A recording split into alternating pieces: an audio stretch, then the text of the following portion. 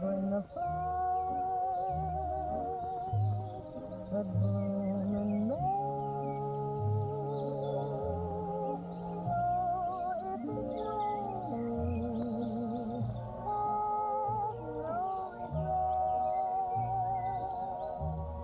because it isn't raining when you know it's raining violets. And when you see clouds upon the hill, you soon will see clouds of daffodils. So keep on looking for a Curiouser and curiouser. for his son. Whenever April showers come along,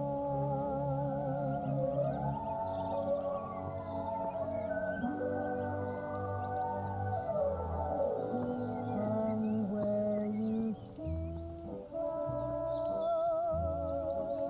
upon the hill, you soon will see clouds of daffodils. So keep on looking for a bluebird and listening for his song. Whenever April showers come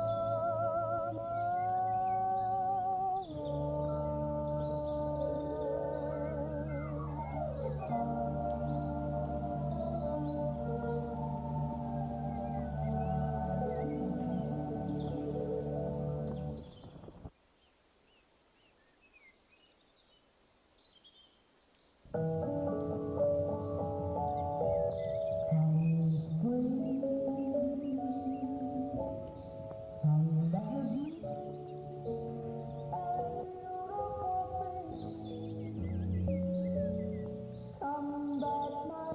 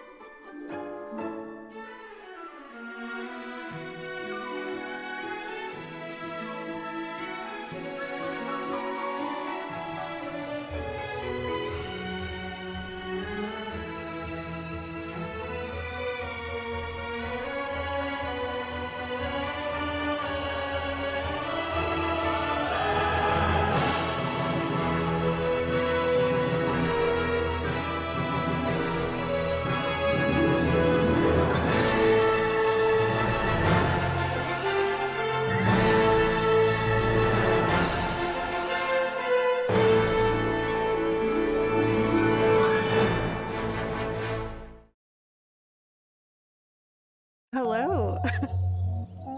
I really enjoyed watching Squirrel go through that little opening window. I've got a shadow on my face. What's happening? Okay, sorry, I got distracted. I really enjoyed watching Squirrel go through the welcome video. What's up, everybody? Happy spring. Spring has sprung. How's everybody doing today? I picked some crystal cards before I started and had to run and grab some, so that's why I was kind of delayed a little bit. Thanks for being patient. Amber, I hope that the chiropractor went well. I'm glad you're here, lurking at least. Squirrel was hungry right off the bat. Hoaxer's here too. I didn't see that. Hello, Hoaxers. How are you? How is your spring?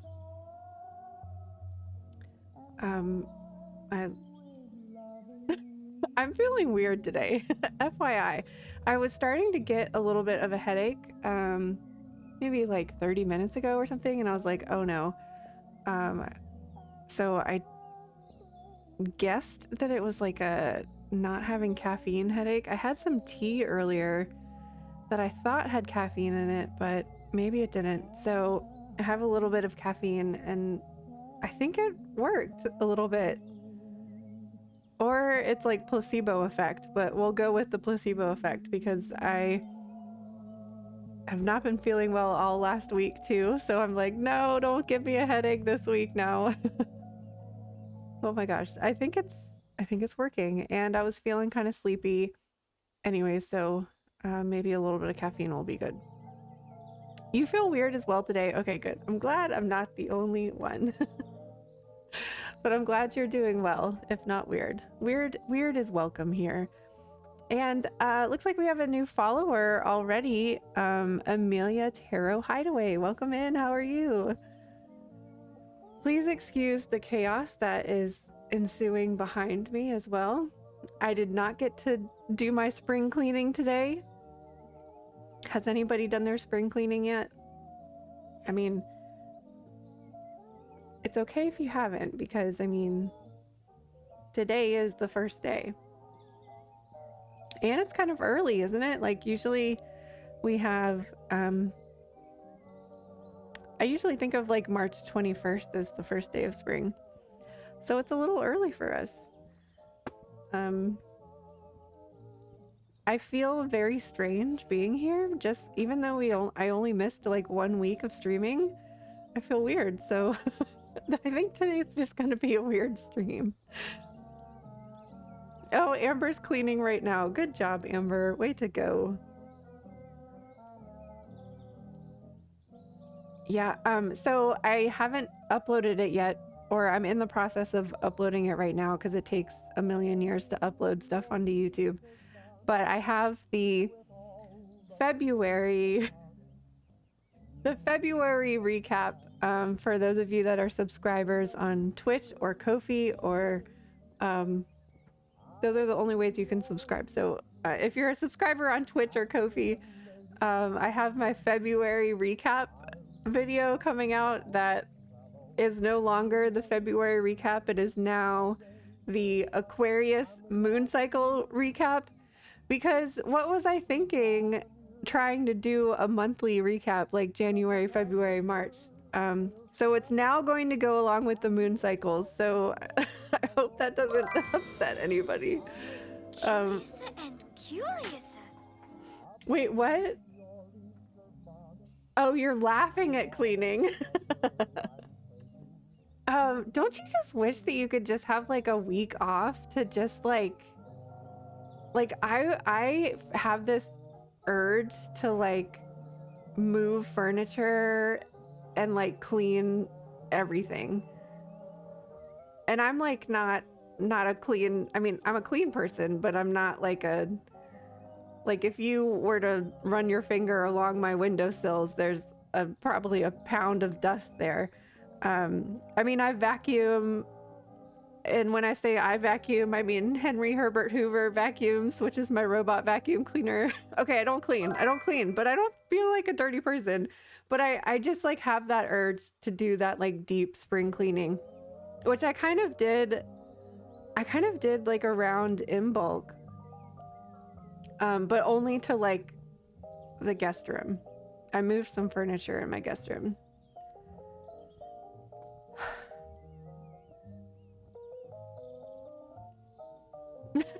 Thanks, Amber. I didn't even have the energy to like say anything about that. I was just like, what? Okay. Thank you. Thank you, Amber, the moderator. What's happening? What's going on?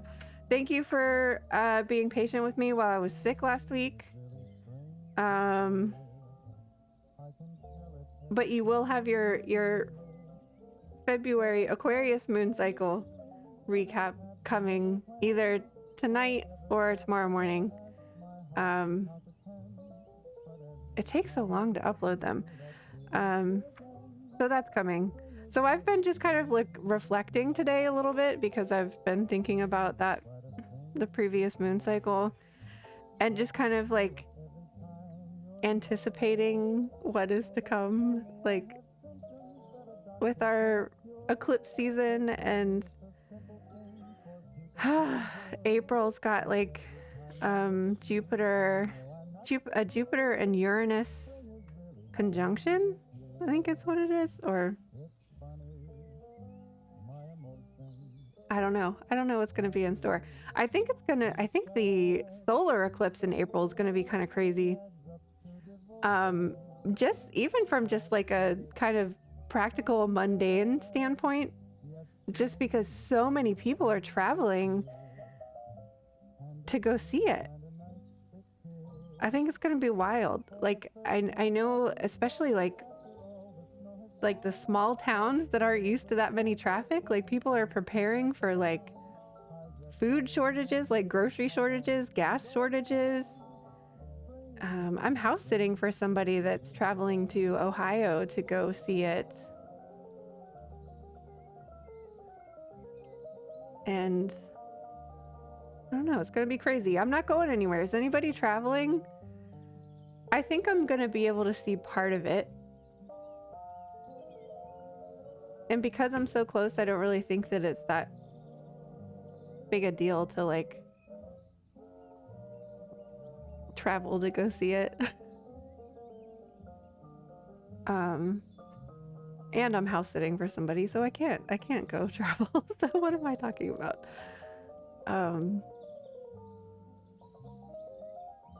How has everybody been? You're off that day. What day of the week is it?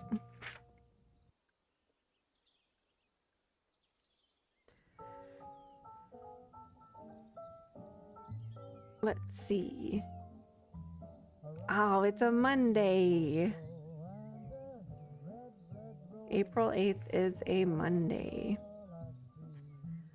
Monday.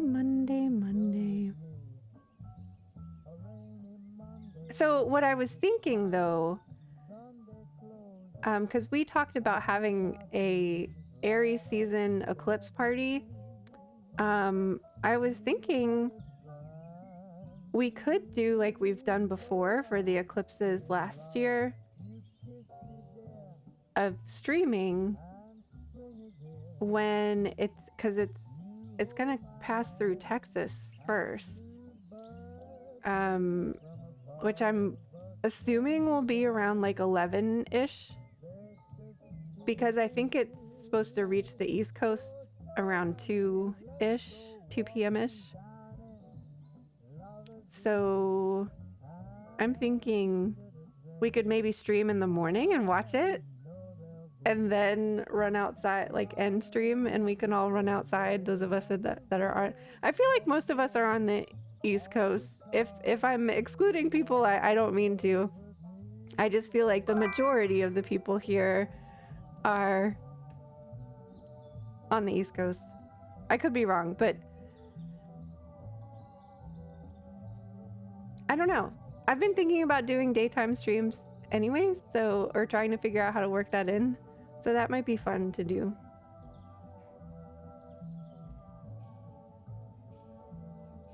I don't know though. Oh, Decca, how are you?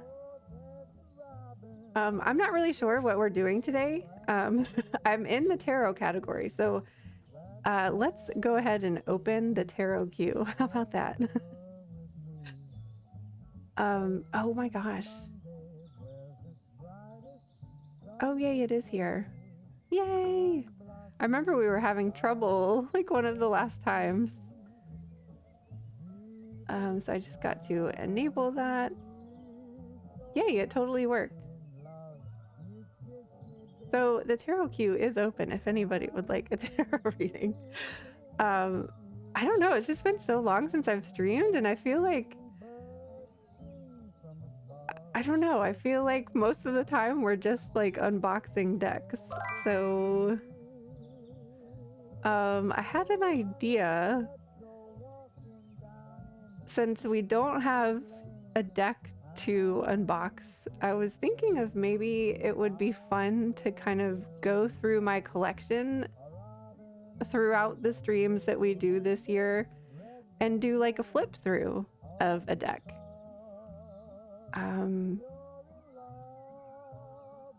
I don't know. I just thought that would be fun. And that way I don't have to buy decks. I can just flip through the ones that I have already. What else do I need? I need the rewards queue.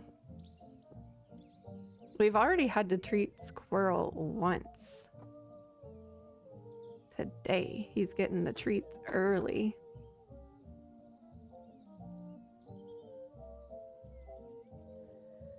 Check in on a love reading for Odeka, of course. So let's look at the crystals that I'm working with today. I had to run and grab one of these crystals because it was upstairs. So I pulled 2 cards before I started stream while the like starting soon screen was happening. And we got Lumerian Blue Calcite, which I was so excited about because it just happened to be sitting right here. So Lumerian Blue Calcite activates the throat chakra for peaceful communication and the heart chakra for deep emotional healing. It brings happiness and peace and helps you unlock past life memories. Encoded with ancient Lumerian wisdom, this is a crystal of interdimensional communication and higher wisdom. The affirmation on this card is, I received ancient wisdom waiting for me. I am happy and at peace. And I actually have like a whole YouTube video on this crystal here. And if you're not following on YouTube, there's a link right there in the chat to go check that out.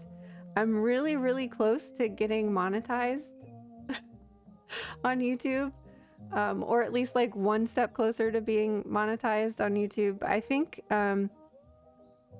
once I reach 3,000 watch hours, then I can start to have subscription, like paid subscriptions on there. I don't think it gives me ad revenue yet. I think that's a whole nother 500 subscribers, but every little bit helps. So if you're not following on YouTube yet, please go over there and give me a subscribe if you would. And I do have this whole a whole video on Lumerian Blue Calcite. There's a whole Let's Get Stoned playlist, which is a series of videos where I just kind of meditate with crystals before doing any research on them and just kind of see what I pick up intuitively about them. And then I do research and just kind of compare the two. And then the other crystal that I pulled for today is Preonite. It's a nurturing gem that heals the healer. Corresponding to the heart chakra, Preonite helps stabilize the flow of energy in the body, reducing anxious energy. It also grounds your energy into the heart of Gaia, holds you as you hold others, and reminds you that you too need healing and self-care. The affirmation is, I am held and healed by Mother Earth. And so this one I have is actually Preonite, which is like the lighter green, and then it has what are they called? Inclusions of epidote.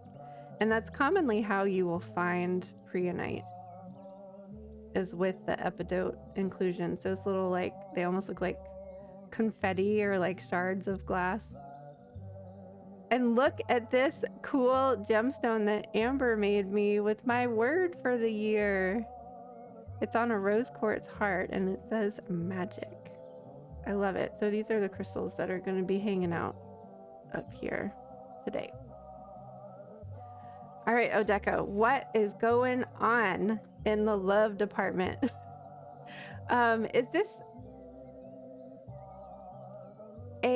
Was it a friend that you were considering as a relationship, or you were wondering how they were feeling about you last time you were here? Remind me. Oh, it's right here. I was going looking for it. It's right next to me.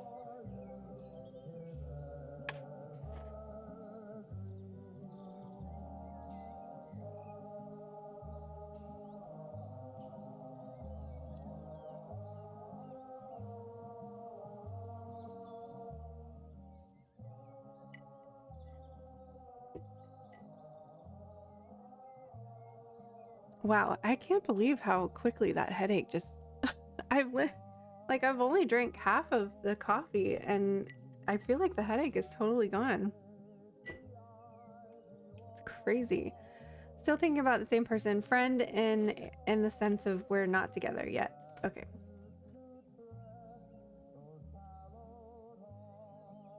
Okay, I'm gonna pull the romance cards out, but I'm kind of feeling like... Ooh, and we can pull out all these goodies too. I'm kind of feeling like using the Wizard of Oz deck for this one.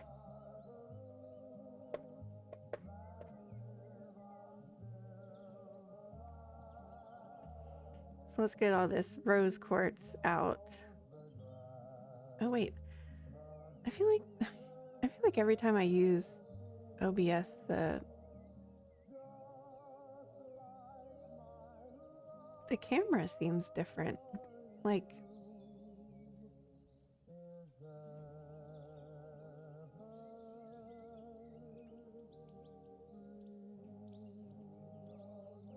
oh wow. What? My camera seems off. It seems like very zoomed in, but there's no way to zoom it out. That's so strange.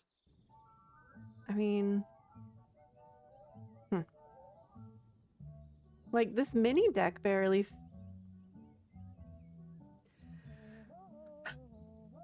I don't know. I have such technological problems and I just don't understand.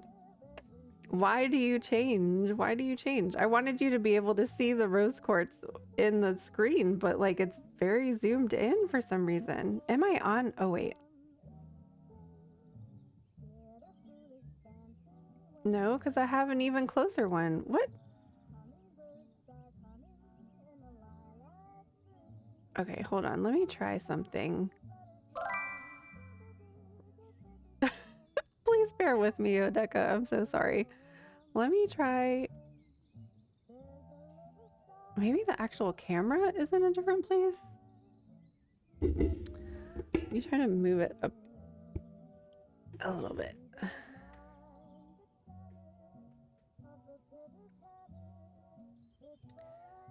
Oh.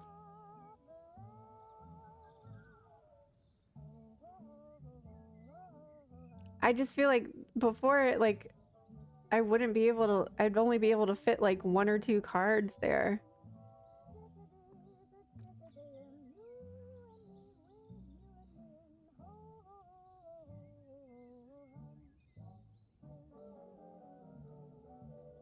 That's a little better. We can at least fit maybe 3 or 4.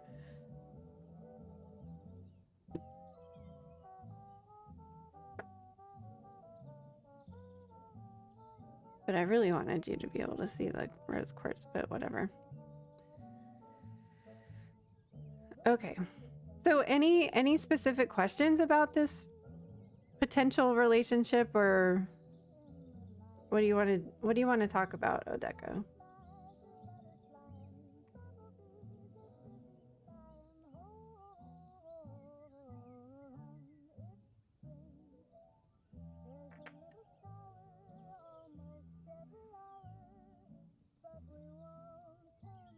I feel like that works a little better. And then now what does the close-up one look like, though? It's like the same. All right, well, let's tap into Odeka's energy.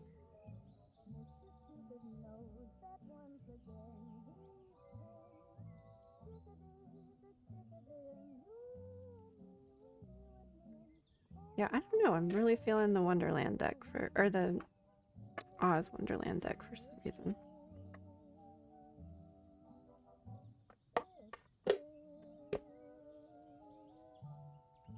How they feel about you and what's the future. Okay, our connection.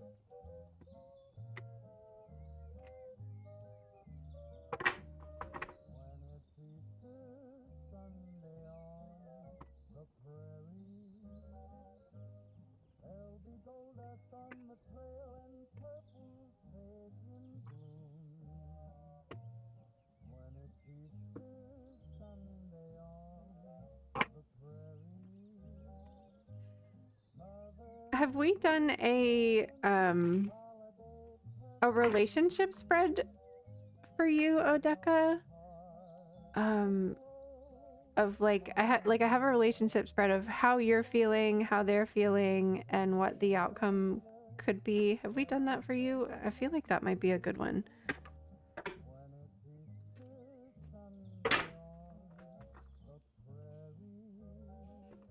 It is a very beautiful deck. This is my first ever AI deck, and I'm really kind of feeling it. I don't think all the AI decks are going to be as good, but I think a lot of thought and love went into making this deck.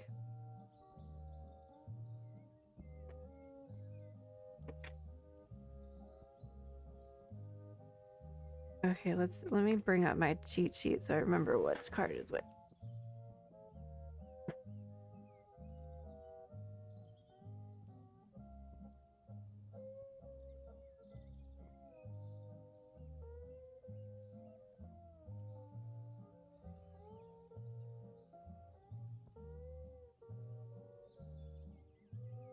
So it's how you feel, how they feel, and where is it going. And then we've got romance cards in the love deck too. Okay, so how is Odeka feeling with this relationship situation? Situationship.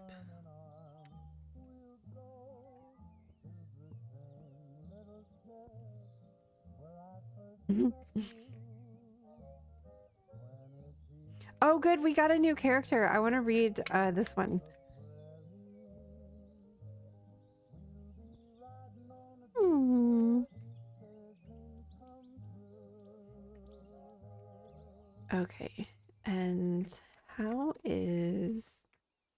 are they feeling? Squirrel, aren't you so polite asking how everybody's doing? Oh, Odeka, it looks like an ad is about to start. Just let me know when you get back. But I'll go ahead and pull the cards here. How are they feeling?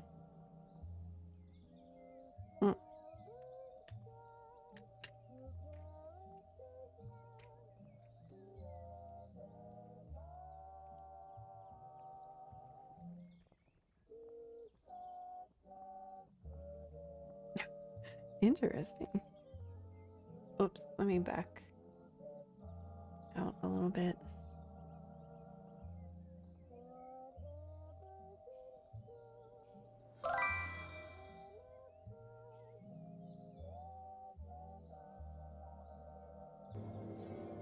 Ooh, thank you so much for following.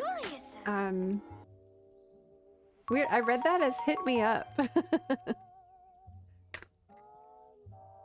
Welcome in. If you would like to join the queue, it's !Alice plus your question. And if you don't have like a specific question, you can type like general or love or work or like some sort of topic for your reading.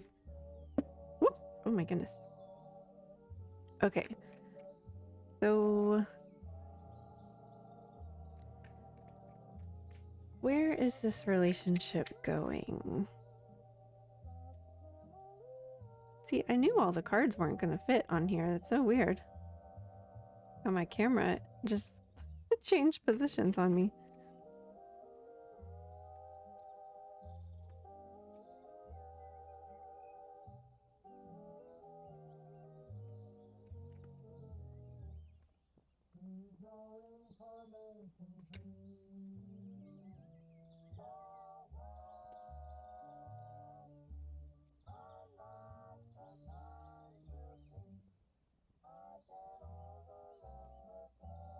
All right, Odeka, welcome back.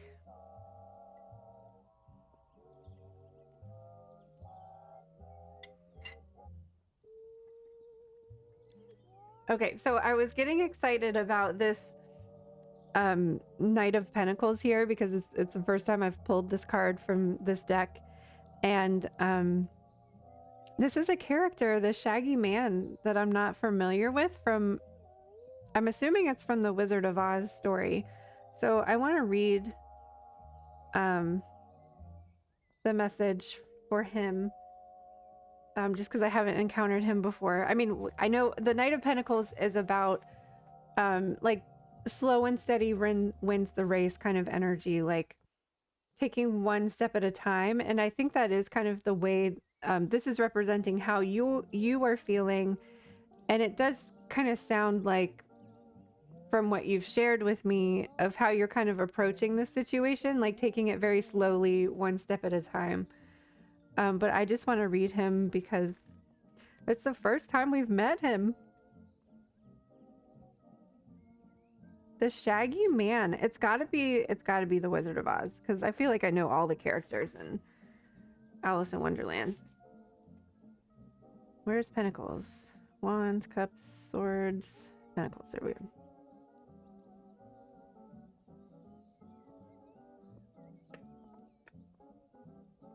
So the Shaggy Man's unwavering journey to find self-love and purpose resonates with the steadfast determination of the Knight of Pentacles. His discovery of the love magnet, interesting. His discovery of the love magnet not only highlights the power of love and attraction, but also speaks to the principle of drawing good to oneself through perseverance and purity of intent. This card calls on you to stay true on your path, embrace dedication, and find value in patience. Remember that sometimes the most profound treasures are found not at the destination, but throughout the journey. Embrace the qualities of diligence and dedication, for they often lead to profound transformations and lasting rewards. So interesting that this speaks to, it doesn't describe who the Shaggy Man is, so we didn't learn anything. But it's so interesting that this speaks to his discovery of the love magnet. And I guess he does have like a horseshoe type thing in his hand, which I guess might be the love magnet, which is so interesting that like we're doing a love reading. And also we have the beautiful Cowardly Lion here representing how you are feeling. And this is the Strength card, which I love even more because the Cowardly Lion is on the search for his heart or courage. Wait, the Tin Man is the heart. Oh, the the lion is courage. I don't know. I feel like this accurately represents how you might be feeling, or at least how you've described to me throughout the past. Maybe the AI just made up a character. Well, I think the creators of this deck like really put in a lot of work and thought and love into this deck. And there's a lot of the Wizard of Oz that are in the books that like we don't see in the movies. So I think he's a real character. I just think that in some of the descriptions they actually describe who this character is, but not in this case, I guess. So when we look at can I make this go up any bigger? Jeez Louise. I think the problem is my camera arm, like the tripod thing, is too low for some reason.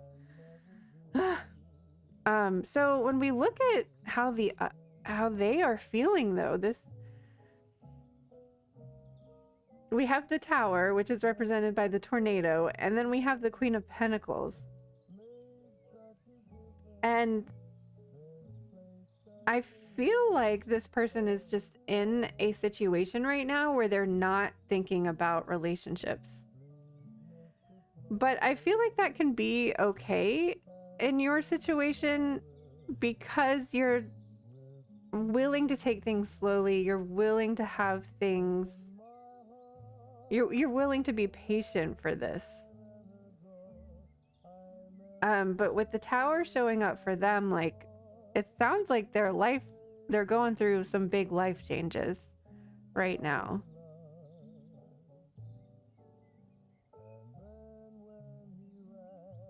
And with the Queen of Pentacles, maybe we should read the Queen of Pentacles message just to see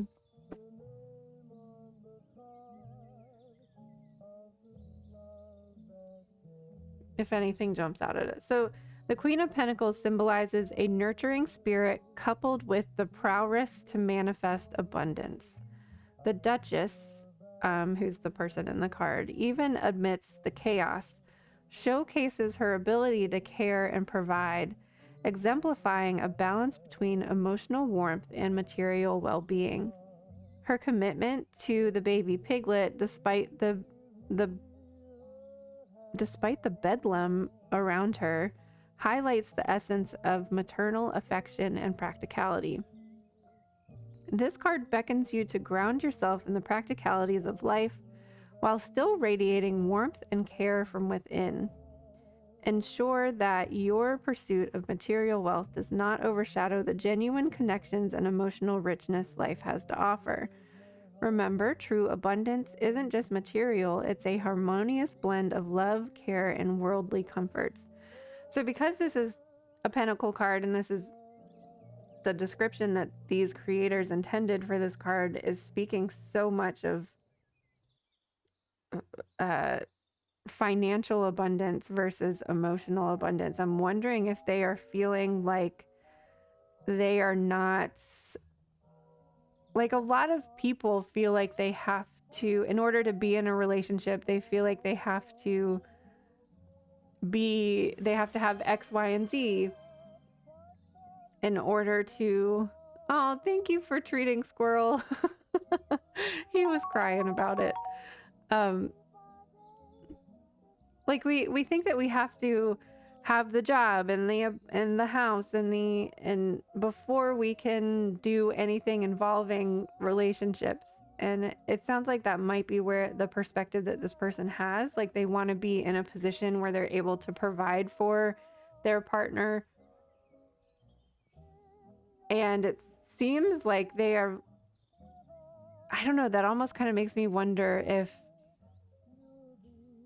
the tornado that is going on in their life, as depicted in this card, is even kind of real. Because life is always going to throw you these obstacles. So it almost sounds like a, not necessarily an obstacle, like a excuse. An excuse for not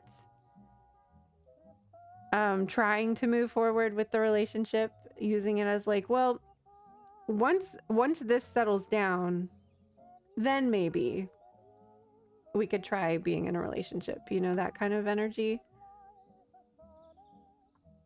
Oh, I think I need to charge my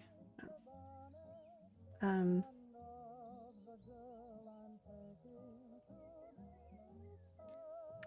So how is this moving forward? We have the Three of Cups, Justice, and the Five of Pentacles. And the thing that jumps out at me the most is this Justice card in the center and the dragons on it. Because it reminds me of this. It reminds me of, I can't remember what the saying is, but it's like deciding which dragon you're going to feed. Are you going to feed the dragon that serves your highest good? Or are you going to feed the dragon that is like the easiest satisfied? And kind of like, are you going to feed the light or are you going to feed the dark? Are you going to feed love or are you going to feed career? And it feels like they definitely need to choose, like, which dragon are they feeding? Are they only feeding the career dragon or are they going to feed the relationship dragon? I know he works a lot, but I think he's also kind of spendy, and hopefully he's building something. My Solis Luna, welcome in. How are you? How is your spring so far? But the Three of Cups just makes me think, like, of just going out and grabbing coffee or grabbing drinks or just like hanging out and see where it goes. But maybe if that is something that like you guys do anyways, so it's like low pressure. I mean, I guess that's a good sign that he's not with somebody else. That's true. That's true. It does feel like they're very focused on work. Oh, the Three of Cups could be like the spendy energy to it too.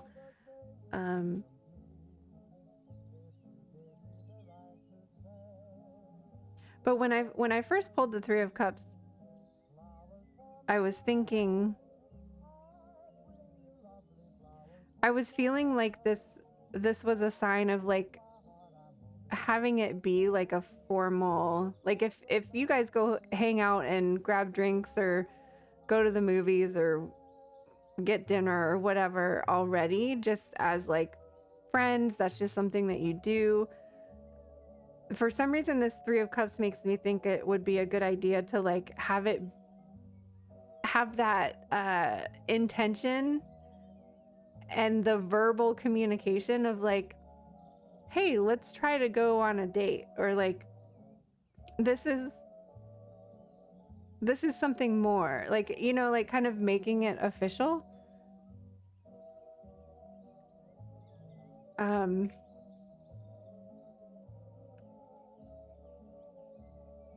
I want to read this Five of Pentacles card too.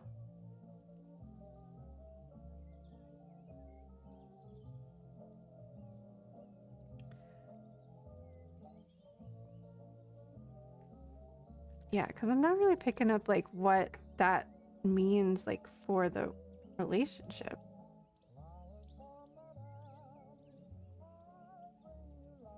It almost, the Five of Pentacles here almost feels like for some, there is this boundary for some reason of like we, it's like we, once we cross that line, you can never go back kind of thing. So there's like this hesitation there.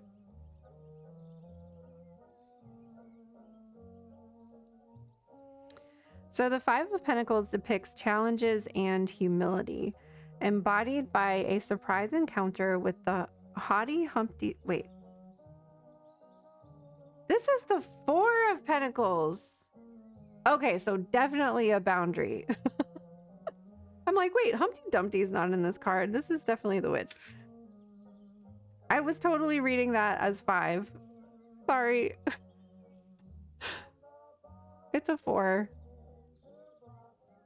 Okay, Four of Pentacles is for sure a boundary then, because the Four of Pentacles is about just like being so strictly on a budget and never spending anything, and then you're never letting anything in, or like spending too frivolously and like never having anything saved. It's this restriction of energy, specifically talking about money, but I feel like in a relationship reading, this is more of like, if I never let my feelings out, then I'll never like be hurt by anything else kind of energy. Well,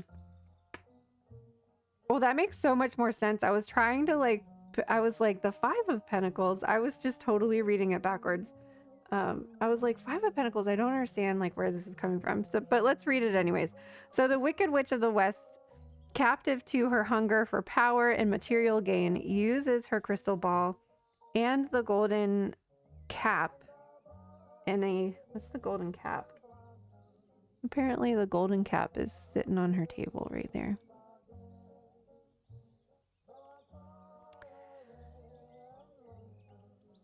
So she uses her crystal ball and the golden cap in a desperate bid for control over Dorothy. Represented by the Four of Pentacles, her obsessive grip on material wealth and desire for dominance become her undoing. This card serves as a reminder that a type grasp on possessions and power can hinder personal growth and happiness. Let go of undue attachments, trust in the universe's abundance, and focus on genuine connections and experiences. I kind of feel like this card could kind of represent like maybe a little bit how they are feeling of like, I can't enter into a relationship until I have this job, until I have this house, until I have all of these things in order to do it.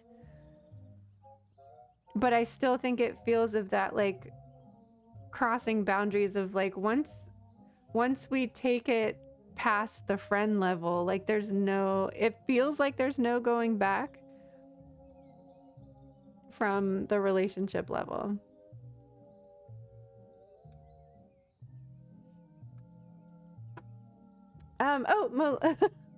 My Solis Luna. So you need to join the list with a message. So you type !Alice plus whatever your question for the reading is, or it can be like just a general reading, a love reading, like whatever your topic for the reading is. Okay, but let's get I was shuffling these earlier, but then I never picked one. I don't know. And then the justice card in the middle, it's just like, which way do you want to go? Do you want to go in the friend zone or do you want to go to the relationship zone? I'm really feeling like there needs to be some sort of, I think like delineating or categorizing like what exactly is going on for you guys is going to be helpful. So just so that everybody knows where they stand.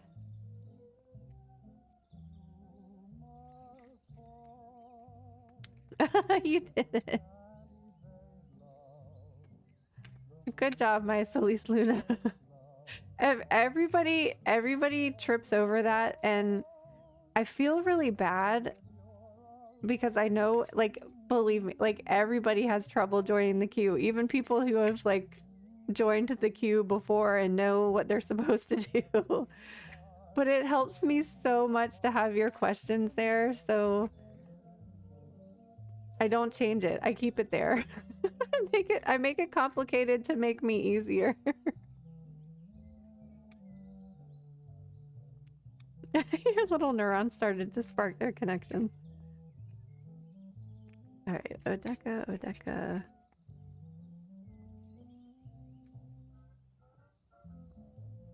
I think you already know these things. Worth waiting for. Divine timing is at work in your love life. I think you already know that with this Knight of Pentacles here. You're willing to be patient. You're willing to take things slowly. And it is safe for you to love. Open your heart to give and receive the highest energy of all. And that's a very Four of Pentacles kind of energy. If we put up a wall saying there is no love going out of this, no love is going to cross this wall, then no love can go in either.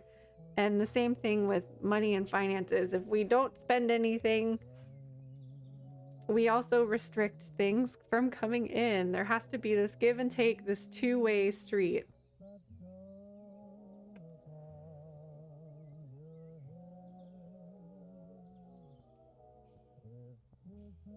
It helps to hear it's worth waiting for. I think you know that. I mean, that's why you have stuck with it for so long, I think.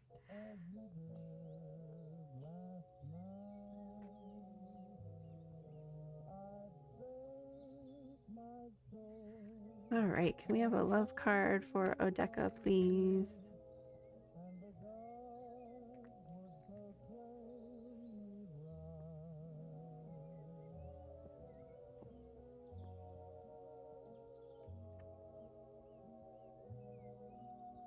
This card comes up a lot out of this deck. Reflection. Give each other some space at the moment. Trust and have faith that all will work out for the best. So Odeka, I hope that it like helps you to maybe see a little bit of like where they're coming from. If they might be going through something very turbulent at the moment, so their mind isn't really on a relationship. But I also think that they have that mindset of, I can't be in a relationship until I have these things, or at least not a serious committed relationship, you know? A lot of people feel like that. And I do think that you mentioned that they were male. I think a lot of men, even though like relationship dynamics are changing within our society, I think men or people who identify as men like still have that mindset of, I'm supposed to provide. It's just like so deep ingrained in us, just like the feminine is so like, I have to take care of the home and all of those things. It's just so deeply ingrained in us. Even if we don't agree with those things, like it's still so deeply ingrained in us. So I hope it makes you feel better to kind of see maybe where they're coming from, and maybe that they might be going through something turbulent within their life.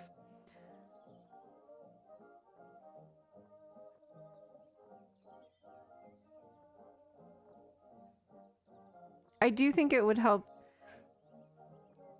designating maybe like one-on-one time, or to maybe talk about things and maybe just kind of feel out how things are going, delineate and maybe a label like what the relationship is. Good, I'm glad it makes you feel better. Let's get a chakra card for you, last thing.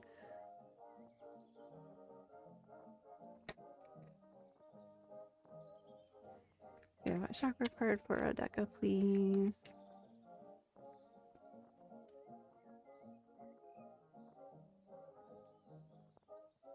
Divine truth. Allow divine truth to arise within you. Feel it radiating from you, connecting you more deeply with yourself and all of those around you.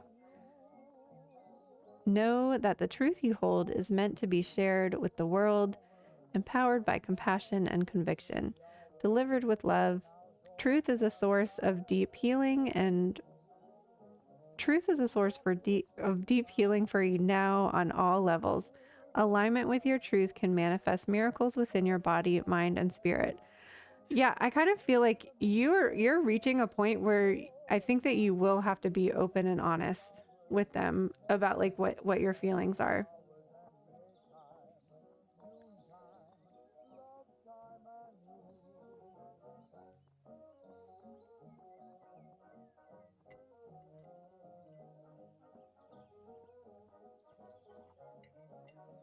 You like the throat chakra blue, Hoaxsters?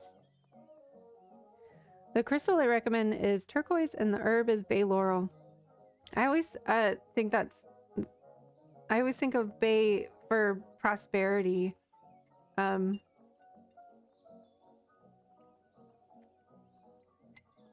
it's interesting to see it as a throat chakra card. But if you think of what bay adds to like soups and stuff, like the big leaves that you put in to a soup, it does have that like kind of almost like eucalyptus feeling. So it does make sense that it's a throat chakra, but I always think of bay as like prosperity herb.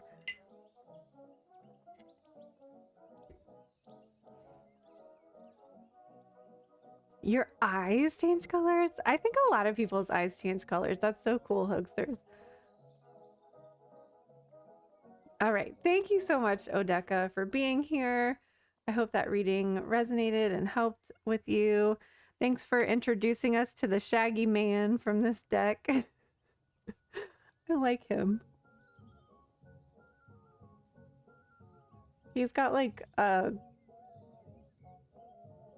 thought that was like a Christmas ornament in his hair. I can't really tell what that is.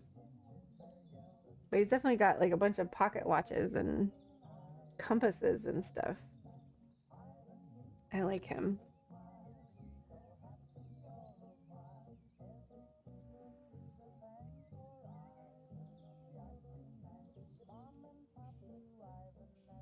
My mouse is being weird today.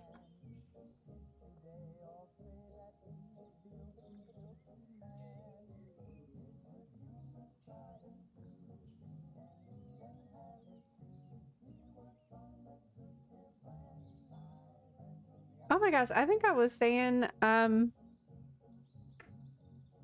you were feeling really anxious today and this helps a lot. Okay, good, good, good. Sorry that you were feeling anxious. Today feels like a weird day. I'm not really sure what's going on astrologically. I haven't looked yet. Other than knowing that the moon is in Leo. And the reason I noticed is because I was like, why do I feel so off today? Like I usually feel great on Leo days. So I was like, what is going on with today? And I meant to look, but then I remembered, oh wait, you have to stream tonight. So I didn't look. We could, maybe after we get through these readings, we could look together.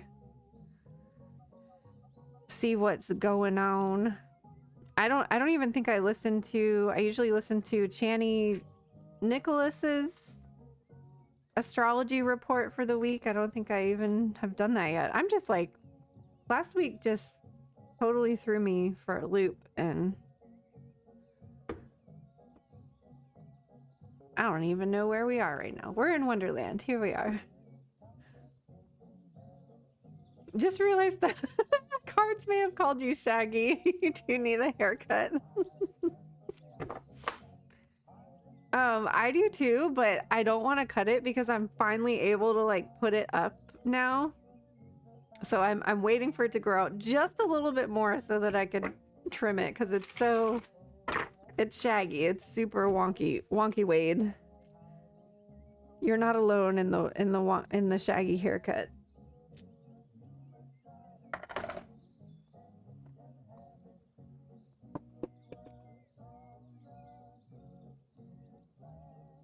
And I don't think they were calling you Shaggy. I think it was specifically because that description in the guidebook was referring to love, even though we typically think of pentacles as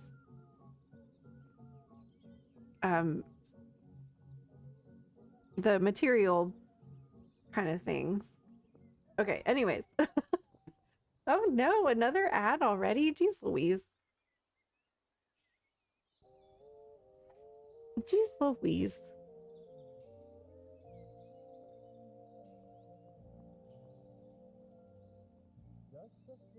Okay, I realized I thought it was Hit Me Up. I read your name as Hit Me Up. But what is it? Height Moop? I don't know how to tell me what to call you. It is your turn. Hit Me Up is what I read your screen name as. So you just asked for a general reading. It's a play on Hit 'em Up. Wait. Oh, Hit 'em Up. Okay, that so I can call you Hit 'em Up, or you can give me another name to call. Why are you seeking a tarot reading today? You said general, but anything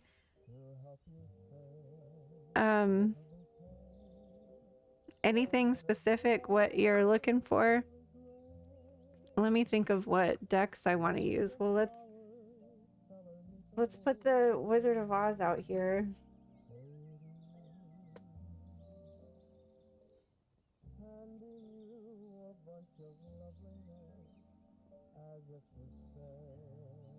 And I'll let you choose which deck you want to use.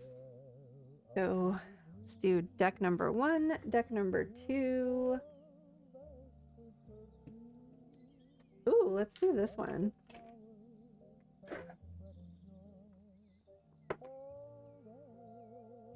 I just feel like there's something I need to hear or mull over and my brain ain't working right now, so I feel like I should reach out for a reading. Okay, cool. So let me know if you are drawn to either of these decks that we can use. Number 1, the Wizard of Oz, or it's Wizard of Oz and Alice in Wonderland. Number 2, it's called the Groovy Wait. It's like a really colorful, sparkly, rainbowy kind of deck. And this is an animal tarot deck that you'll be the first reading that I'm doing with this animal deck, actually. So 1, 2, or 3. The first one, I'm telling you, I feel I have like a love-hate kind of feeling when it comes to AI.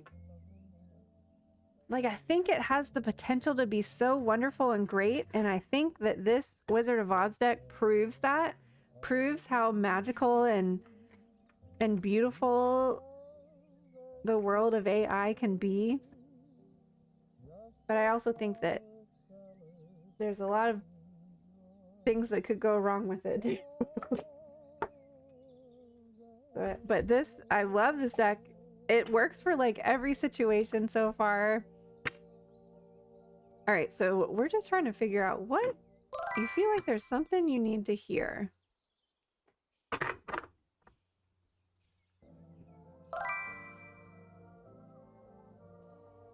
Giant of the Frost, how are you? Listen in the car. Hello. Hello to the Giant of the Frostmobile.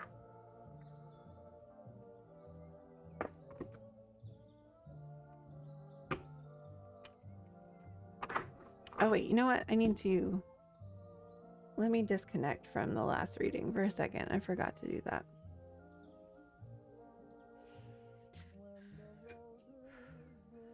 Alrighty, so what does Hit 'em Up need to hear today?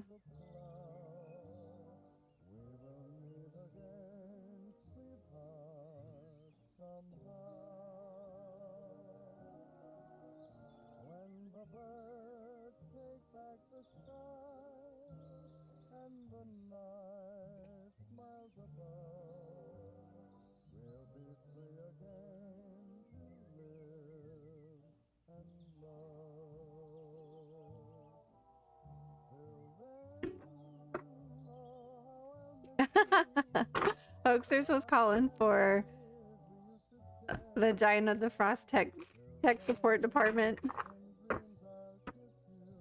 Yeah, I don't know. I plugged it in just in case maybe it was like dying, but I don't know. I think it's just me. Technology doesn't like me. Alrighty, so what does Hit 'em Up need to hear? Good day. Are the angels calling out to you? Hit 'em up. Okay, okay, okay.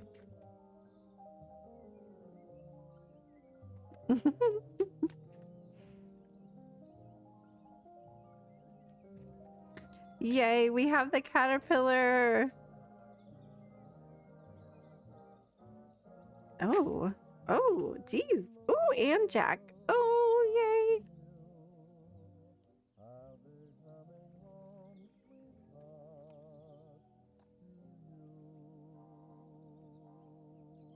Interesting. So, oh no, Shamrock Shake is unavailable. No. I mean, that didn't last very long. It's only the 19th. What in the world? Ooh, oh, I'm feeling we need to use this new deck too.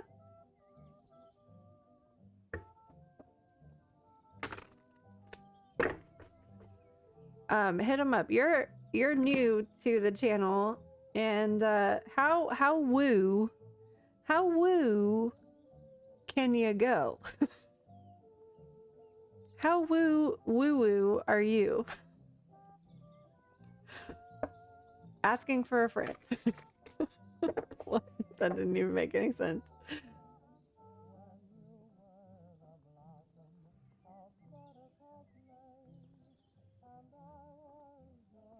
You have no idea. Oh my goodness.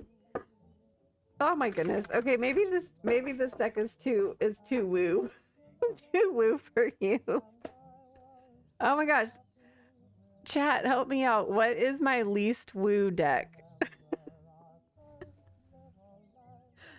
Oh no. I don't think we have that variety here.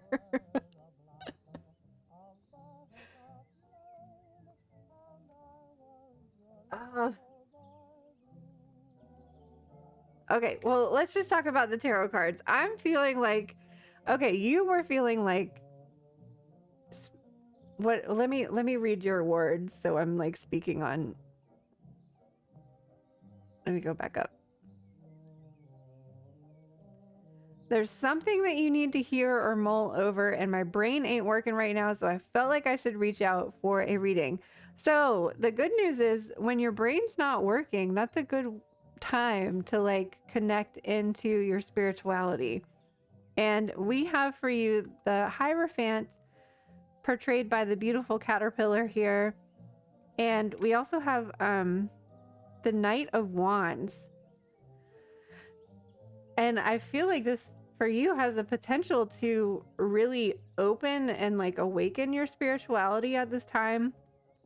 I always see the Hierophant. So traditionally the Hierophant is usually portrayed by this like priest at an altar or at a pulpit, like preaching a sermon. So this card is about connecting to your spirituality, but traditionally it's in this very stiff and like religious sort of like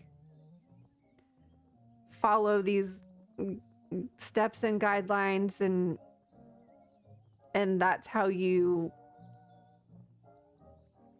connect to God or whatever. But I really look at the Hierophant card, and it's thanks to like my other Alice in Wonderland deck, and thanks to this one now, who's having that caterpillar, who's kind of like this spiritual guru that's reaching out in a very weird, odd sort of way. And I like to go down that rabbit holes. That's why I'm the priestess of Wonderland. So I think like, I don't know. I think you're being asked to like kind of open up spiritually, and it doesn't have to be in this like traditional sort of way, but it does have to be in like a committed way, because the Hierophant still means commitment. And I feel like with the Eight of Wands in the center here, once you like open up to that, once you kind of open yourself up a little bit to the unknown or to the spirit world, that like thing, you're just gonna get on this train and go down to woo woo town. And the Knight of Wands is someone who's running after something that they're super passionate about. So is there anything in your life that you feel very passionate about? Because passion and creativity and spirituality kind of like play in this world of imagination, of dreams. And the reason I was asking like how woo you want to go is because I'm feeling drawn to this golden future oracle, but it's pretty woo. It's pretty woo woo. It's pretty far out there. Thinking of the world in a completely different, harmonious way of co-creating with spirit. You're trying to regain your passions. Not sure why, but I seem to have lost it all over the last 1 to 2 years. So what were you previously passionate about?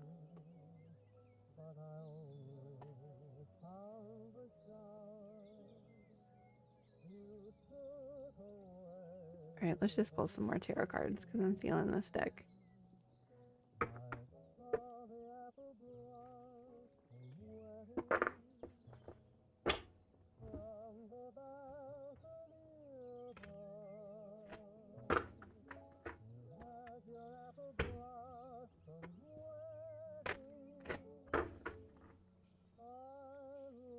All right, so what can help hit them up connect to their passions again?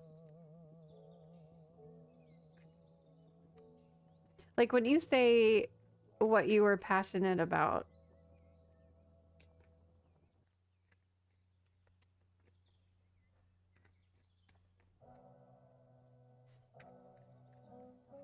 now you just do nothing.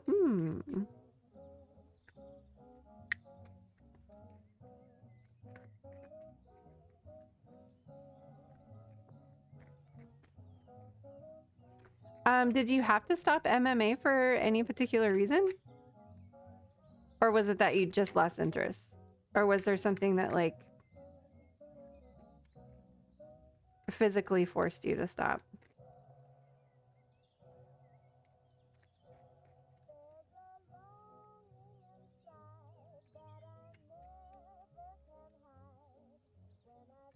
The Four of Pentacles again.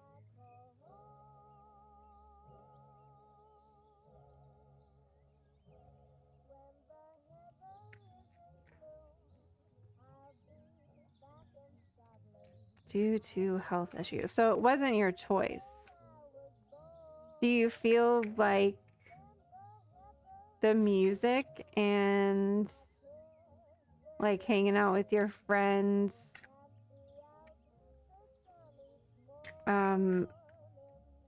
stopped around the same time because of your health issues?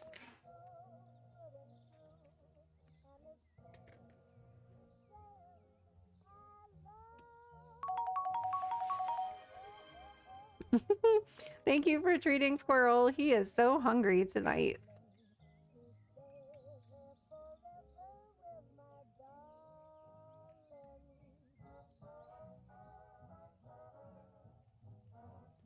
Interesting.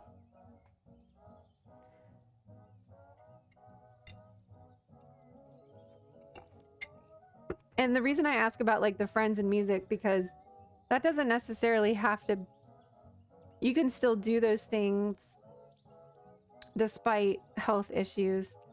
But if like one fire and one passionate fire like fizzled out, it can tend to like domino effect or trickle into like other passions, so that now you're just feeling like you do nothing. You don't believe that it had anything to do with my health issues, but it just slowly stopped happening. Okay, yeah. So work got rough. No time to really see anyone. Friends moved provinces away. It's been tough.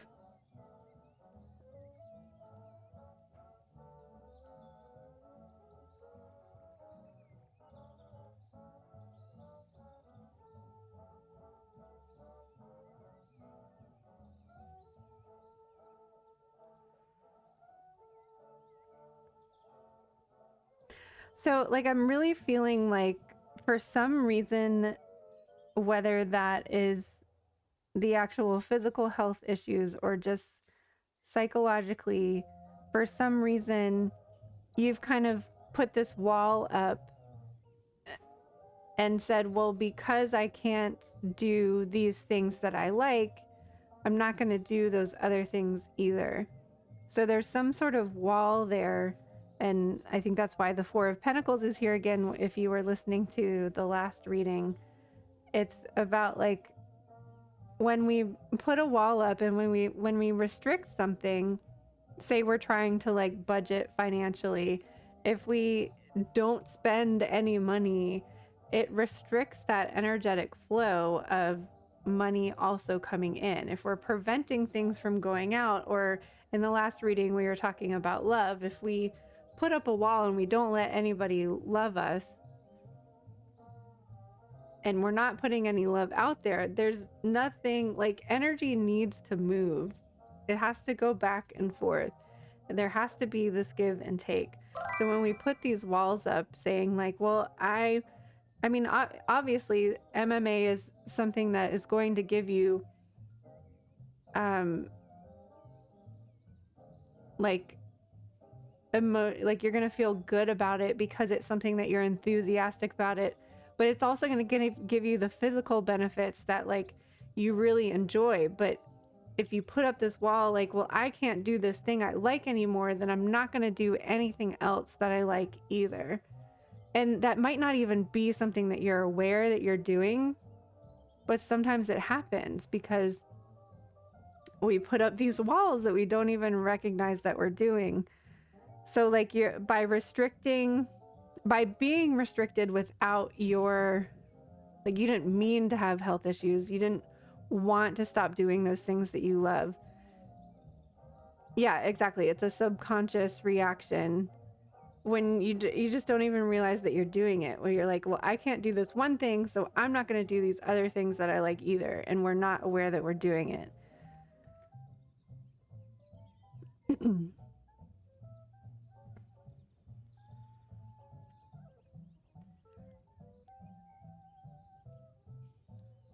Lewis A. Kate, welcome in. How are you? What's going on? We're hanging out doing tarot readings in Wonderland. I hope you're having a wonderful spring so far.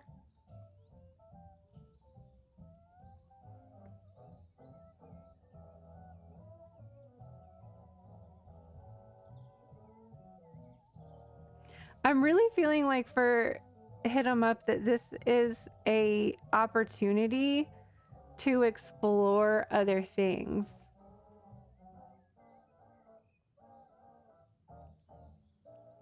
Because we have the Magician card here, I feel like it is giving you the opportunity to unlock and manifest things that you maybe never would have tried before.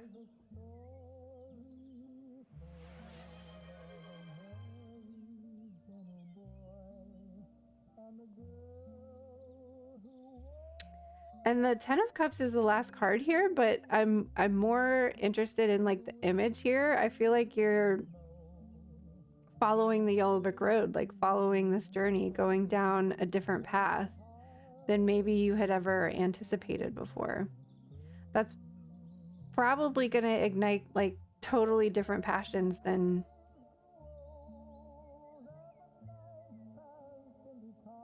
you would have before. I want to read the Hierophant message, see if anything jumps out at us.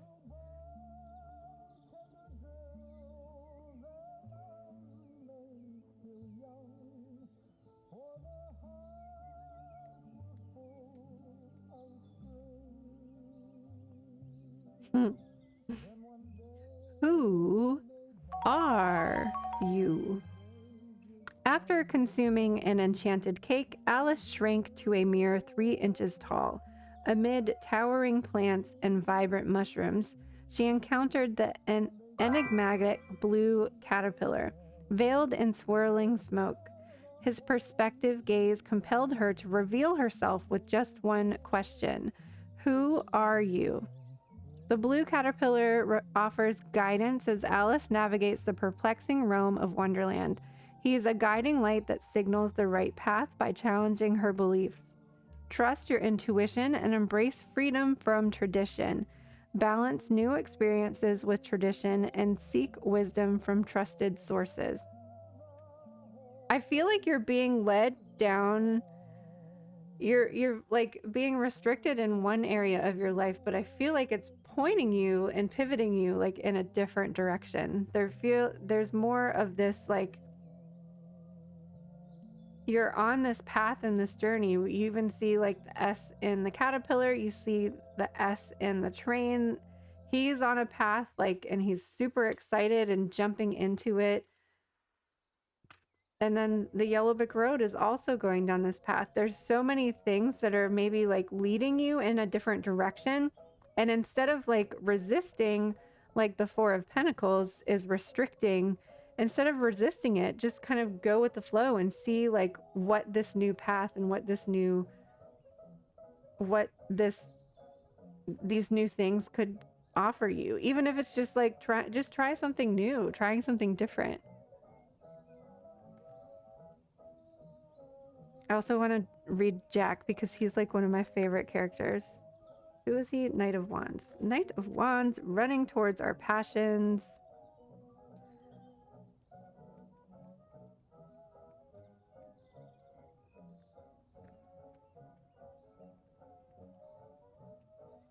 So, born from mischief but propelled by magic, Jack Pumpkinhead emerges not just as Tip's creation, but as a symbol of fearless adventure. Together, they evade the clutches of Mombi and become a beacon of hope and valor.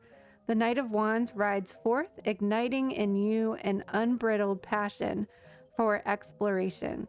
Venture forth with bold curiosity into the horizon. Let your heart blaze the trail and inspire inspire. And there you'll find allies drawn to your infectious spirit of adventure. Interesting, because we have like these other friends down here at the bottom of like, I think like you're just being pushed down this new path and this new road. And if you're open to it, like you're going to have everything that you need. The magician has all of the tools that they need to go down this path, go down this journey, go on this road. And if you're open to it, I think it's going to move very quickly, because the Eight of Wands is about things moving very quickly because you're so fired up and you're so passionate and you're so excited.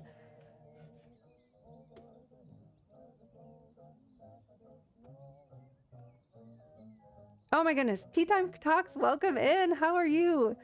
So hit them up. How are you feeling about about this so far?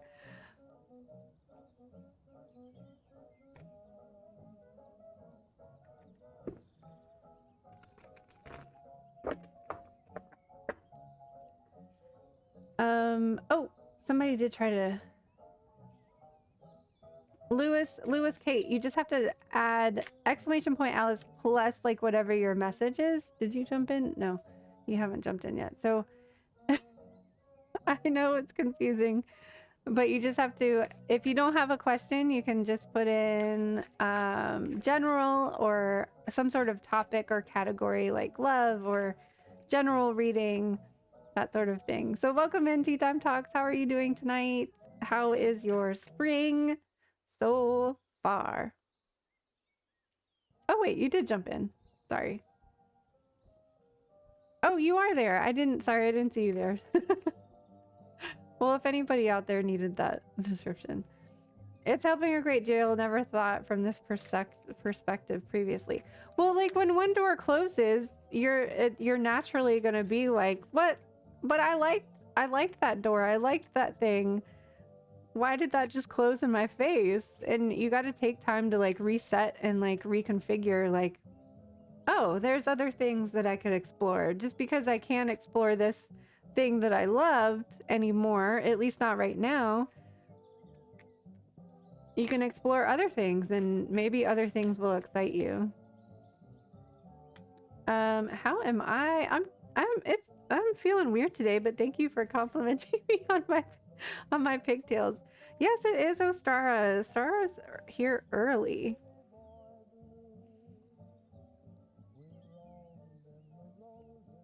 Yes, you did, Lewis. Kate, I'm so sorry. I missed it. Don't slam doors in my face. So enhance perception. Hit them up. Access your inner wisdom hidden deep in the well of your being.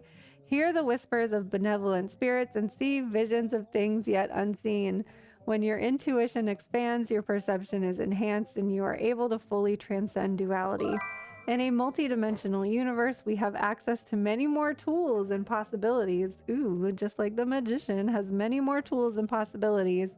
Then we realize, receive the gifts of clear sight and clear awareness. They are yours to work with and enjoy. This is a third eye chakra card. The crystal is azurite and the herb is eyebright that they recommend working with to open your third eye. When I first pulled cards, I was really feeling like, whoa, this is like a really big opportunity for you to like expand and explore your spirituality. But I'm also feeling like you're maybe kind of not ready yet. And that's why I was like asking, like, how woo do we want to go with this? So I'm not going to pull any more oracle cards because I don't have any not woo cards. And I think that you're on this journey. I think it's going to be an exciting journey. I think you're going to find things that light you up. But you're going to have to like recalibrate from, oh, but I really liked this thing. And once you get past that of like, oh, but there are new things that I can explore, I think you're going to enjoy the adventure that you're about to embark upon. Just follow the signs and the symbols and the synchronicities and follow the yellow brick road, and I think you'll find something that lights you up if you're open to it. Somebody gave me a hydrate and I think I missed it. So cheers. Thank you for the hydrate, whoever that was.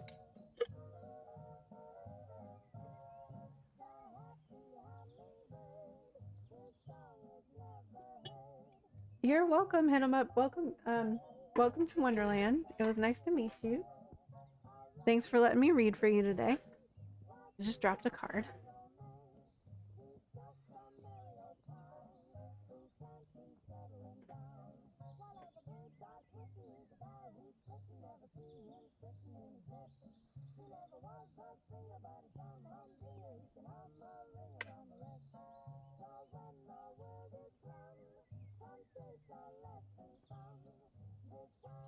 May of Autumn, how are you today? Happy spring. Happy spring.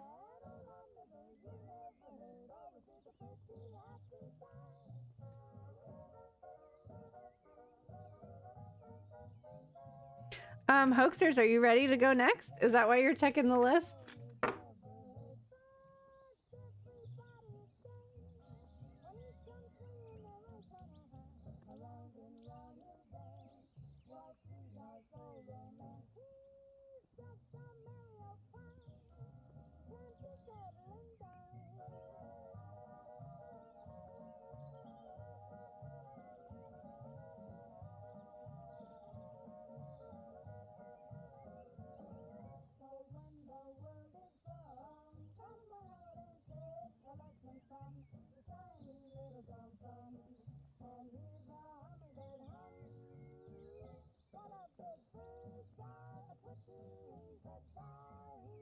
Hey, what are you talking about, my Solis Luna?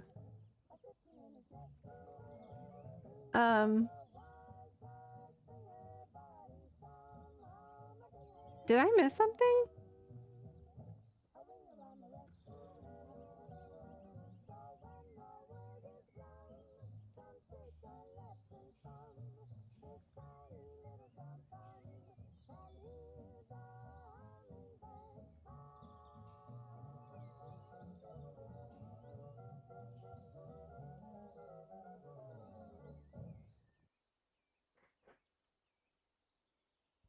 I'm confused. I don't know. Joining the no, if you're a subscriber, it pushes you to the top of the list. So Hoaxsters is a subscriber, so whatever order the list was in before, it like moves him to the last person. Like subscribers have priority in the queue. And I was asking if Hoaxsters was ready for their reading. And if not, somebody else can go. So at least Luna can wait. It's up to you guys, whatever you want to do. You guys can actually fight over it. I'm gonna take a break really, really quick. I mean, it doesn't matter to me. It pushes subscribers to the top. And this stream is fully funded and sponsored by Hoagies, the best hoagies in Wonderland. So he does get priority in the queue. But I'm just gonna take a quick break. I'll be right back.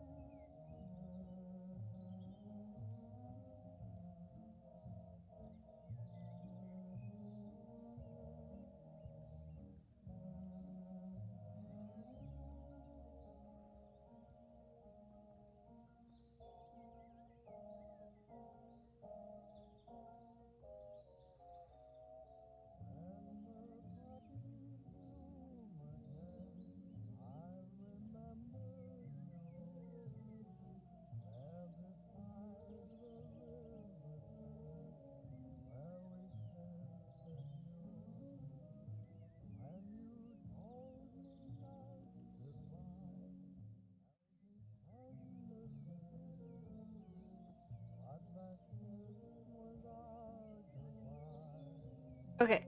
Oh. Never mind. I was trying to play a sound and it didn't work. Never mind. Never mind. Okay, so did we play rock, paper, scissors? Thanks for letting me take a break. I was rescheduling some clients before I started stream and they finally got back to me, so I wanted to text them back before it got too late.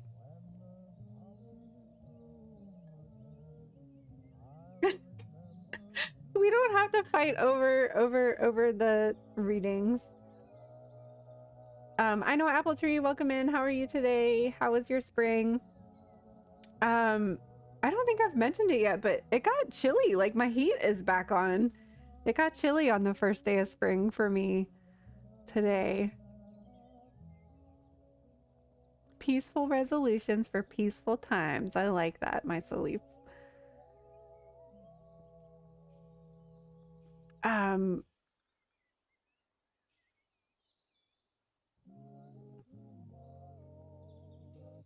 Wait, so we didn't decide?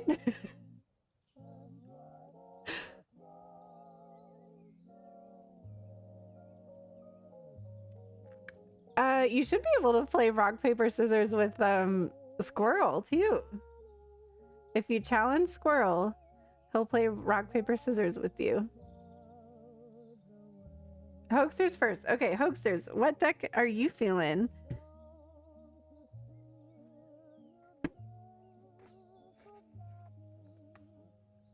Still haven't used this one for reading yet.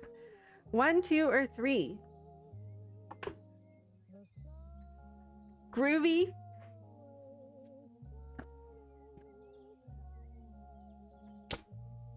Hoaxers feeling groovy.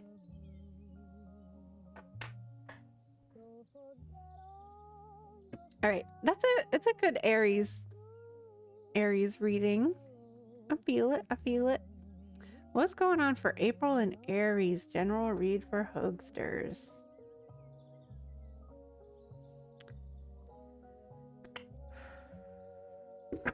Oh, gosh, I keep forgetting. Trying to remember to disconnect from the last reading. Because sometimes I feel like they run together. And they're all connected anyways.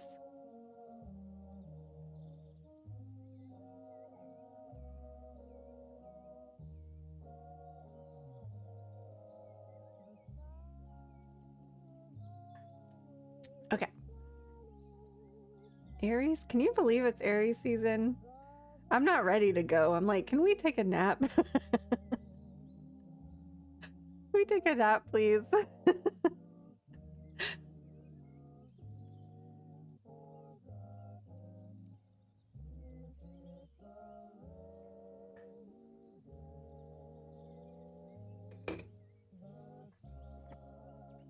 Hoping for a good Aries season. Animal is a close second. Well, I thought that you were gonna pick the animal one. We can still pull from it.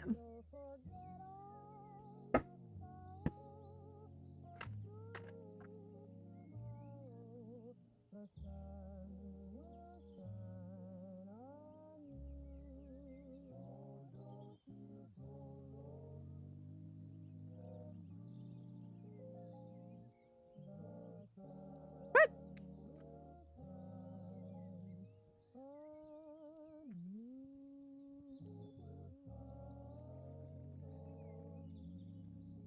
Oh, this is a really shiny deck. Me.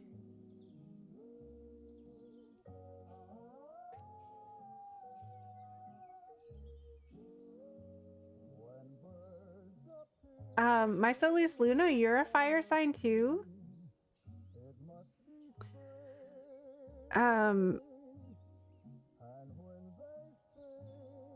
The first thing that I'm getting for this Hoaxsters is kind of go with the flow energy, like no plans, but you're also just kind of open to like whatever Aries season is going to bring.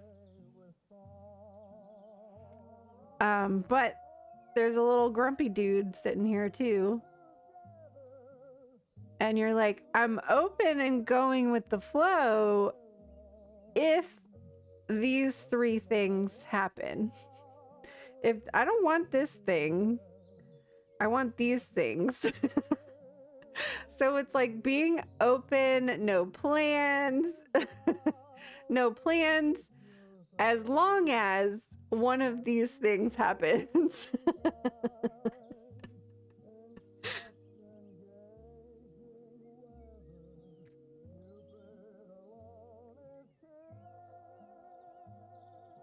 All right, so what's this thing that Hogesters doesn't want though?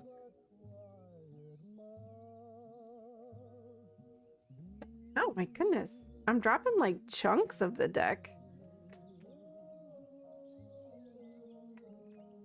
It's not just like one card, it's just like chunks of like 3 or 4.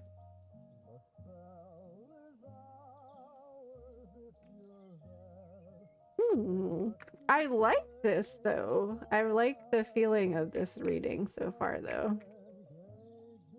Oh. Wait, what?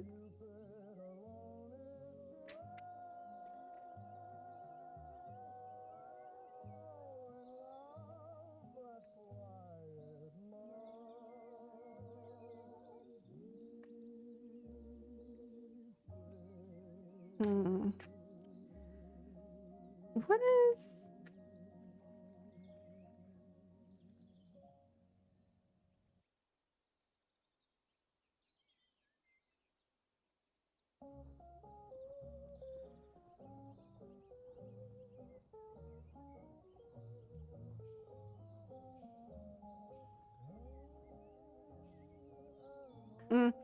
I think I was trying to figure out like what this reverse 7 of Swords was saying. And I kind of feel like it's kind of along the same lines as this, like I'm open to like whatever's gonna happen, no plans, is like free flowing as long as these things happen. And it's like being free flowing but also being restrictive at the same time kind of feeling.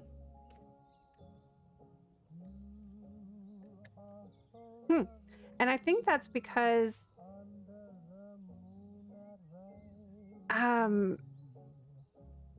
you consider yourself an empath. Am I correct when I don't want to be like you're an empath, but do you consider yourself a sensitive to other people's energy? I want to pull an animal one. You like to hibernate.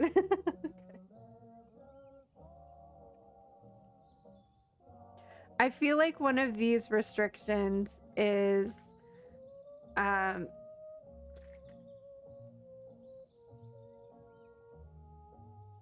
in regards... Okay, you do call yourself an empath. Okay. I think one of these restrictions is like when you're at home and you're in hoagie zone, you're like super connected and grounded and centered and in alignment. But then when you get around other people and you're like open and you're free flowing, but then when you get around other people or in other environments, you're still going with the flow, but you're going with the flow of what everybody else around you is doing and losing that connection to like what Hoagie's supposed to be doing.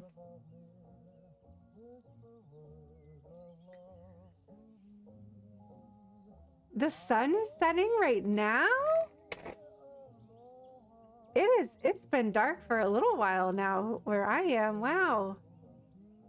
I hope it was a pretty sunset, May of Autumn.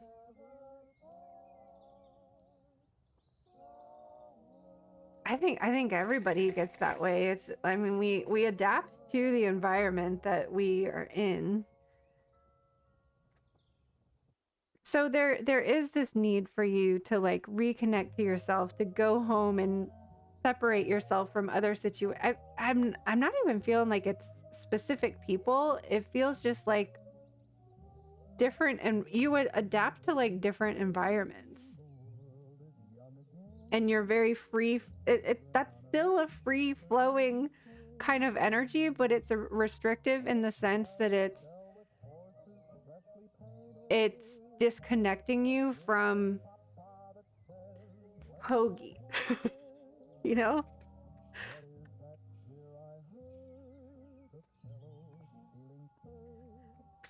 I'm determined to pull an animal card from this animal deck.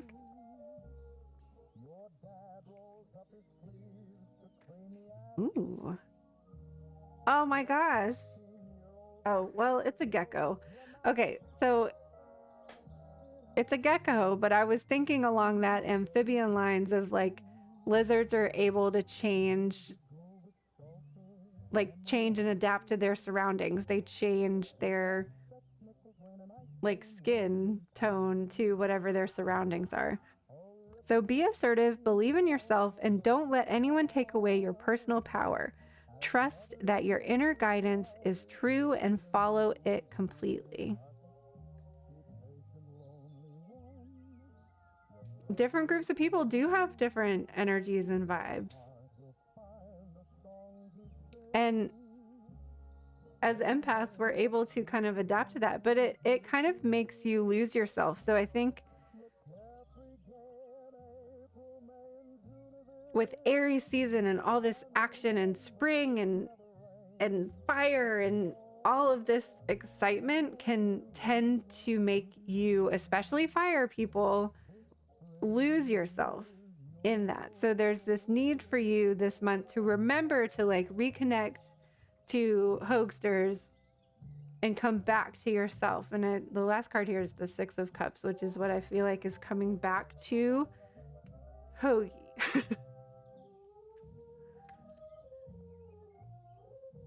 You can go out and like have all these different interactions, and I think this is the time to do it. This is that vibrant time to do it, but there is going to be this need to like pull back.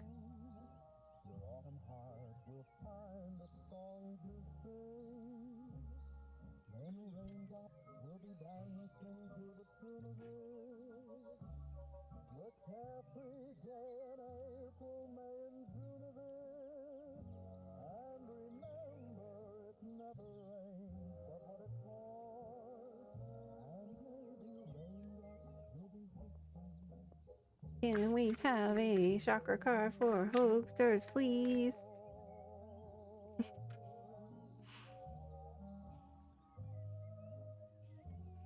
Receptivity. When someone shares their truth with you, listen. Open channels for divine wisdom to flow both towards you and through you. Something or someone seeks your attention right now. Remember that even animal spirit allies can be messengers of wisdom from the higher dimensions. Be open to messages as they come in whatever form and ask for clarity if needed as you integrate what you receive.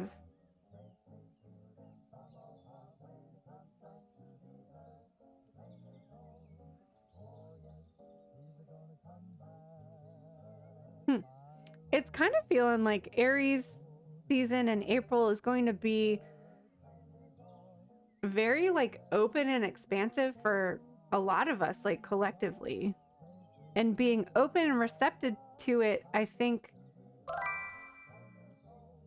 Hoaxers, you're already very intuitive and open and receptive. But not allowing it to change who you are, like being observant and being intuitive and being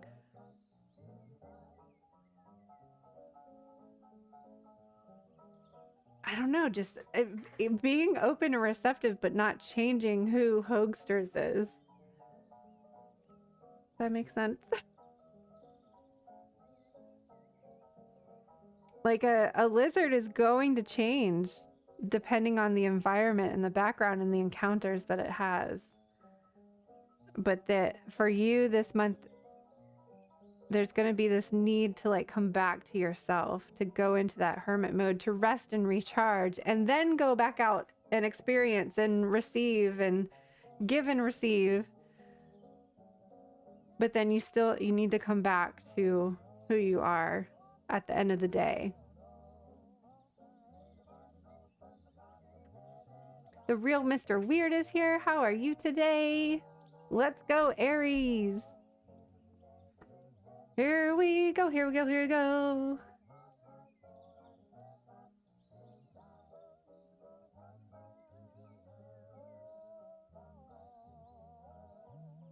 And fire people have to worry about like not burning out too. Like I won't even drink caffeine on an Aries day. Because it's just, I'm like, oh, I want to do this and I have all this energy. I need to do all the things. And then I never actually get anything done.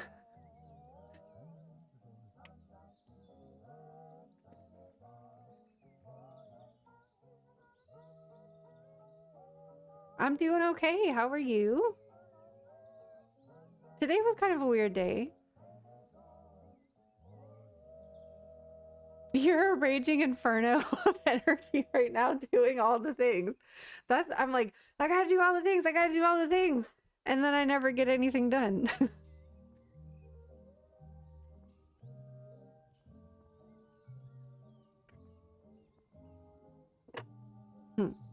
Maybe this animal deck is going to be a nice deck to pull for just like quick little readings. I don't know. But we love burning out is a pretty shitty feeling. I mean, you just crash and burn, you know? I know. But we love hoagie fires.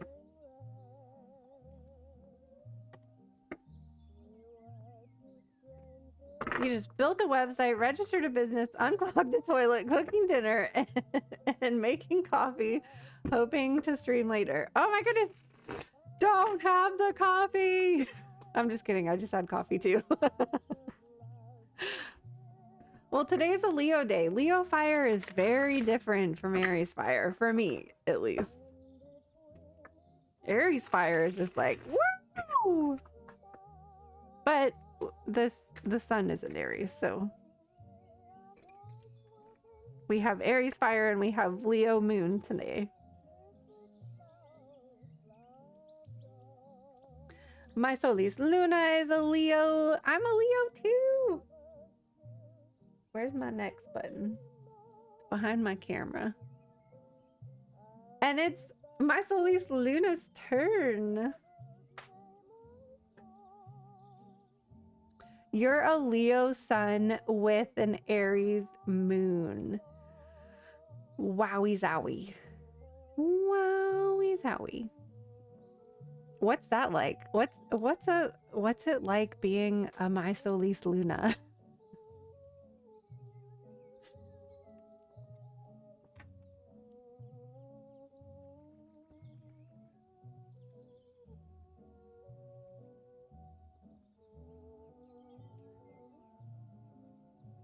Oh no! May of Autumn. You type exclamation point Alice. Oh wait. Do I have a sign for that? It's exclamation point Alice space your question. And if you don't have a question, just type general, love, career, anything. See, it wouldn't be a problem if the dang thing would just register exclamation point Alice without the question. If you have a question, put your question. If you don't have a question, just put anything.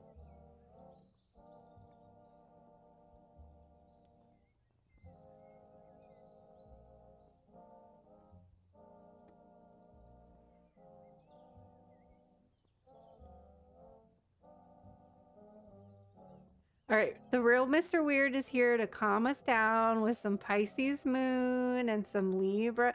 Well, you know, air and fire is just fanning those flames, though.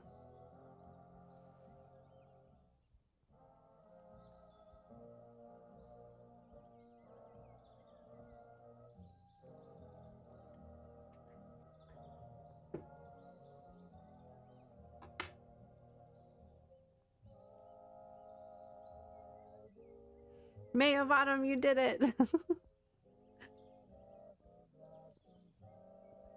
Okay, curious in the love reading, please. Okay, I'm gonna let you pick a deck because. Whoa. Almost fell out of my chair. Because I have. What?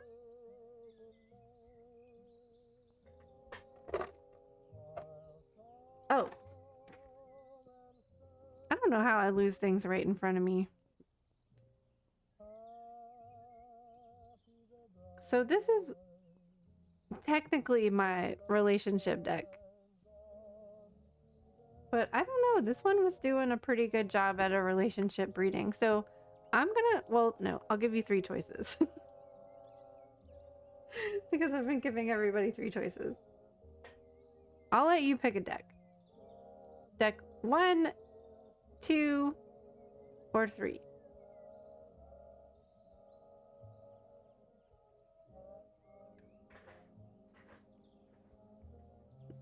Hoaxers, you can't pick 9.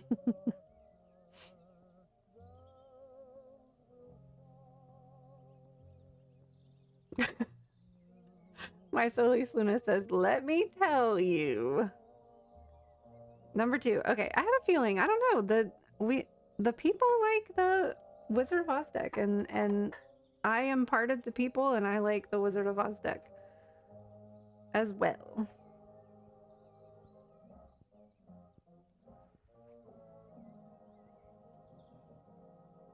But we'll get the other relationship things.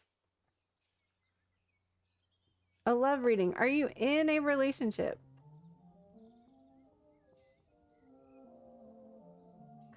Let's get all the pretties out.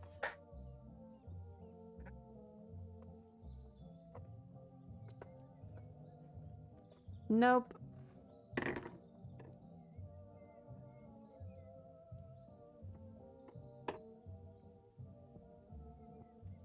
Is there a love interest?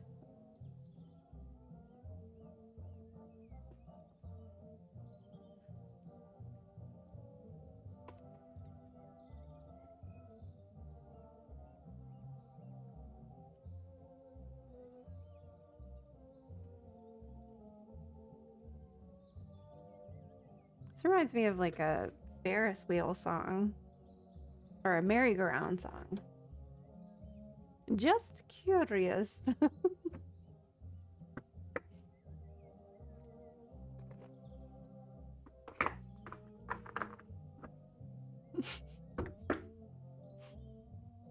All right, let me take a moment to connect to your energy. Did I disconnect from Hoaxers? I don't remember. Let's do that anyways.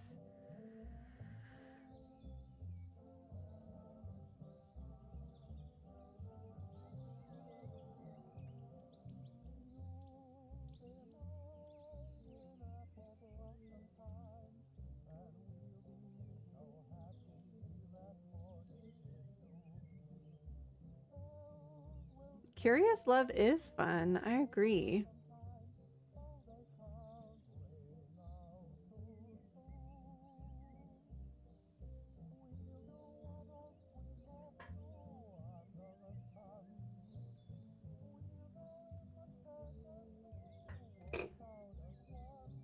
Curiouser and curiouser. Why are my sounds not working?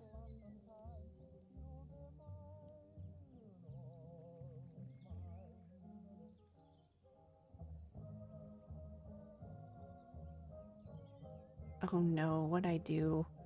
Why did I push the buttons? Ah, jeez.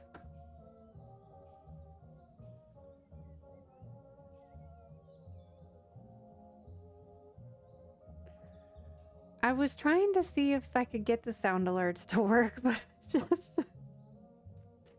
I don't even know why I try. Alright, so what's going on with my Solis Luna in the love department?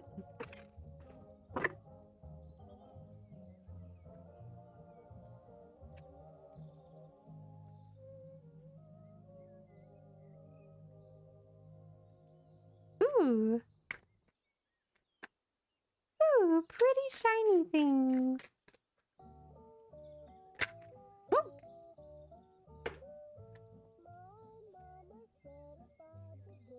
Mmm.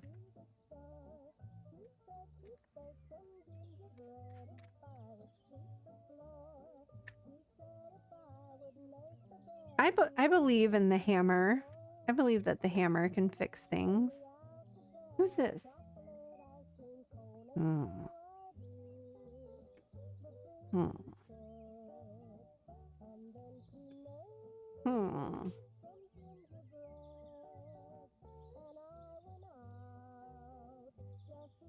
Interesting. Interesting to have the Seven of Cups with all these pretty shiny things from the Gnome King's mountain, and then to have the Gnome King upside down. Do we like pretty shiny things, my Solis Luna? Are you in an ad? You can't hear me if you're in an ad.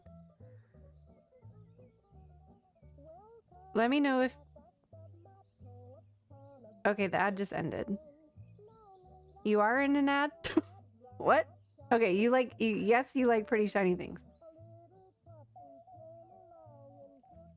So the pretty shiny things is having an effect on your choices in the love department. What do you have to say about that? Miss Leo. Miss Leo, what was it? Leo sun and Aries moon.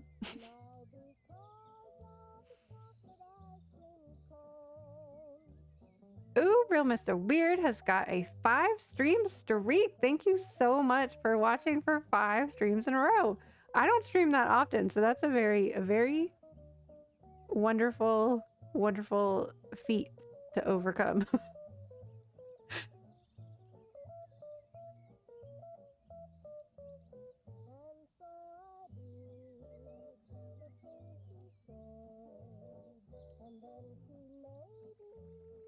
My Solis Luna likes gold. What do you mean? I mean, I love shiny things, particularly gold, but I'm not like in love with them. Okay.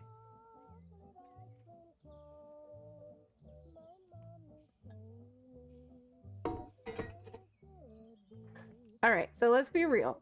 Let's be real. Let's be real Leos here.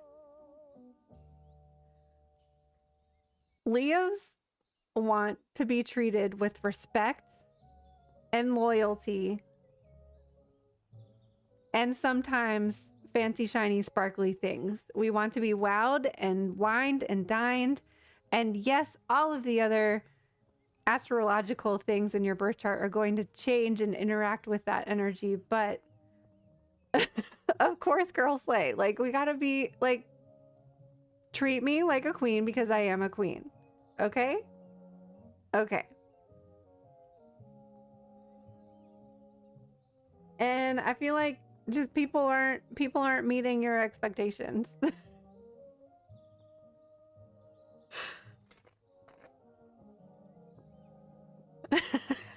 Thank you for the reassurance, on him. Because my Aquarius moon is like, no, no, no, no. I'd rather share everything with everybody. But in all honesty, Hoaxers likes to be wined and dined, specifically the dined.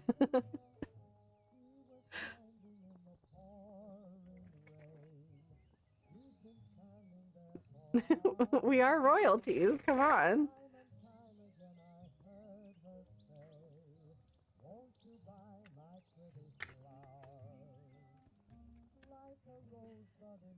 This is gonna be a hard reading for me because I'm just like,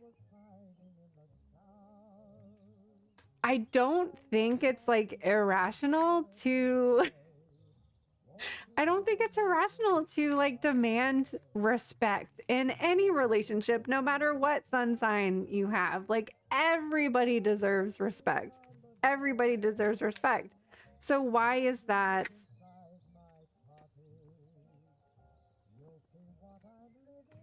Why is that a audacious thing to ask for?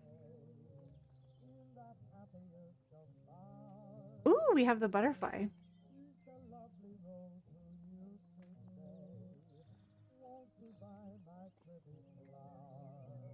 I feel like you haven't been respected in the past. And you're kind of learning how to heal from that, grow from that, and set your boundaries accordingly from past situations.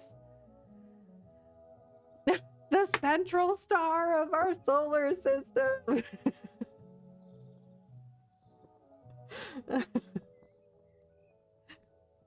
The sun is everything. I want to read from the Metamorphosis card. So this deck has extra major arcana cards, and the butterfly here is one of them. I'm going to read from this one. I want to read Toto too. Oh, but the White Knight. Oh, we're going to be here all night with this reading. Okay, it's at the end of the major arcana.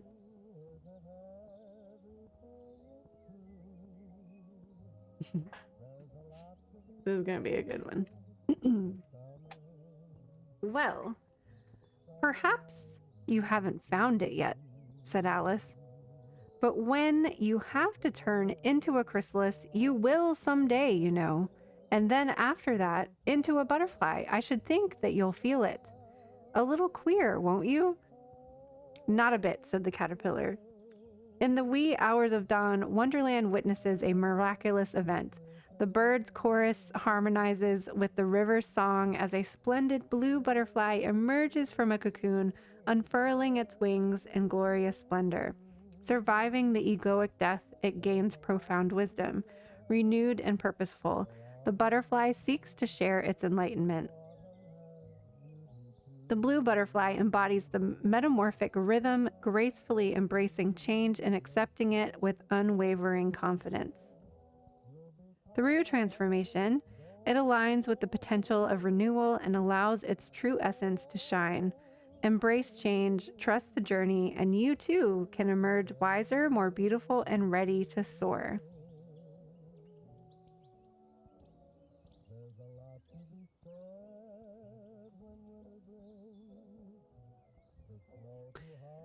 So, I know we're talking about how fabulous Leos are. There is something that you are healing from. But I think like you're ready to come out of that cocoon. You're ready to have those boundaries set in place when you come out of your cocoon so that you're like more upfront with what you want. You're more upfront with like what it is that you need in a relationship. And the reason I'm saying healing from the past is because the Nine of Wands is a card of feeling defeated, but feeling like you have more fight left in you. Let me peek at the White Knight is one of my favorite characters from, what are we? Nine of Wands.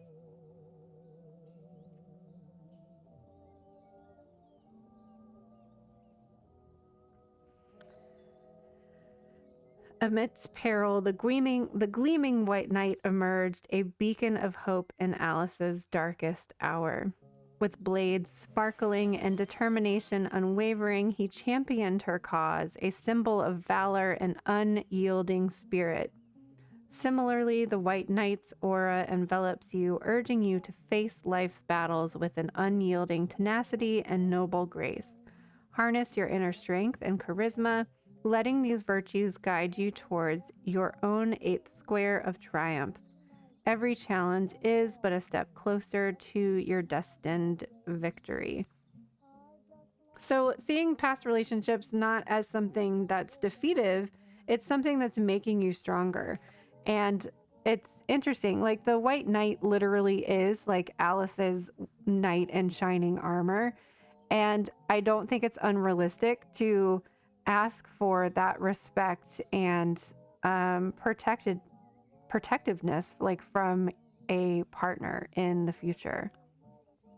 And I think like having that confidence to ask for the things that you need, know that you deserve the things that you need in a partner who's hopefully going to like balance your energy out. Somebody like with all of your fire, somebody, an ideal partner for you might be somebody like this King of Pentacles who's very earthy and grounded and stable and supportive, or even somebody that might be a little bit watery to kind of like cool off all of that fire that you have. And I feel like you're just in this part with the, I want to read, I want to read Toto's message here too. The Page of Pentacles is like learning how to move forward in a confident, grounded, stable way. Hydrate, thank you.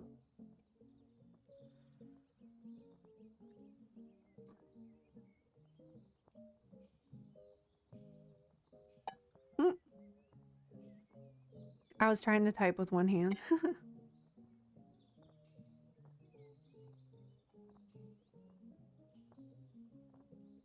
Thank you for that. Hydrate, everybody, hydrate with us.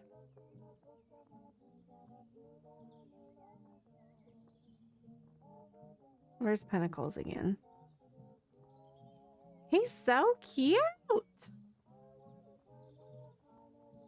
Toto's unwavering loyalty, combined with his spirited nature, embodies the essence of the Page of Pentacles. With eyes bright with curiosity and a heart full of dedication, he stands as a symbol of embarking on new journeys while staying true to one's roots. Much like Toto, this card calls you to embrace opportunities with a genuine passion, ensuring your intentions align with your core values. Dive into new adventures, but let your loyalty and dedication be your guiding light. Every experience is a chance to learn, grow, and show your commitment to your goals.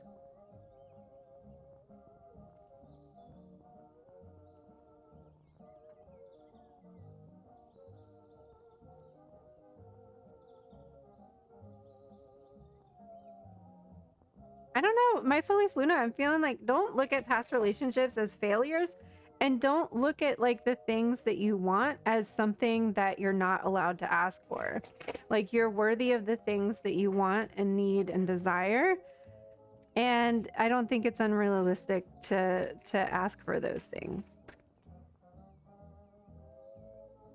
Can we have a love message for my Solis Luna, please?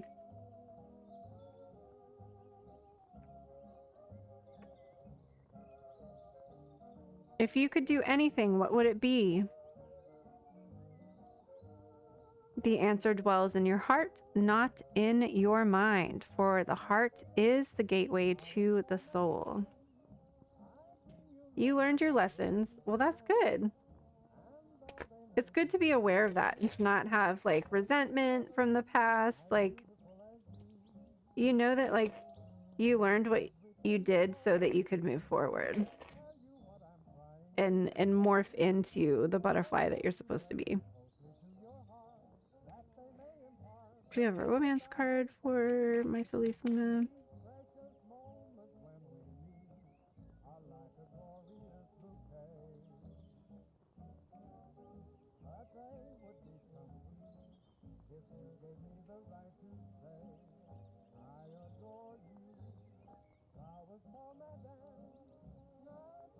Calling in your soulmates. Your prayers, affirmations, and visualizations help bring you together. When you like treat yourself the way that you want to be treated and live your life as if you already have the things that you want. I've seen like recommendations so many times of like taking yourself out to dinner, like treating yourself like you would want a partner to treat you. Setting up like a romantic dinner for yourself, taking yourself out to a movie, like living your life as if you already have that thing, and then you're just like setting yourself up for somebody to come in, being open to them and being open to receiving them.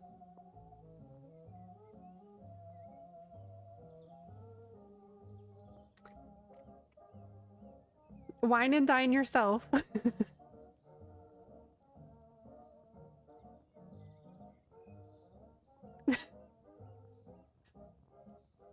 Oh no, just middle you're flicking everybody else off. I mean, that's still a boundary. Flipping people off is a boundary.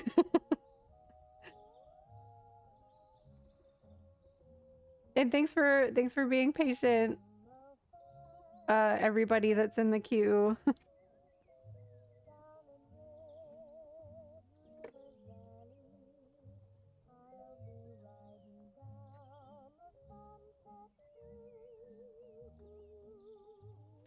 Wine and dine yourself. Taking myself out to a movie used to be like one of my favorite things to do.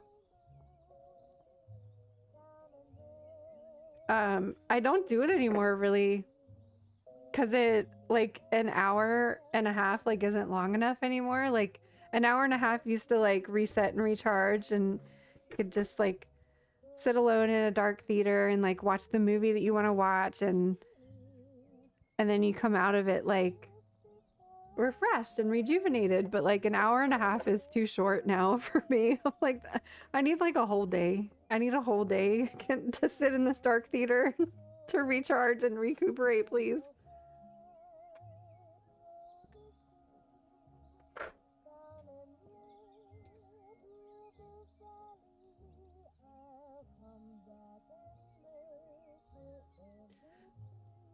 Louisa Kate, are you still here?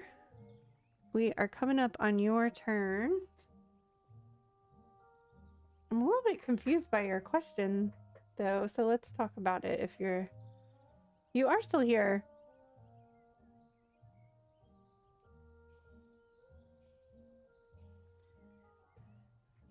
What's going on with my 15-year-old daughter? I'm feeling disrespected.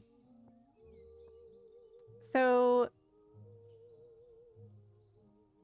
the way I do readings is I like connect to your energy and just kind of pull through whatever comes up. And I feel like you're asking a lot about somebody else, about what's going on with your daughter. But I think we need to rephrase so that we're focusing on you and your energy.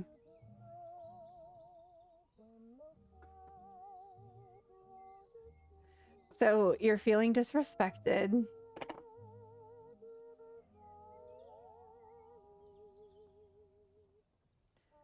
So would we want to ask, like, I'm giving your energies back, my silly Luna, thank you.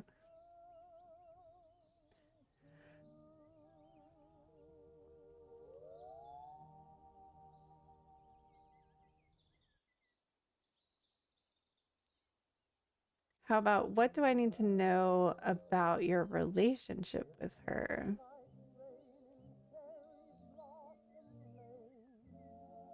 Okay.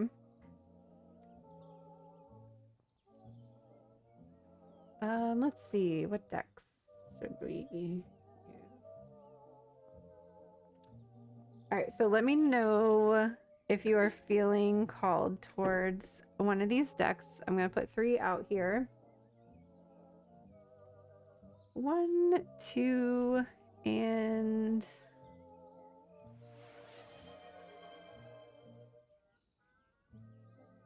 Oh my goodness, thank you guys for treating our dear friend Squirrel. He is hungry tonight.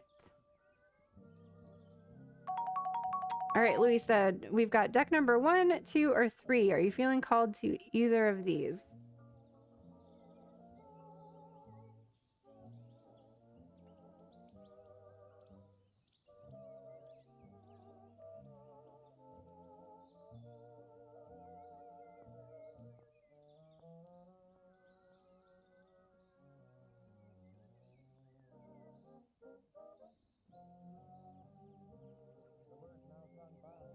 Number 3.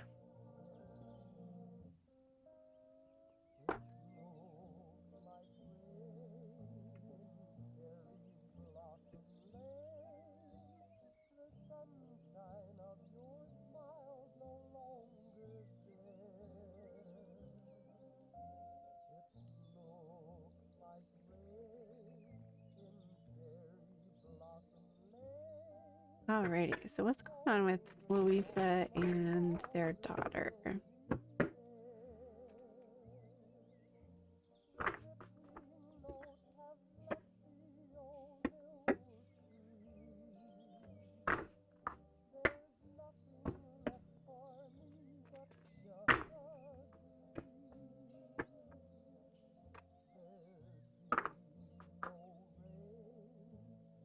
Aw, look at all the hearts.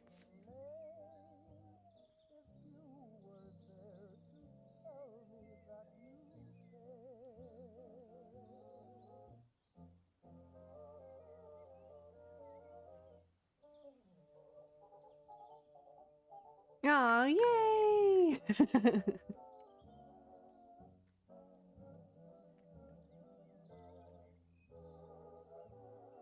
Whoops, another shiny deck.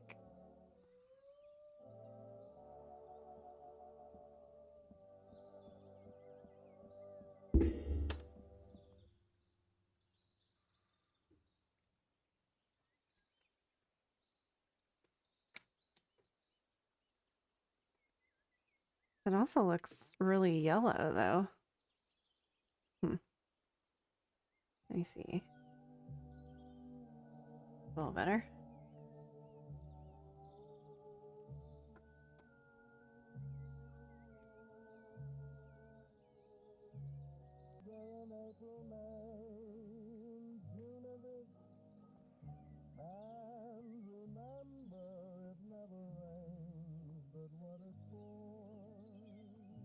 This is an interesting set of cards for this reading. I want to start with the center card here. This is the star card from the, I think you picked the perfect deck. So this is Alice's older sister from the Alice in Wonderland stories. And the image here is supposed to be portraying, I don't think it's actually part of the story, but it's supposed to be portraying a part of the story as if Alice comes back from her great adventure in Wonderland, and she's blabbing on about it, and she's telling her older sister all about it, all these magical things and wonderful imaginative things that happened to her while she was in Wonderland. And the older sister, who's older and more grown up and has lost that childlike wonder and has lost that sense of what it feels like to be that innocent and imaginative, but she's able to appreciate it at the same time because she remembers what it feels like to be that innocent and that child who's still in that magical world that it is to be young. And the star card in general is about kind of being able to be in both worlds. You're able to, normally the star card is depicted with somebody who has like 1 foot within the pond or the body of water that's on the card and 1 foot on dry land. So they're able to view both worlds, and in addition you have the Hanged Man here, which is all about gaining a different perspective and kind of taking a step back and like trying to see from your daughter's point of view, seeing from that innocent and what a wild world to be growing up in, like right now. I can't even imagine being a teenager right now. So the cards are asking and saying to gain this different perspective and kind of look at it. I sense like you're feeling like disrespect. Like that's a really specific word. Like, and we were just talking about how Leo energy loves to be respected. So I know that feeling of disrespect. And that's like, oh, like, just respect me, please. RESECPT. Like, can we please just respect one another? And I see you as this little hamster here, the 10 of Wands, just like carrying this burden, carrying this weight of just trying to reach somebody who just has a completely different perspective from you and feeling overwhelmed by it. I'm feeling the weight that you're carrying, but I'm feeling also like their side of things. I just can't imagine what it must feel like to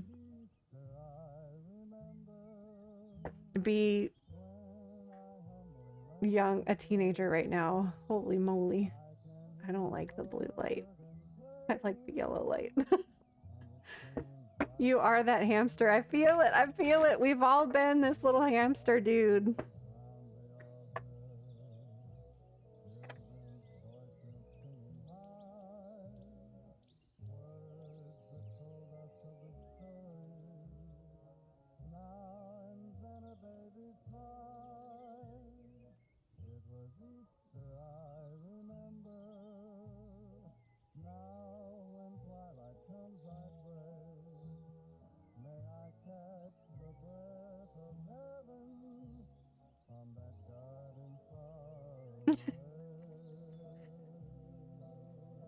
One more card. Whoa. Lots of different cards falling out. Can we just have one, please?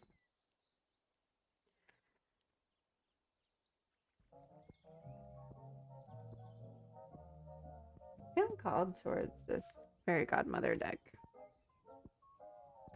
I feel like you might need some fairy godmother energy to help kind of bring you back into that childlike innocence. Even though I'm sure a 15-year-old is not acting childlike, they're acting like a teenager, which is kind of more difficult than the innocent. Might not feel as innocent as like is portrayed in the Alice in Wonderland story. Can we have a fairy godmother card for Louisa, please? All right, let's see. Let's see what the fairy godmother has to say. I don't think I've gotten this card from this deck. Oh no, no sad faces, no crying faces. Wait, I don't even know what that face is. What is that face?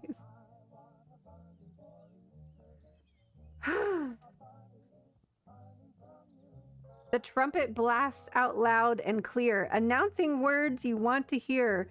Good news at last will come your way, but are there words you wish to say? Be bold, speak up, time to be true, announcing who you are, you're you. Hark! Soon an important declaration will be made that will bring about changes in your life. See the beautiful scroll I hold in my hand.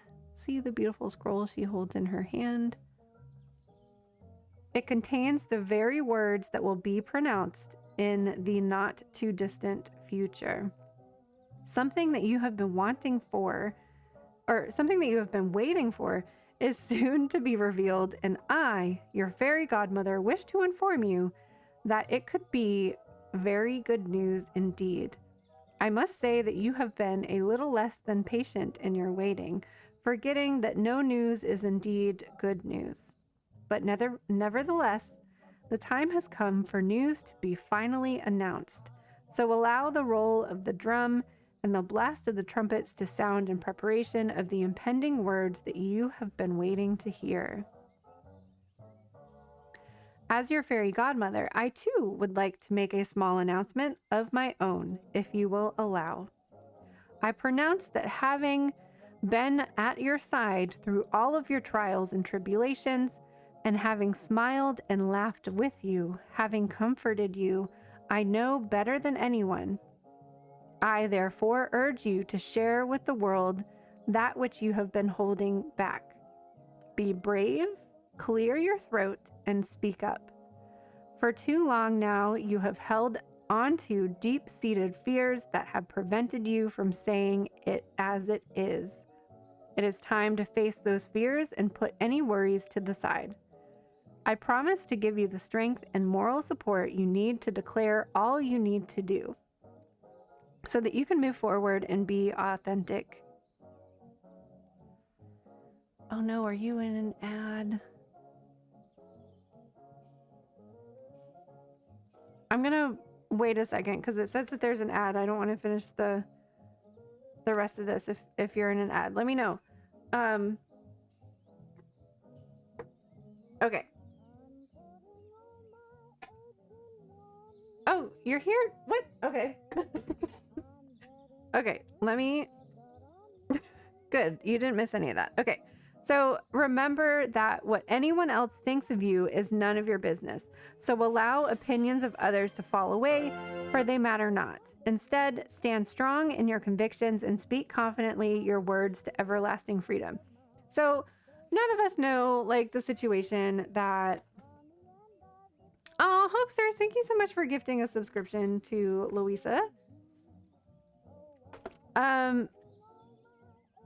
We don't know the situation that's going on with you and your teenager, but I think what the fairy godmother is saying and what this little hamster dude is saying is like, you've got something to say, but as long as, like, don't approach it.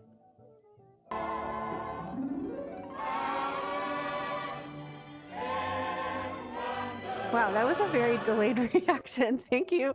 Thank you, notifications, for notifying us again of the subscription. Hoaxers, thank you so much. I think that there is a need for you to tell them that you feel disrespected, but I think the cards are asking you to, like, come back from a place of love and respect for them, like, because we tend to, like, I'm feeling disrespected, so I'm going to disrespect you, and just in the heat of the moment you're going to throw things out there that are just out of defense. So trying to come back to looking at it from their perspective a little bit, just like Alice's sister is trying to listen to Alice's story with all of the excitement and enthusiasm she comes back from Wonderland with, and to not, like, write her off.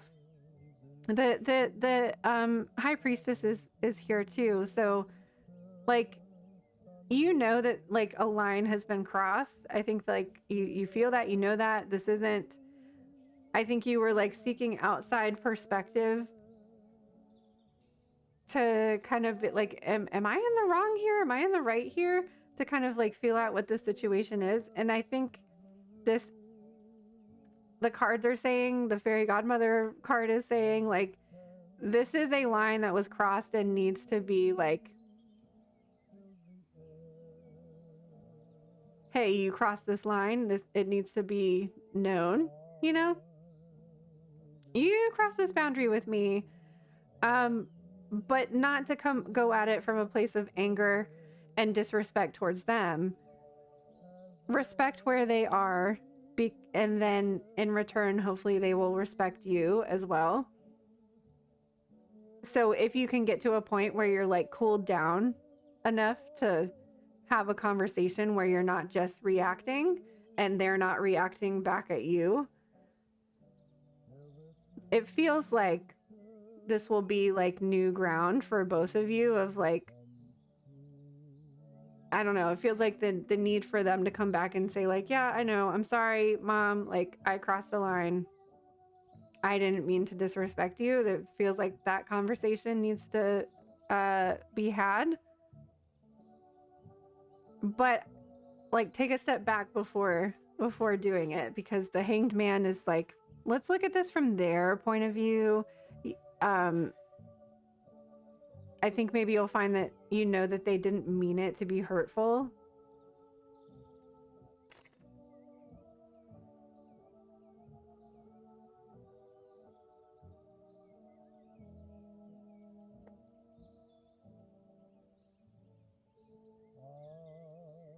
Yay, more hearts.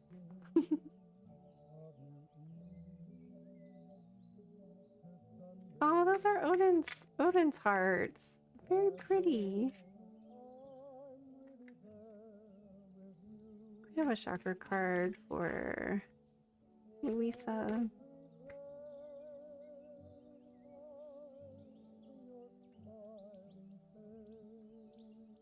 So receive the strength of the earth and stand grounded in your power.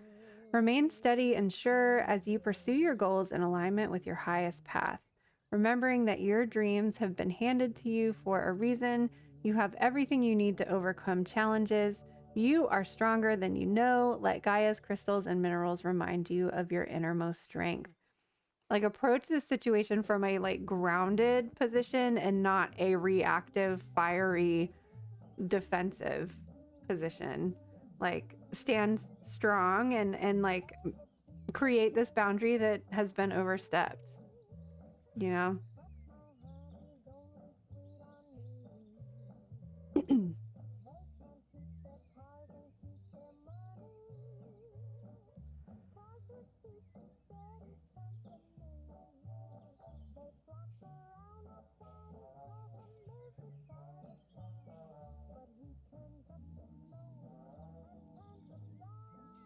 How are you feeling? Do you feel better about it? I wasn't sure how to approach this at first.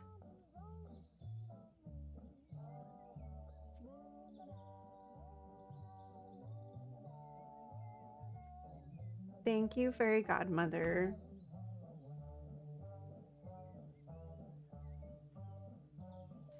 Thank you, thank you.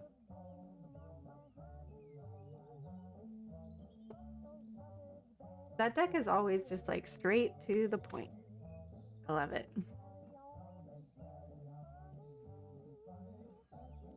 Hamster was my card for the week. So it was cool to see him come up. It's not as bad as you thought, just a matter of perspective and grounding. Yes, yes, yes.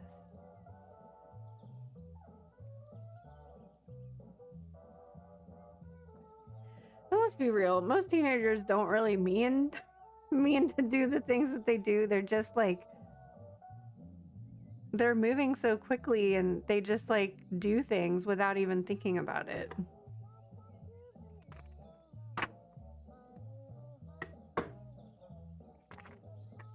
Oh, no, poor Allison Hamster. I got it from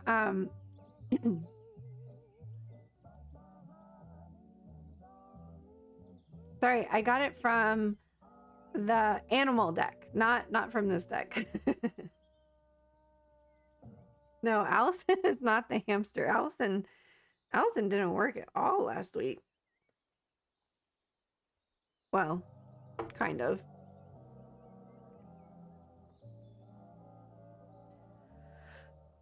Alrighty. It's May of Autumn's turn.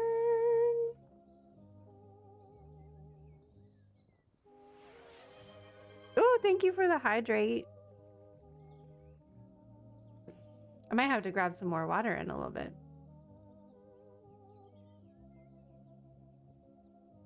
You're welcome, Louisa. Thanks for hanging out with us tonight.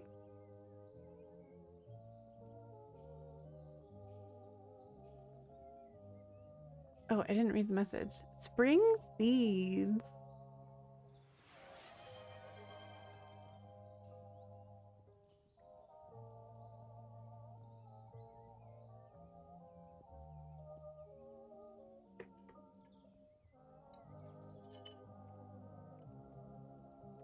I do remember. I just never know if I should say people's real name like online when I'm streaming.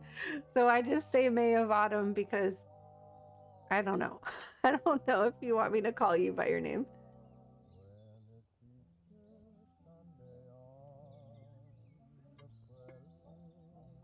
I think I am going to grab some water really quick though. Super quick, super fast. Time me, time me.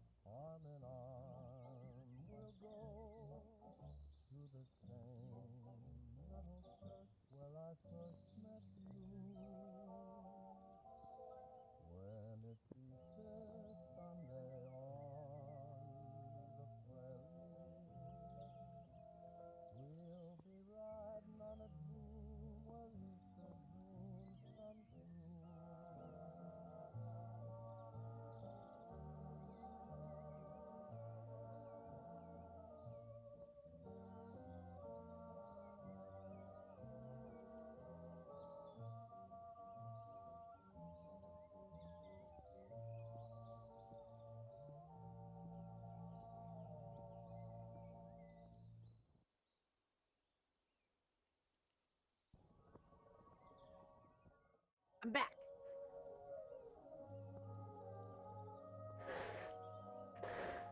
All right.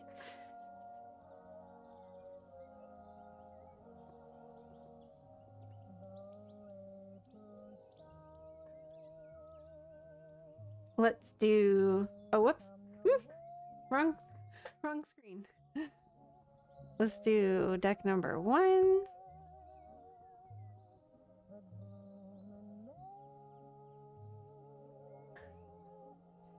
Deck number 2. Deck number 3. We're gonna do 4. And deck number 4.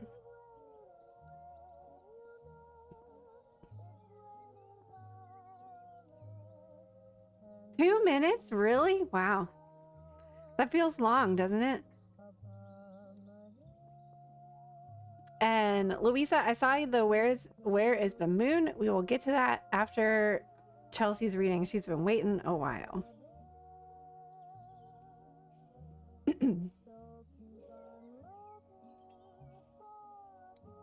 FYI, we are listening to whoops, where is it? Nemo's Dreamscapes Vintage Spring Oldies, and it's got this image of Thumper from Bambi snoozing on a log with an Easter basket next to him.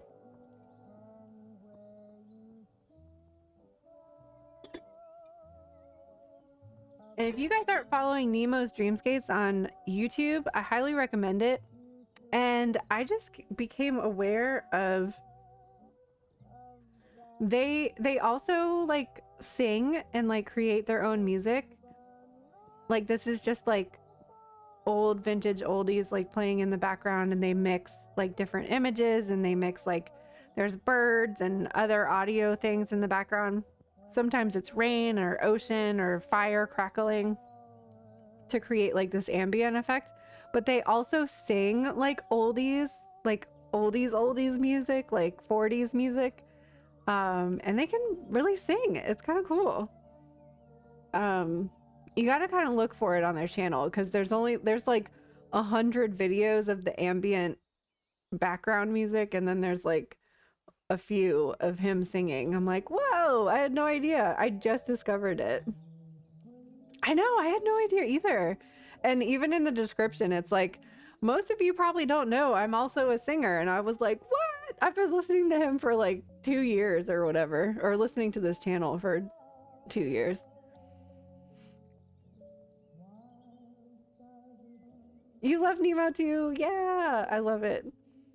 You're going to pick 4, but now you put in the owl. So let's go 3. All right.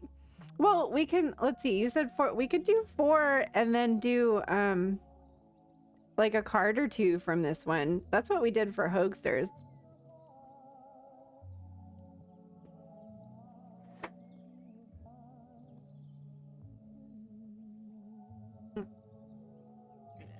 I like to wrap this one up.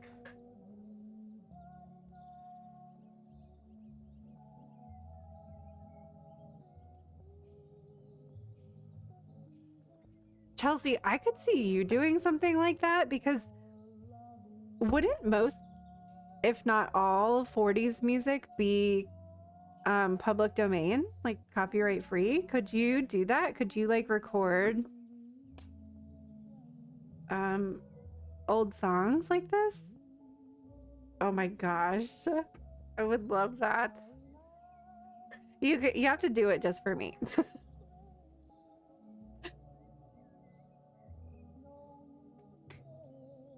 Okay. So do you have an idea of like what spring seeds you're planting, or are you just looking for like... You probably could. Oh my gosh. That would be so cool. I mean, I would think that it's like they're all public domain. Especially like 20s. I love 20s. I have like most of my record collection is 20s albums.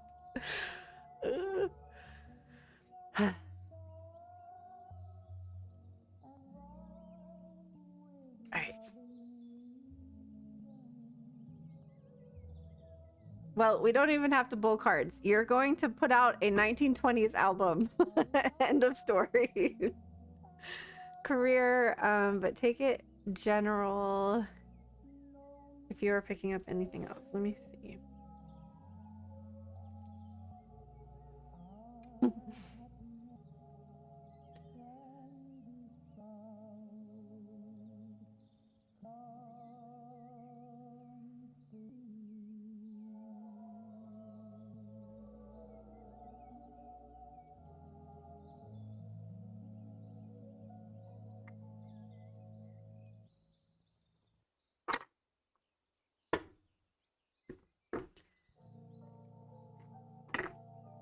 How's Chelsea moving forward this spring with her career?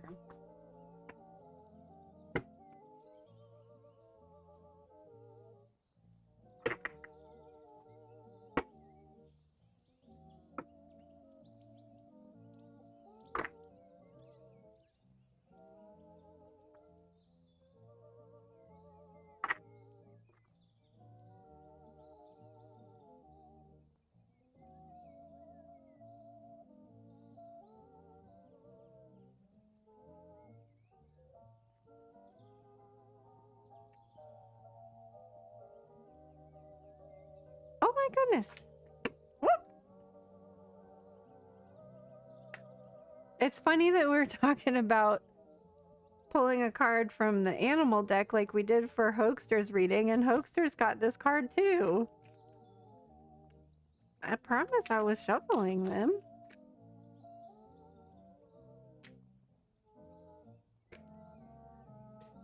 Oh.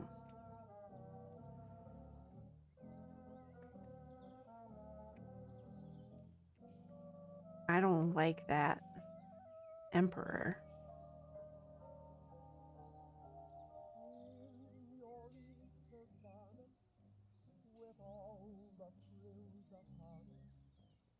Yes, yes, please, Hoaxsters. Let's reverse that Emperor card. I don't like it. Is there somebody in your life that like has influence or power over like what you do for a career, or maybe a boss that's kind of overpowering or something?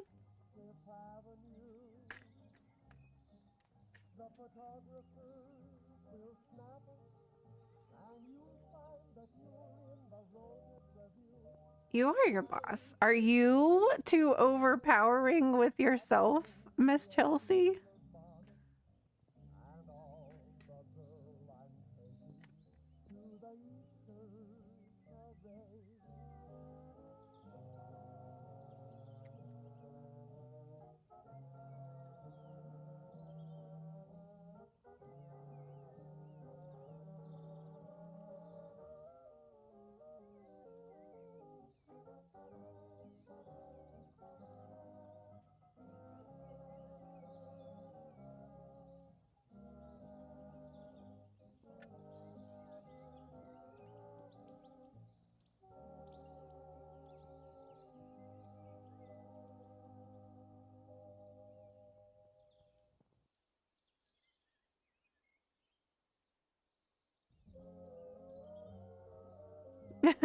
You know you're in trouble if someone says Mr. or Mrs.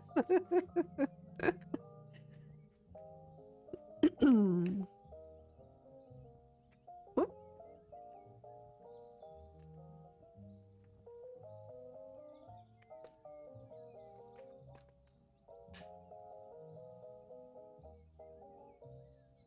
Hmm.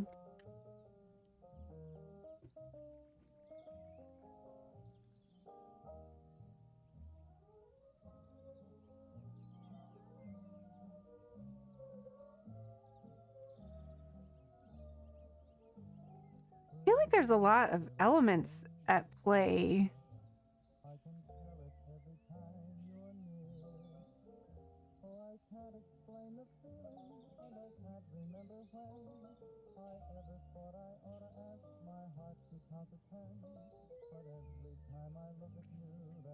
This reading has this energy of like being pulled in different directions. So you say you're your own boss. So I'm feeling like the Emperor could be representing you a little bit. And I can kind of relate to that in the sense of like when you're your own boss, you, especially in a creative industry, you try to force yourself to be the boss, to be your own boss, to be the person that's setting the deadlines and setting the goals and making the budget and restricting things and doing all the bookings. And that's a lot to take on as an individual and as a creative individual. And with the Queen of Cups here, I'm feeling like that's kind of a lot to like go back and forth between, to manage your self-care, to take care of yourself, to take care of like your own personal well-being, your own mental well-being, but also the well-being of the business in general. So it feels like there's this play between being really strict, but the Emperor in reverse is overbearing and too strict and too hard on yourself and too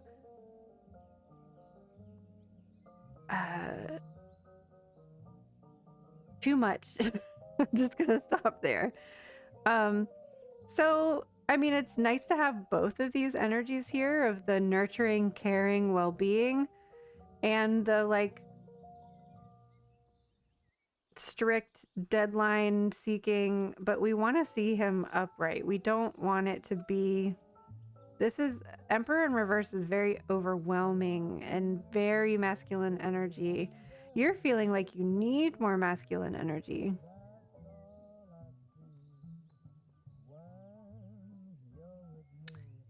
Ooh.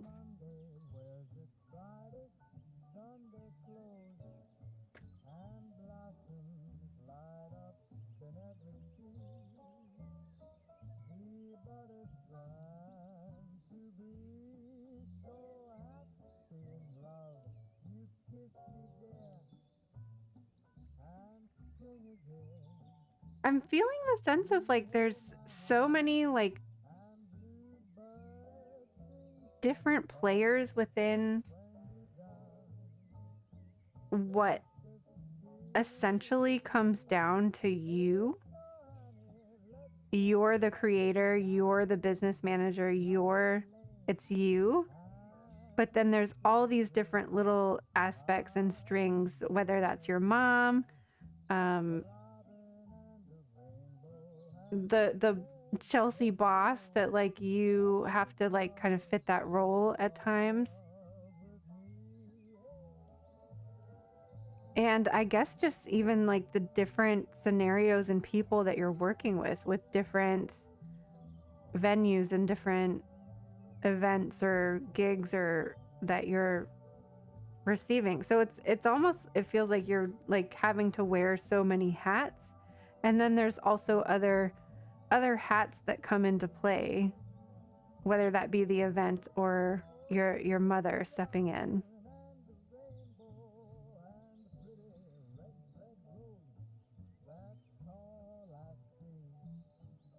And it feels like it's creating a lot more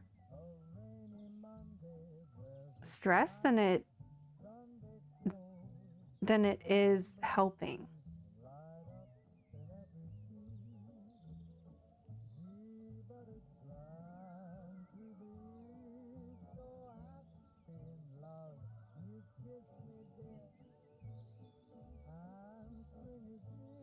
And that takes the creativity out of it.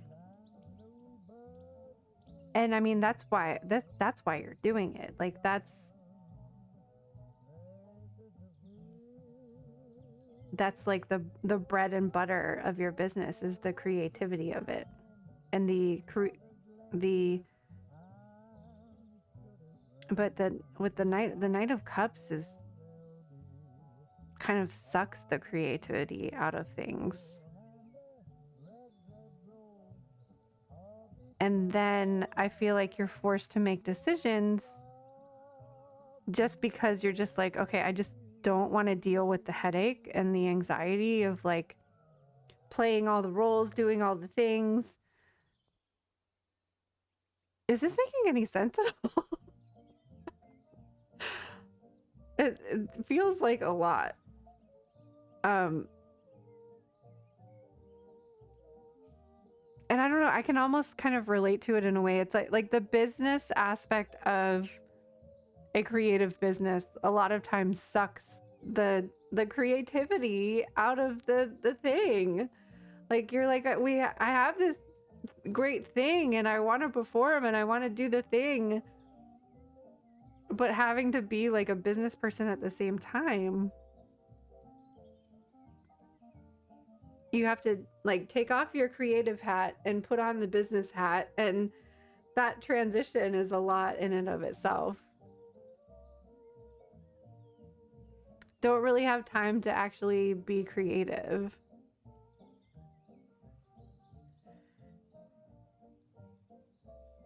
Well, back to this card here, there is another option, but we're not seeing it. And maybe we're not seeing it because I relate to this more than I should. Okay, let's get our animal card. See if we can get some more clarity for us here.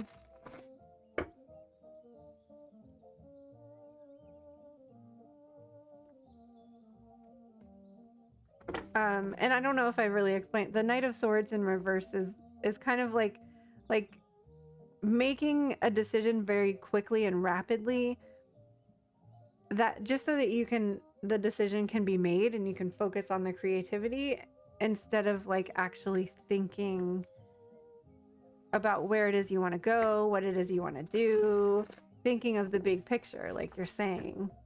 Like you feel the need to think of the big picture, but there's so many little tiny details that go into like being your own boss and running your own business that you often don't have time to look at, like, to even take time to get that perspective.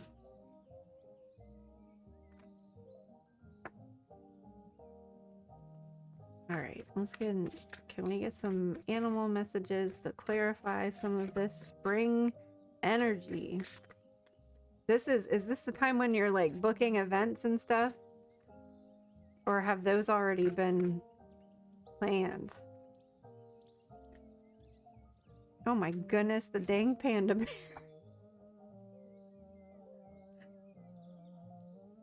Ace of Air. So Ace of Swords. Implementation of your brilliant new idea may get off to a rocky start, but keep going. The challenges will help you refine your plan and reshape your goals into something even better. And the panda was one of our cards for the weekly moon update this week.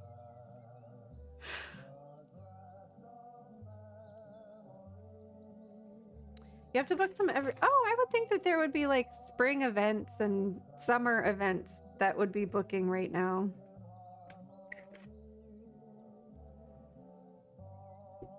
Maybe that's something to think about.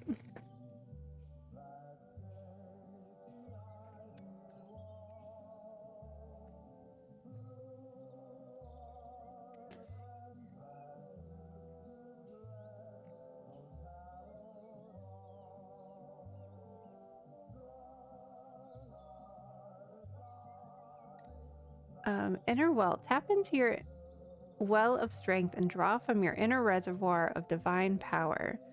You have everything you need within you, awaiting your remembrance, exploration, excavation, and ultimately your mastery. Confidently claim your unique power and gifts in this world and ground into the truth that you are held, supported, and kept safe in the arms of a loving universe.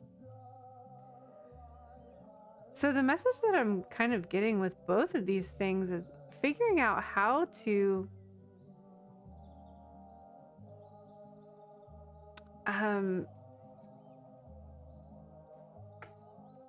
wear the business hat, take it off, put on the creative hat, and maybe having those because I'm getting the sense that there's like this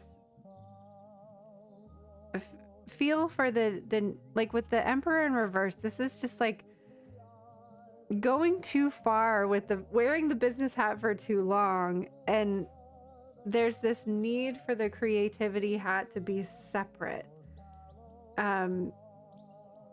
so that your creativity isn't influenced by the business mindset, because that's not, you want your creativity to come from your heart and like from your sacral chakra, not from your brain.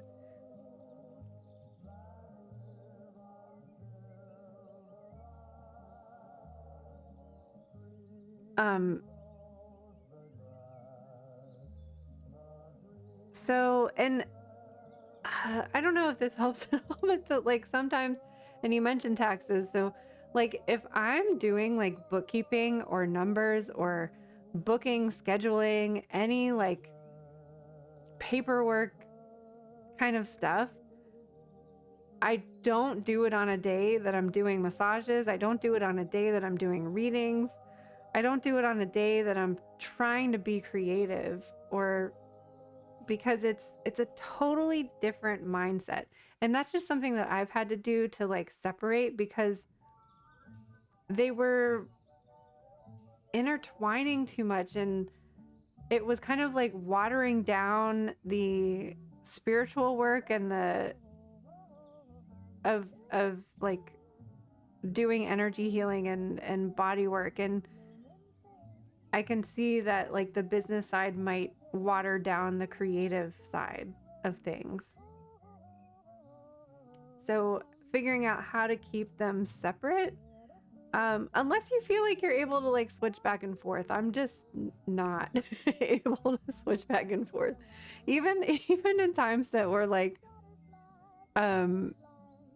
before I started my own business, one of the spas that I worked at, I was also helped out at the reception desk, and like coming out of doing a massage all like spaced out and like in the zone, and trying to like answer the phone and schedule appointments for other people and check people out and take people's money and figure out how to make change. It was just like too much for my brain.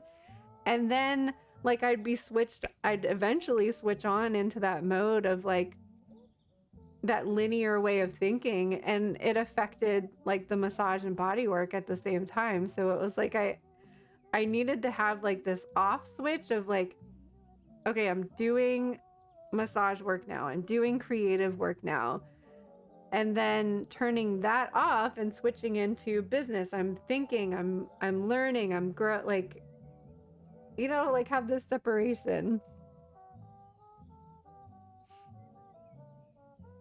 Another panda. I know. Okay, so this is probably what you missed in the ad. So implementation of your brilliant new idea may get off to a rocky start, but keep going. The challenges will help you refine your plan and reshape your goals into something even better. Yeah, I was laughing about the panda thing again. You kind of have to do both, but for a while I was trying to keep on a day a week to do more business stuff. So maybe I need to focus on that. It's really helpful for me, because I just couldn't, it just didn't work, like switching back and forth. So it was just like, okay, this is the day that I'm doing bookkeeping and scheduling and taxes and you ordering supplies or delegating things, like all of those business things, like I have to do, like that's the day. I do, and I'll do like 9 to 5. I'll be like, okay, I get up at this time and I do 9 to 5, and that's the day that I'm doing all of those things. That way you're free to create later in the week. You're free to do all of those creative things. But it depends, like that just works for me. Some people can switch back and forth. Some, like, you can say like mornings are for bookkeeping and the evenings are for performing and being creative. It's figuring out like what works for you and like what works for your schedule. An elemental business schedule. Ooh, that'd be good. That's kind of like how I started. I was like, okay, Capricorn days are the days that I'm getting all the bookkeeping and the numbers and the schedules and the stupid things, the stupid things done. They're not stupid. They're important, but. And then the rest of the time you're free. Because a lot of the times I was just like psyching myself up and being like, oh, this is going to take forever and I don't want to do this and blah, blah, blah. And then I get emotional about it, and then I'm stressed out about it, and then I'm 9 of Swordsing about it. But then if I was just like, okay, today's the day I do it, on a Capricorn day or on a Virgo day, you get it done, and it like I'd plan the whole day, a whole Capricorn day, 8 hours of it, and it would take like 3 hours to do. And I'm like, oh, I was bitching and moaning and complaining and stressing and getting upset about it, and it only took 3 hours out of the 9 that I set aside for. And then you're free to be creative.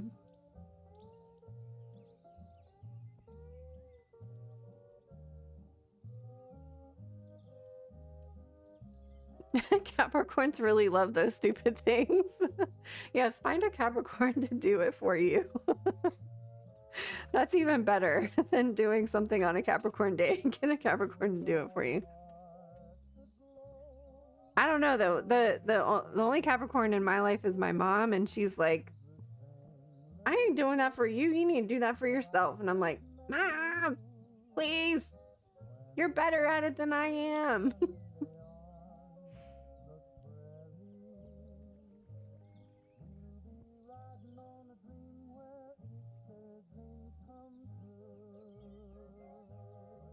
Ooh, it's earlier than I thought it was. Wowie zowie. You're welcome, Chelsea. Thanks for hanging out tonight.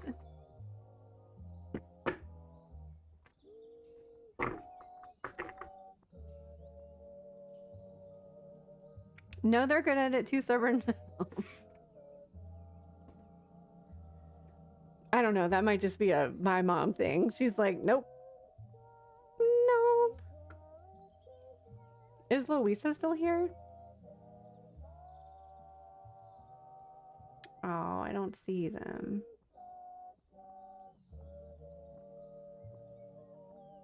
Oh, I'm glad you're happy to be here.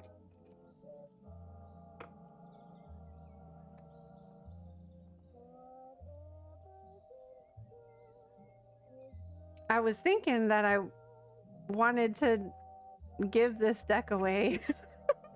I really like it for just like a 1-card pull.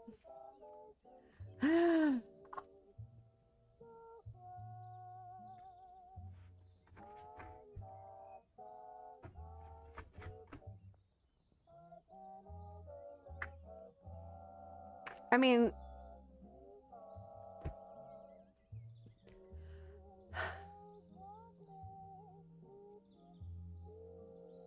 if I lived in Michigan, we all need to go take a trip to see Chelsea sing.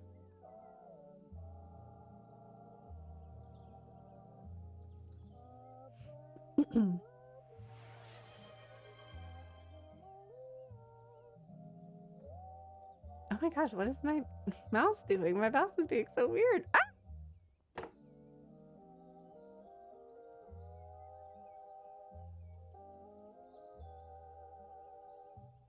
Hydrate, hydrate. Thank you.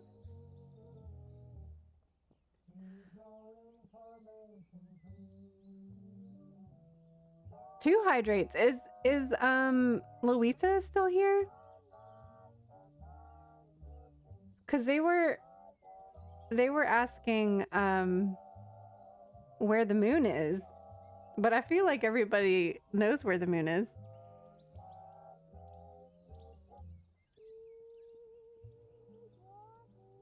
What? I thought we've had this conversation before. Amber, you guys both live in Michigan. I know Michigan's a very big state, but I mean, I would die to take a trip to Michigan and meet all of you guys, and we can go see Chelsea sing.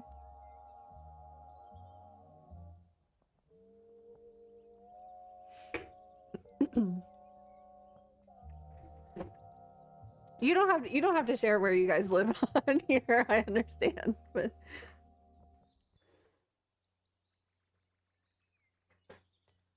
all right. Well, let me get out my planner, anyways. Wait, oh my gosh, I wasn't. Oh, right here, right here, right here.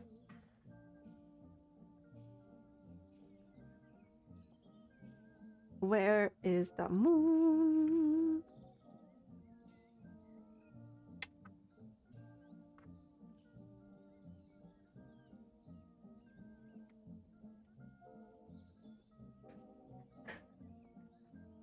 The moon is in Leo today. We are in the Pisces new moon cycle.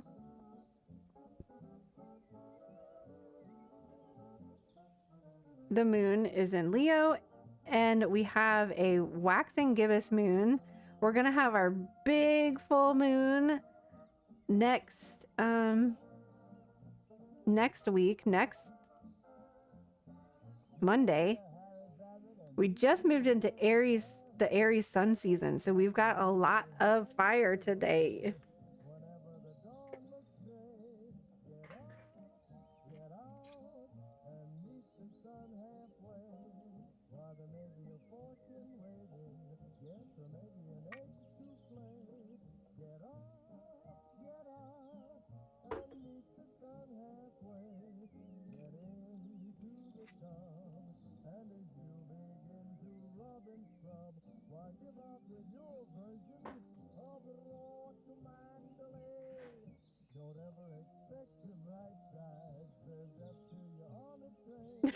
Hoaxers, calm down.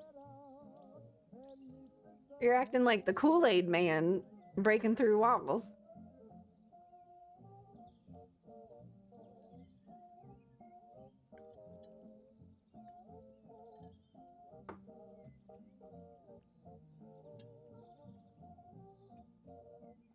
So now that I have the planner out, I haven't made the spring schedule because I know that I have an event April 20th that weekend, and I'm house sitting the first week of April, and I'm waiting to hear back from about, I think there's rodeos these 2 weekends in April. So I haven't made the spring schedule because I'm waiting to like hear back, and she's so bad about like doing last minute things. Like sometimes she calls me like the week of, like I guarantee you anything, like if there's an event this first weekend, she's gonna call me like April 3rd and see if I can work on the 6th. So I haven't made the spring schedule yet, but we have lots to do. We just finished the live action Airbender, so we can go back to my rocks are falling down. We can go back to The Legend of Korra. We never got that. Wait, we watched a different movie, didn't we? We watched Puss in Boots, the Make-A-Wish movie, instead of the Kung Fu Panda that couldn't happen.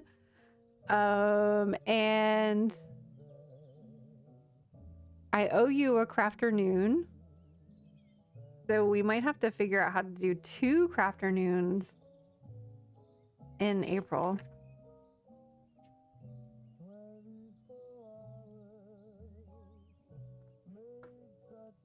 It's 2 a.m. where you are, my Solis Luna. Oh my goodness gracious. Go to sleep, dear. Thank you so much for getting a reading and hanging out with us tonight. I hope you have sweet, sweet, sweet dreams.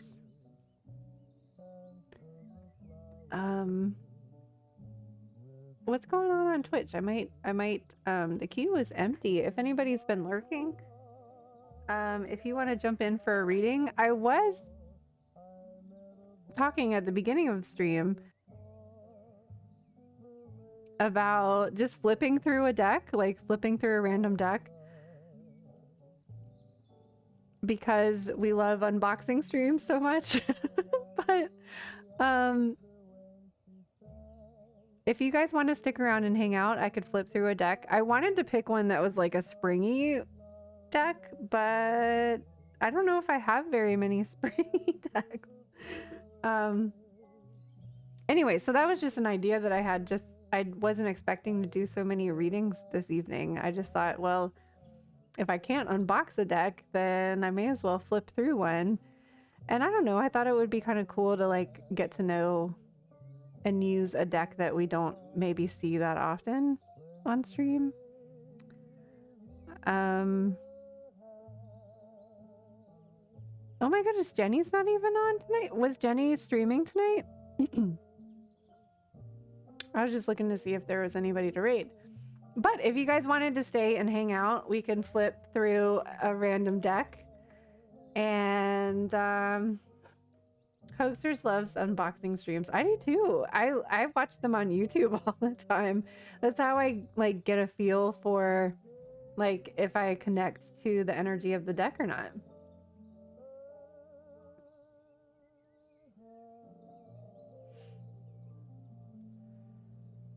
Well, it's going to be, so remember the Hay House box only comes quarterly. So it's going to be a couple months before we get another Hay House one. And I don't know if I'm going to keep it. I love it. I love, love, love receiving it, but I feel kind of overwhelmed with how many decks I have right now. I mean, that's 12 decks in 2023 plus the decks that I like bought myself, like the Wizard of Oz one. I don't know, it's kind of overwhelming and I feel like I'm neglecting some decks, so that's why I wanted to start maybe like flipping through some things to just give the deck some more love because I have a problem. I have the intention to give them away, but every time I like use a deck that I think I want to give away, I end up loving it. And if I'm gonna read for lots of different people, I'm gonna need decks that like don't necessarily like attune to me. I need them to attune to like other people and like a bigger audience. So like seriously, like I have a box of decks to give away from a lot of them are from the Hay House subscription box, but then I pulled like 3 of them out for the Virgo full moon reading that I did a couple weeks ago or whatever, or a month ago now.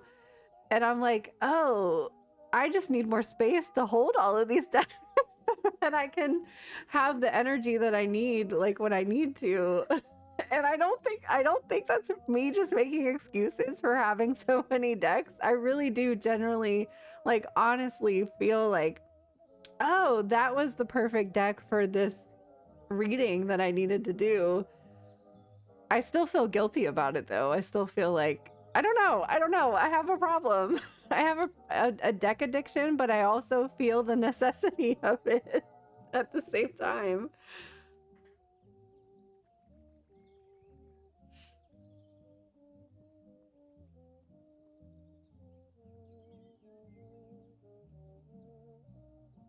No streams this week.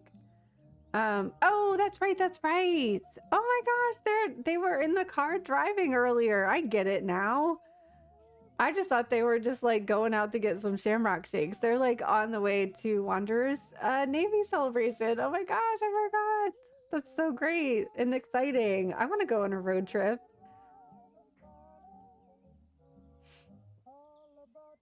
Wait a minute. Amber and May of Autumn went to the same college? Around the same time? I have your birth charts. I know when you were born. I know when you should have been in college. No, I'm just kidding. You can go to you can go to school anytime you want.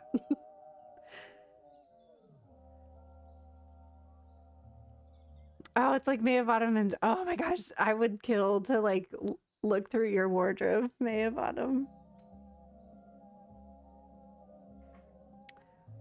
So do we want to flip through a deck or do we want to I don't even see anybody to raid right now.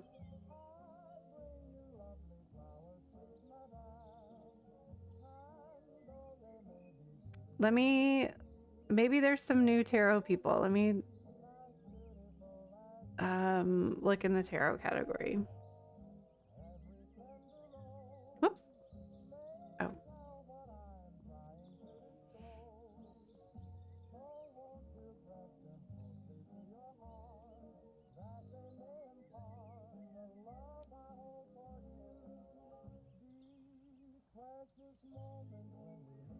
Oh wow, there's a lot of people in the tarot category this evening.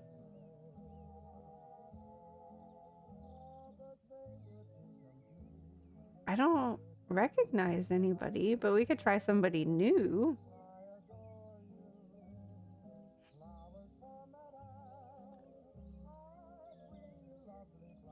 Amber blocks out her college experience. Amber, I don't think she asked for a reading. Did she ask for a reading?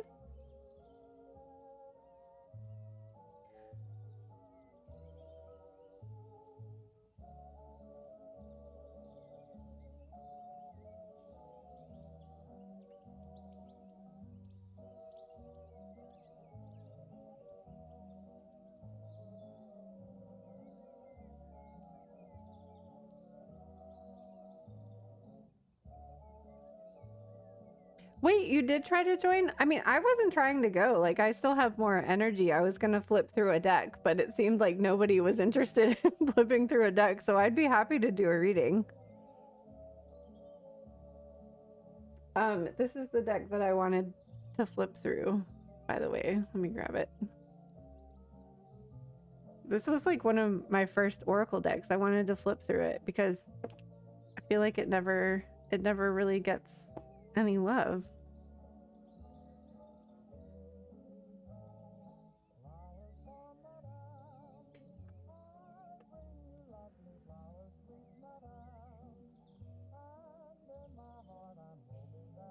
Do it, just flip through the deck anyways. Well, Amber, if you would like a reading, just let me know.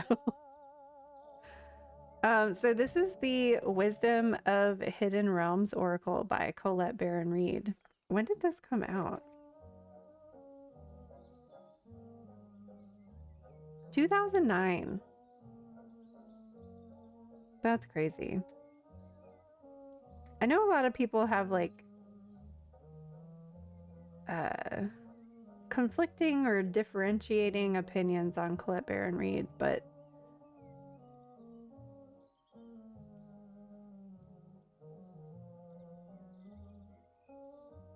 I don't know. I think she's a really interesting person, and I think she has lived a very interesting life and has a lot to share, and that's very relatable to I think a lot of people's past that I think are overlooked because I don't know. I think people look at her as like, oh, she's this famous Oracle card person and like kind of look at it like you would like a corporation, like a spiritual corporation, kind of like you would Sage Goddess or something. But I think that's just the nature of the business, kind of like what we were talking about earlier. It was like how do you create a spiritual business? And I think that she's navigated that world and overcome different obstacles and lived a very interesting life. And I think she can is very relatable. I think a lot of people think that people that are more well known for like what they have to offer are I don't know. I don't know what I'm trying to say. I don't know what I'm trying to say about her, but I relate to her. I respect her as a person and as an individual. Um, and she's also somebody that has overcome addiction, and I think addiction and spirituality play a very, or kind of dance, have this like very intricate dance. So I don't know. I think people shouldn't judge a book by its cover when it comes to Colette Baron-Weed.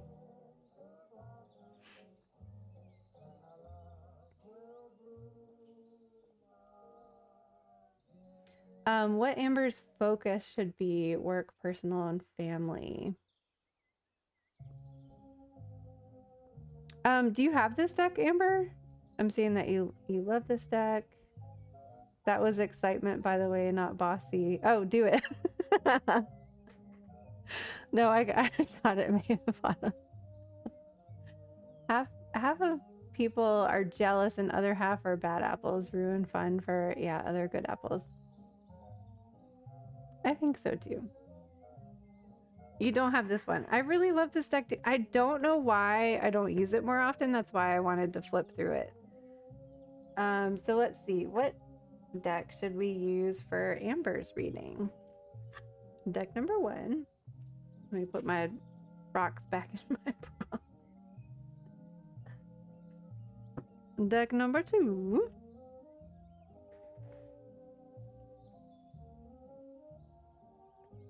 And I think I'm just going to do deck number 3, and then we can still pull from the animal one if you would like.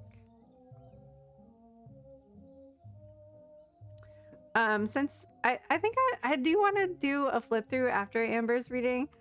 So I'm gonna BRB real quick. Amber, let me know. Groovy is number 1, Wizard of Oz number 2, and regular Alice is number 3. When I come back.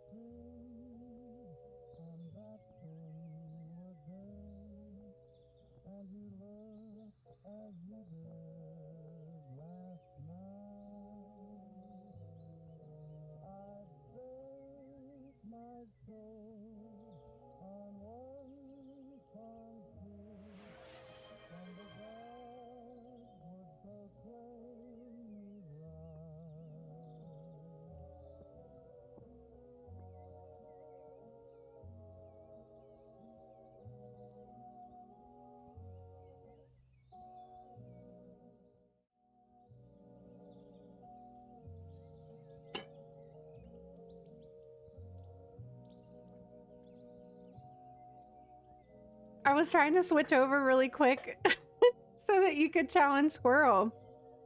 I don't think he even did anything. Let me refund your points, Amber.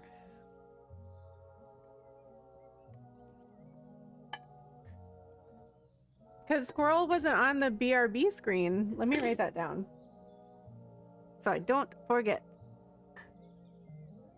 Put Squirrel on the BRB screen because he does cheat. You are correct, Hoaxer. Squirrel. Why did I choose a blue pen to write on a blue post-it note? That doesn't even work. What is something that will write on blue? Squirrel, BRB, green.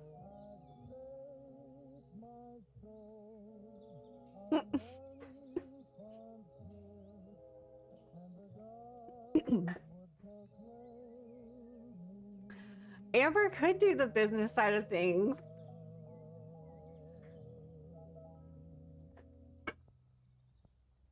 Let's go. Let's all go into business with Amber. Oh, wait, we're gonna pick an animal for Amber though, too.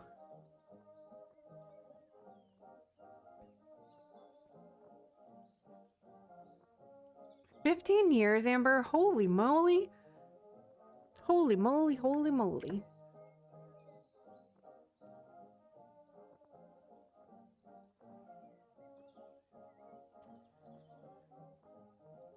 So what focus on work, personal, and family? So when we're focusing on work, personal, and family, are you expecting them all to be the same focus?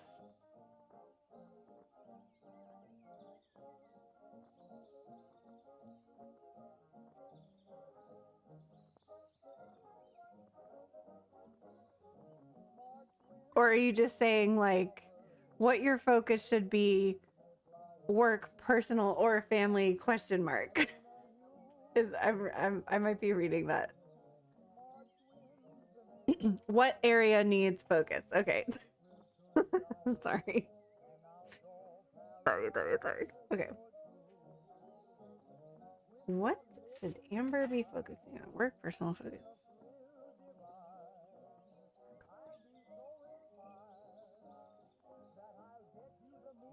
Okay.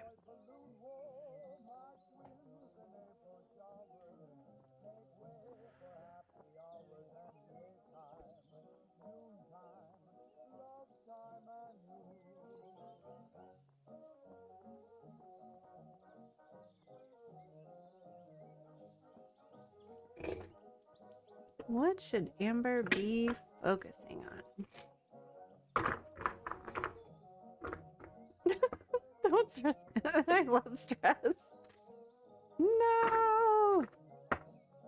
No, you put it in parentheses. That wasn't bad grammar. That was just like me misinterpreting. I think that like it was very clear now. Now that I understand.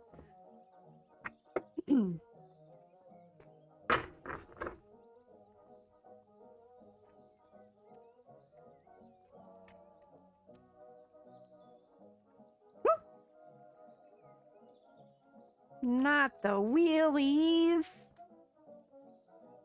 Or wheelers. Chelsea, have you seen the Return to Oz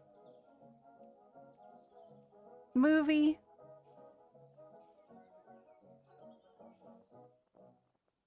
Turn that light back on. Ooh, look at this character, though. The patchwork girl.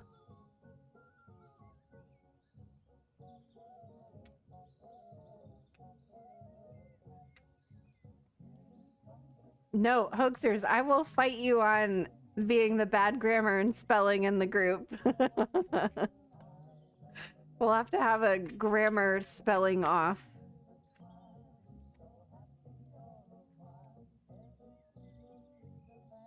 Well, I just know, Chelsea, that you've talked about the Tin Man one, but I'm wondering if you've seen the Return to Oz.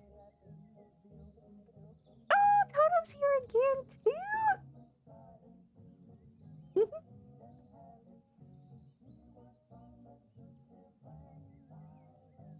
Oh my gosh, I want to read the Patchwork Girl.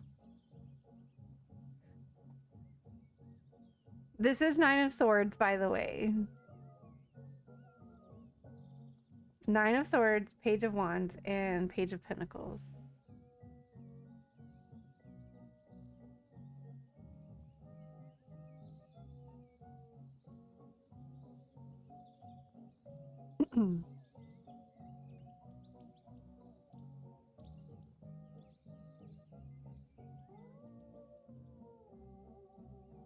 I love reading from this book.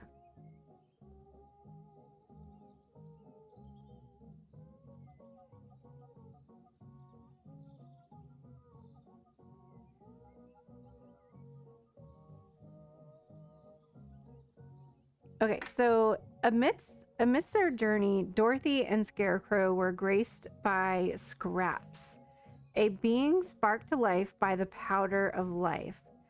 Her vibrant demeanor and unwavering optimism became their guiding light. The Page of Wands calls you to a world of boundless creativity and authentic expression. Like Scraps, you too possess a magnetic energy waiting to be released. So, I only know of the Powder of Life from the Return to Oz movie. And it's this powder that you can sprinkle on any inanimate object and bring it to life. So it's like you're putting your own personal touch and magic into the things that you create. So I'm thinking that what you should be focusing on is your creativity. And because you mentioned work and personal life as... Wait, let me go back up. You said work.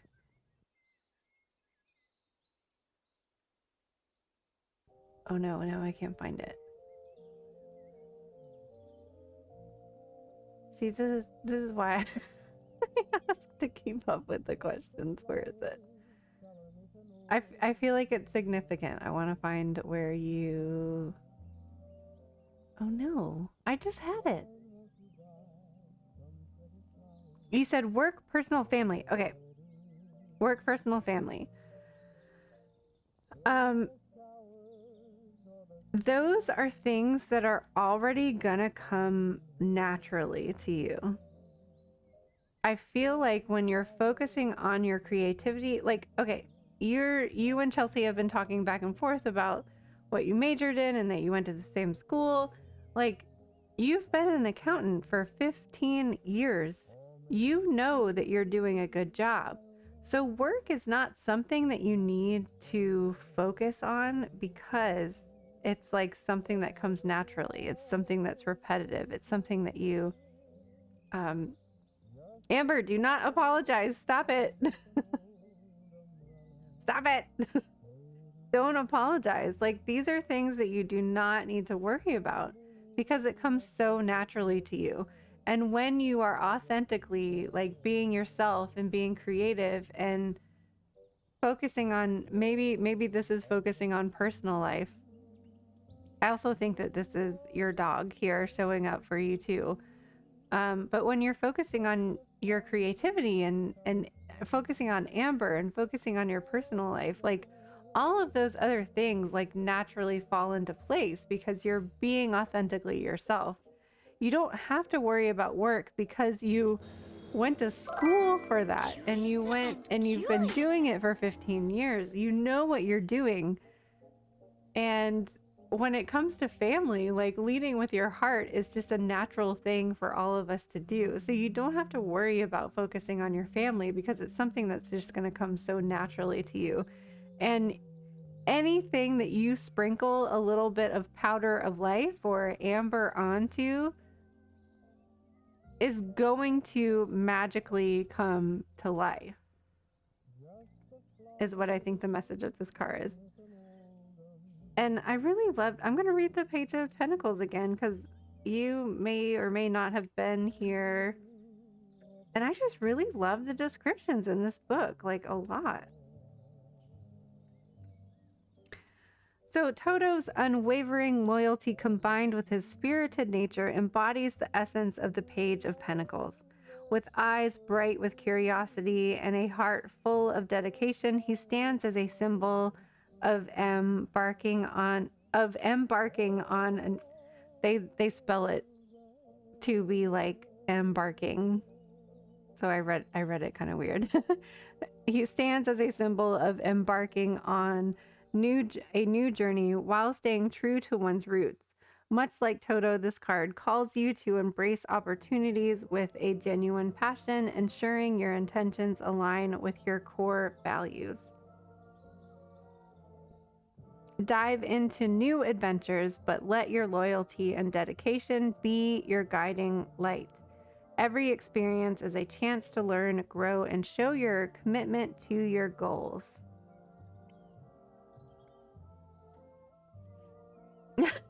Barking. Riley barks at Jenny every time she sees him. Oh my god. Was Riley like the same dog as Toto or very similar to? Like, that's what I was thinking when I first pulled this card. What is that? A terrier?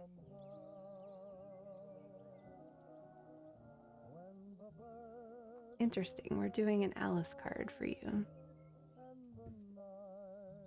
Oh, Chihuahua Terrier. Interesting. Is Toto's a terrier, right?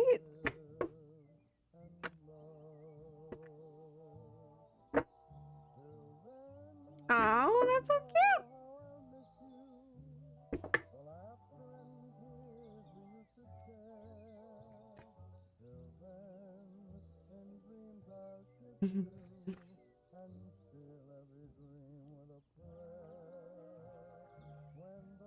I love that everybody exclaims, Toto, Toto, Toto again.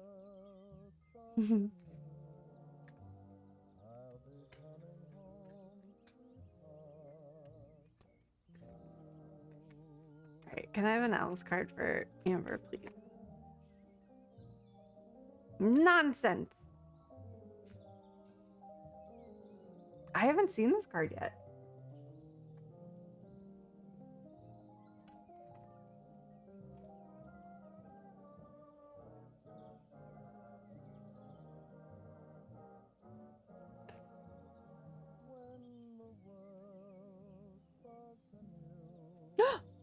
Chelsea, you haven't seen, oh my gosh, you haven't seen Return to Oz? I think I was asking about Return to Oz because we were talking about Tin Man and watching that again. And I've been looking for trying to find Tin Man. But then the more I think about the Return to Oz, I'm wondering if it's too scary for some people. So I was going to ask what your opinion on the level of scariness of the Return to Oz.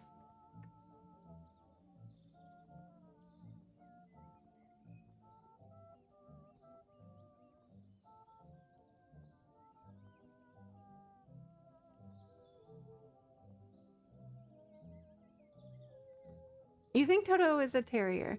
Amber has, so Amber, I was worried about you seeing Return to Oz. Oh, Hopesters, have a good night. Love you.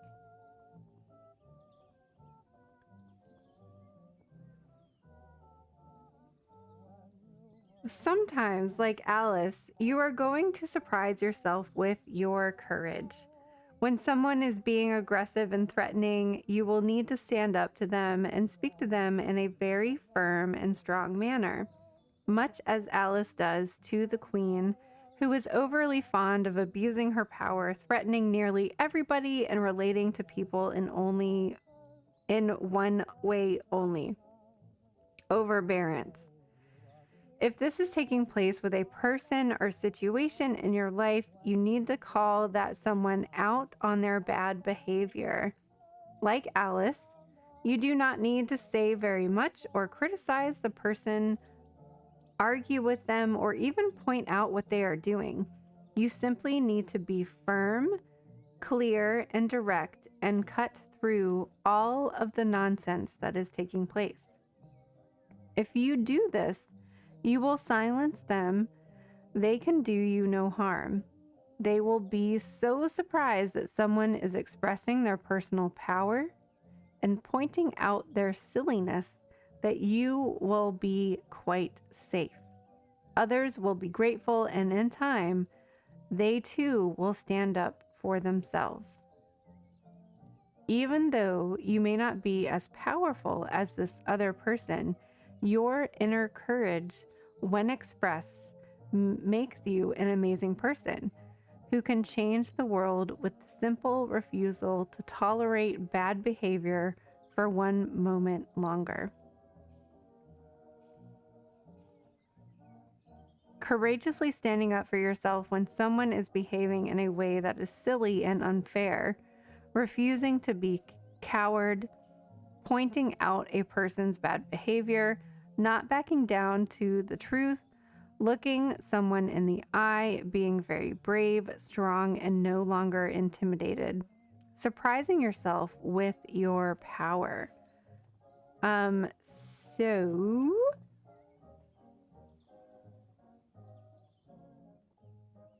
the bad person is your brain. Well, Amber, you have the power to tell this thing to stop it, to tell these stupid wheelie. Look at these goofballs. Stop it. Stop that. Sprinkle the powder of life onto the things in your life that you want to grow and expand and enjoy, like your family and your creativity. I think specifically because we're talking about the patchwork girl, who is a character that I'm not familiar with. It's not in either of the movies or the books that I've read of The Wizard of Oz, but the patchwork makes me think of crochet. Like, think of your creativity and your way to empower yourself and calm your mind and de-stress and to relax at the end of the day. You've been very, I do feel like you're saying that this is relating to your mind. I do think that this is because you asked about family. I think this could be relating to like situations in your family from the past, and I think you need to stay firm on those things. And I think that your little Riley is like standing guard, like whenever you're feeling a little like you might want to back down from situations, or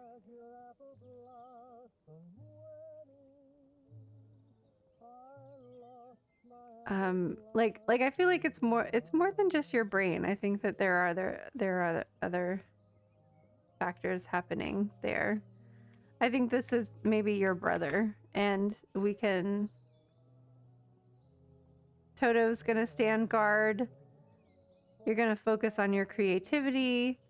You can create the life that I love the powder of life. I wish the powder of life was like a card in this deck. But this is so cool to have it as the Page of Wands, and just as like a way to believe in your own power and believe in your own strength and your confidence and your knowledge and your wisdom and all of the magical things that make Amber Amber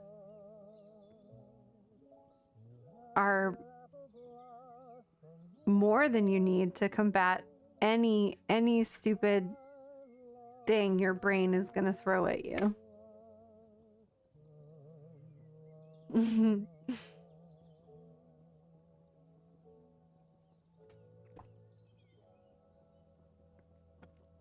I am powerful. Say it together now. I am powerful. They couldn't have picked like a better stance for a little Toto here. Just like, can't you just see it? Like, da da da da. Toto is here, barking at that evil witch.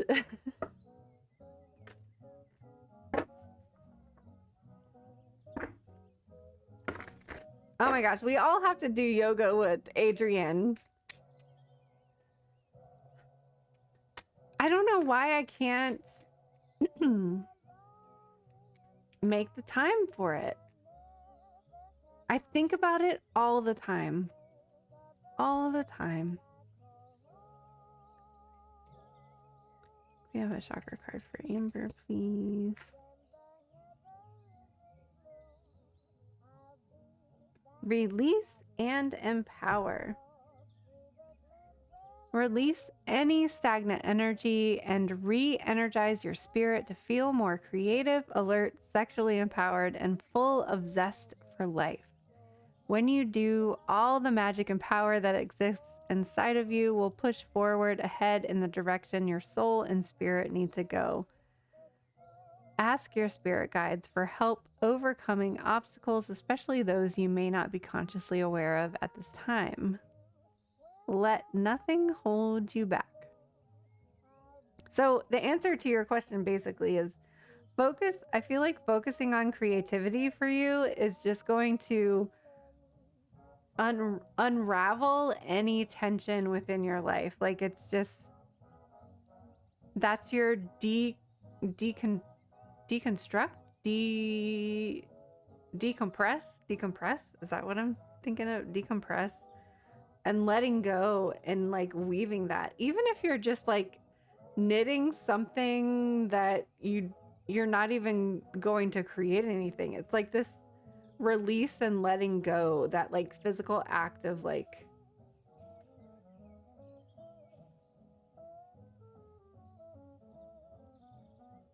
you're taking it on, but then like you're doing something to like release it.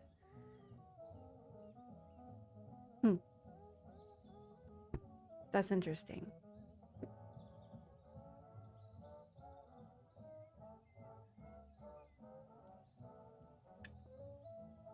Keeps your hands busy. That's I miss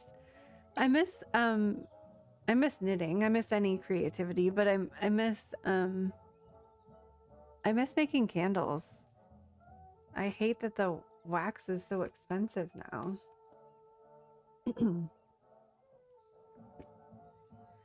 Well, thanks for getting a reading, Amber. Yay!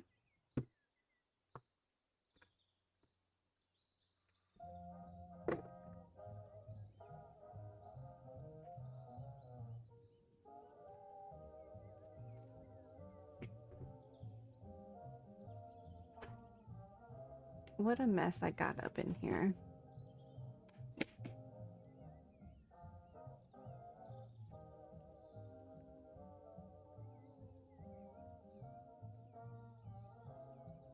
Oh, I didn't get an animal.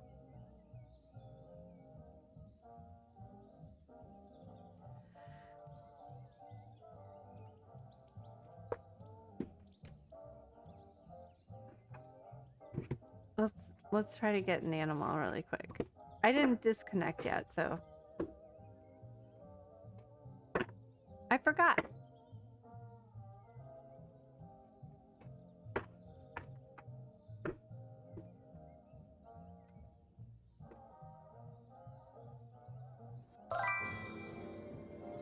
Curiouser and curiouser. Yo, baby mama, welcome in.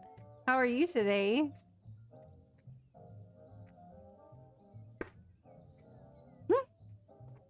Queen of Wands, Queen of Fire. Look at these dudes.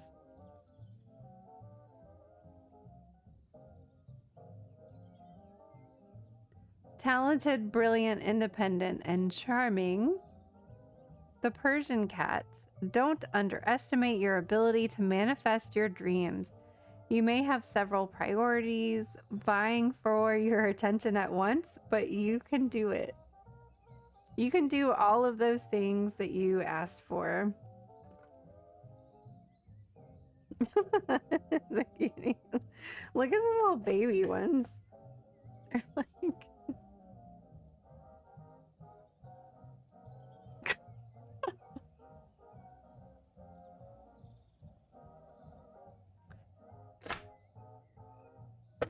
This deck is growing on me.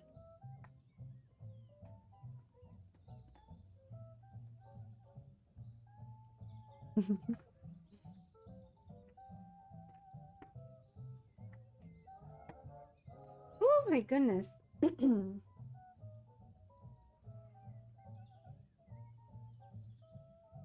me grab some incense.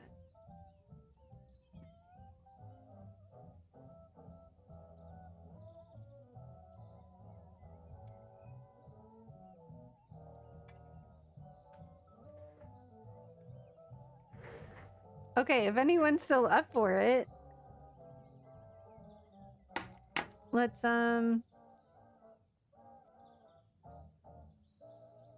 flip through a deck.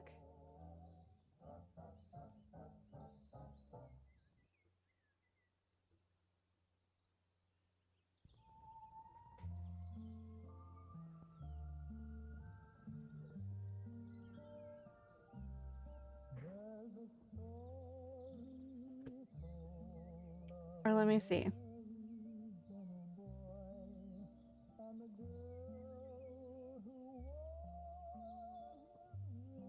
Wait, is this person live? No, it's a rerun. Trickery, trickery, trickery.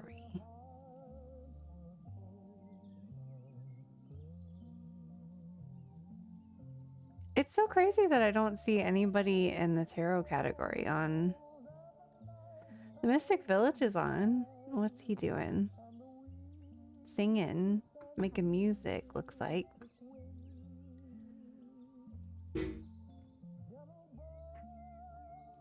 I really love this deck, but for some reason I'm not really like called to it for readings for some reason. Chelsea, do you knit too? Or knit or crochet? I was teaching myself how to crochet for a while, and then I just fell out of that practice, but I love that feeling of like spinning yarn.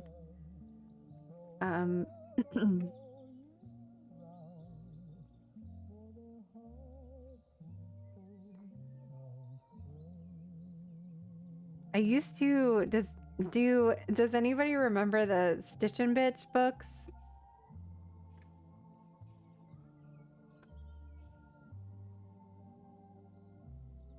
I used to be a Stitch and Bitch and like a member. We had like Stitch and Bitch clubs. I think she did a crochet book too. It was like very early 2000s. Loom and crochet. Wow. I don't know.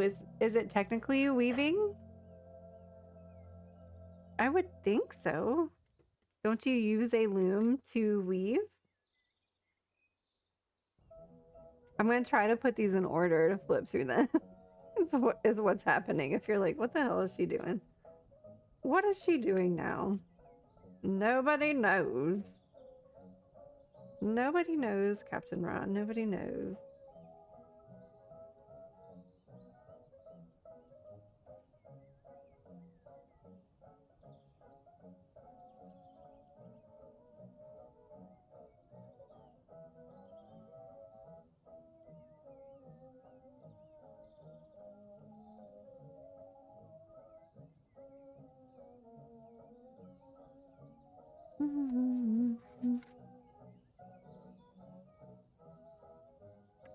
knew there was an 11.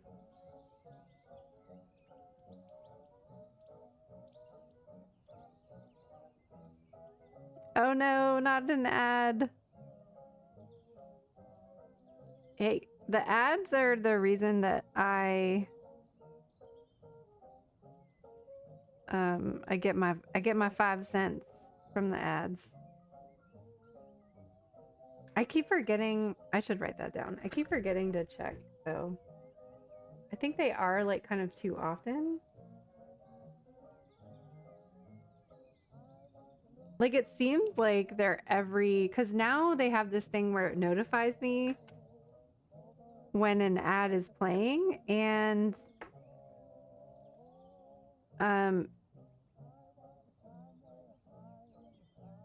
it seems like it's every half hour, and that seems like a bit excessive.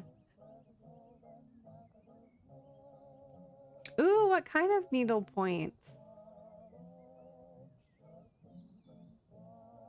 I used to cross stitch. I got really into cross stitching when I was really sick one time. And it's like, I don't know, it like saved me from this like weird illness that I had. And then I got really enthusiastic and cocky and attempted this really difficult pattern, making something for my mother-in-law, and it defeated me. It totally KO'd my cross-stitching venture. It was like, oh my god, it was horrible. I think I threw it away. I think I held on to it for a really long time, like not wanting to give up or be defeated about it. But then I realized that like having it just in my possession was like adding to this really negative energy and clutter. So I think I threw it away. Somehow I managed to salvage as much as I could from the project, and then I threw it away. Oh, it felt good. It was hard to do, but it felt good to get rid of it. Oh my goodness. And I don't think I've crocheted, or what are we talking about? What are we talking about? Cross stitch since then. And I was like really into it for a while. Guess I'm hyper focused on things.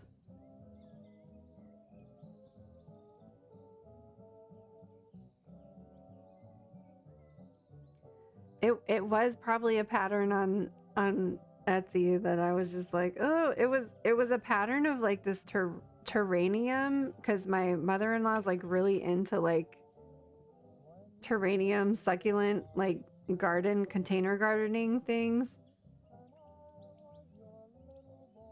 And I don't know, there was something about like the whole terranium itself was all these, like, it was like the glass, it was like all these different shades of white or clear or transparent, and it, oh my god, it just defeated me. I kept telling her one day you'll get this this thing. It never happened. I just had to throw it out.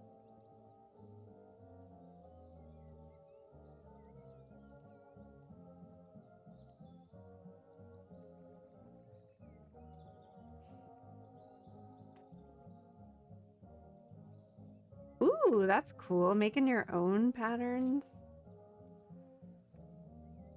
We are almost there, almost there. Something is very therapeutic about like putting these cards in order. This is also a deck that like does reversals. A lot of her Colette Baron Reed's decks do reversals.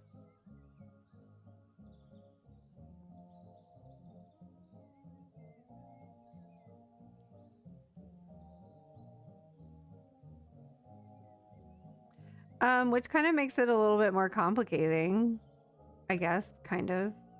What's happening here? These are not in order. Just because sometimes you get like a feel for an oracle deck, and then adding reversals on top of that is kind of a lot.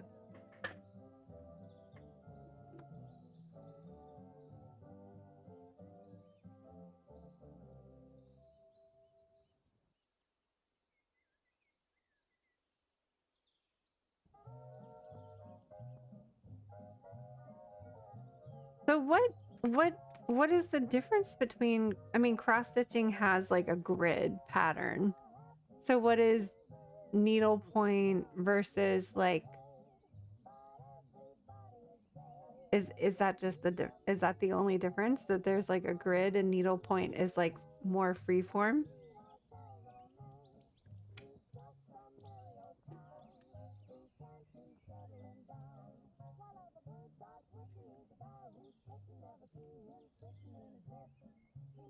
I can't see the numbers anymore. We're so close. Here's the dragon card that I was thinking of when somebody had dragons on their cards earlier tonight.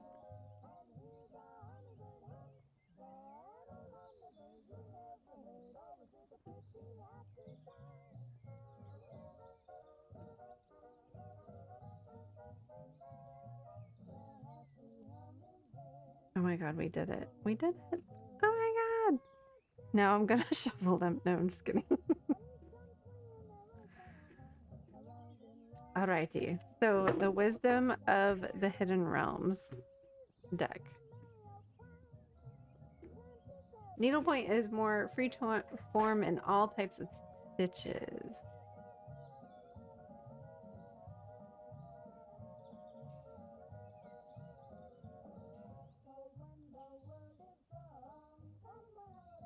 So let the wisdom of the hidden realms grant you entrance into a magical dialogue with the divine and provide you with greater intuitive self-awareness, self-mastery, and fulfillment of your highest purpose and heart's desires. Step-by-step instructions on how to use the oracle cards and an invocation meditation. Ooh, there's an invocation meditation. Invocation meditation. To begin, will bless you on your path and celebrate your highest good.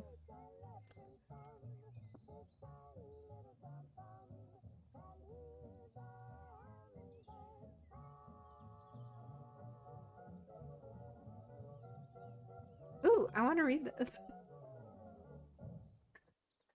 This is like exploring an old deck in a new way.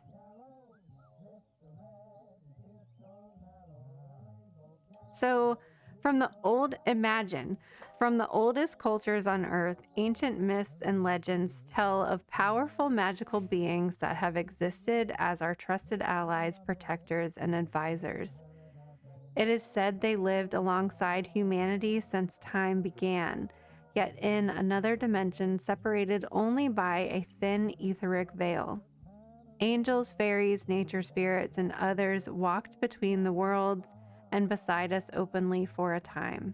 They served with us as co-creators of the bridge between the realms of the spirit and those on earth.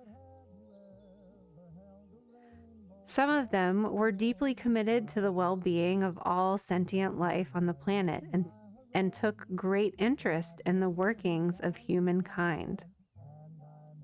They knew that all things that manifested on the earth plane were conceived in the realm of the unseen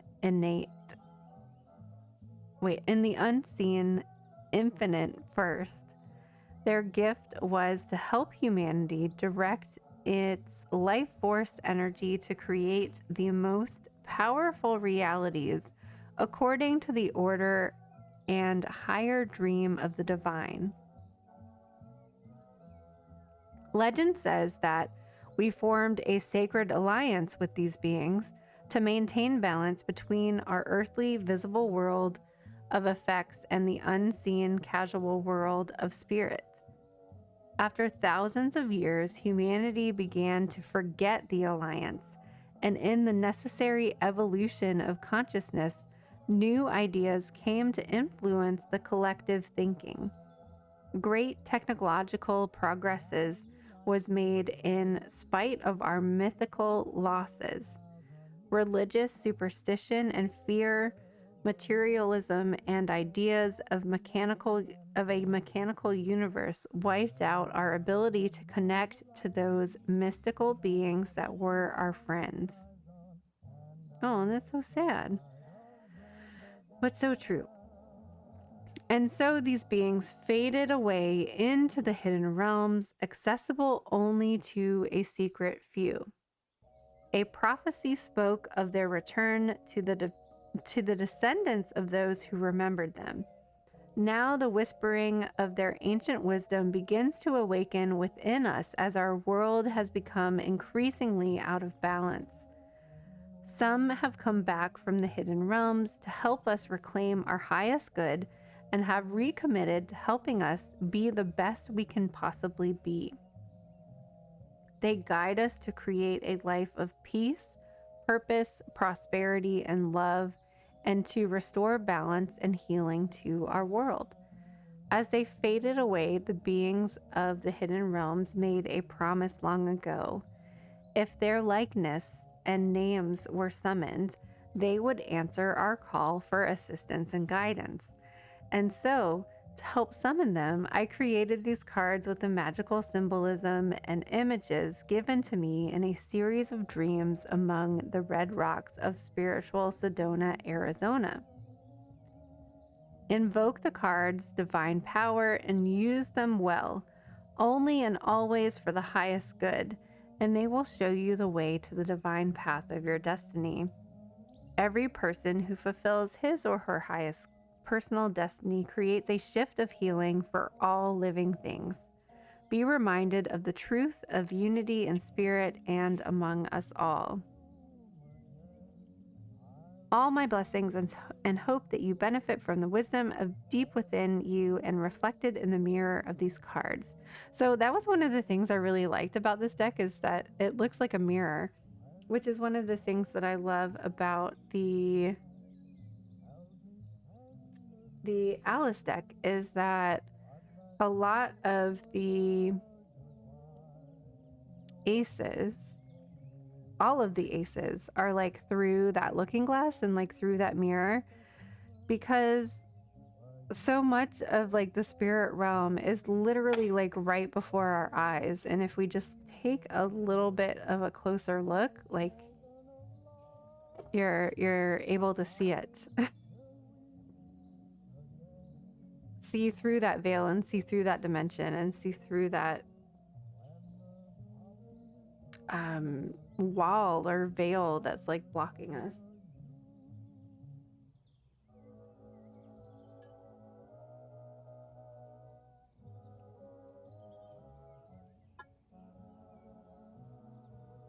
So the first one is the High Lady of Compassion, of Love and Compassion, reverence, kindness, and consideration.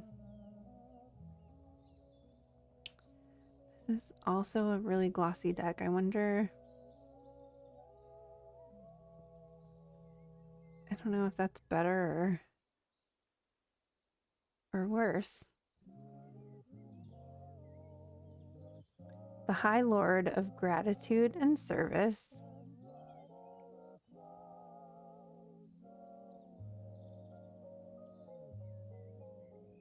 Selflessness, humility, and conscious action. You think it's worse? Okay. I'll just hold it at a different angle.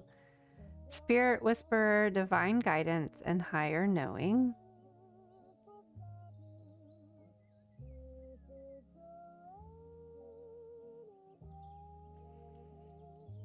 The Web Weaver, synchronicity, divine intelligence, cause and effect. So many different things happening.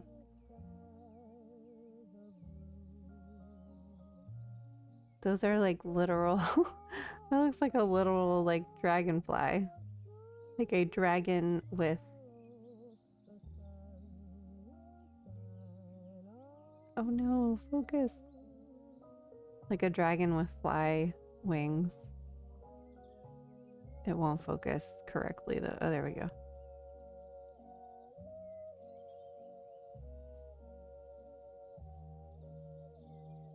The spiral dancer, circuitous, root, and perception.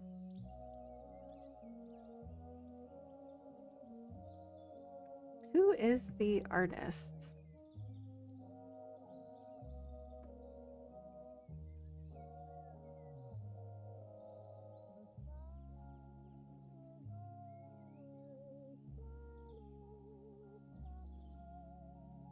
Oh, Jenna De Gratalia. She's done a lot of Colette Baron Reed's decks, and I'm just showing it because I don't know if I pronounce it. Jenna De Gratalia.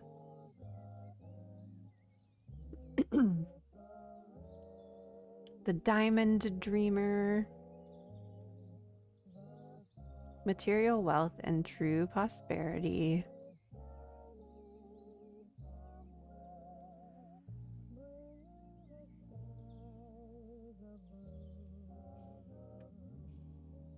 The Well Watcher.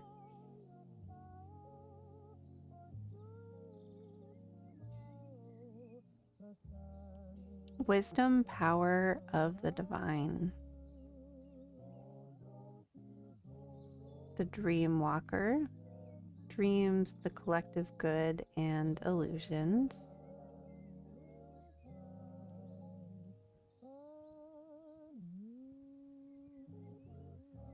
The Ringmaster of Scrutiny, discernment, clear visions, and details.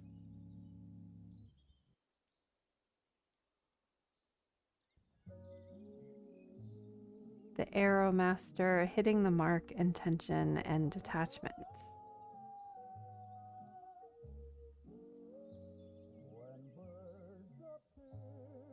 The Hawk Prince, spirit, communication, and paying attention. Now, I always get the Hawk Prince and the Eagle King confused a little bit. The Eagle King is big picture and angelic help.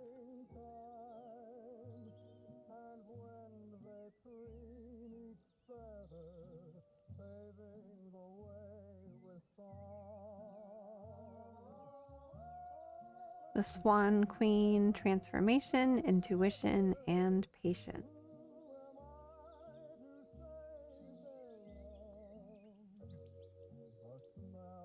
The Hungry Ghosts, obsessions, scarcity, consciousness, and attachments.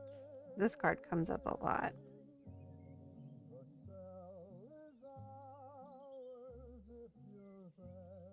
The Queen of Light, illumination, enlightenment, and celebration. The Shadow Queen, acquiring knowledge, insecurity, and manipulation.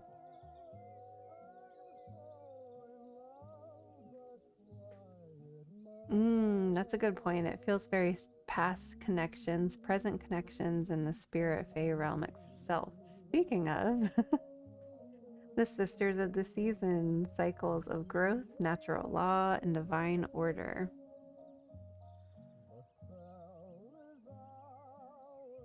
Gaia's Garden, fruition, abundance, reaping what you sow.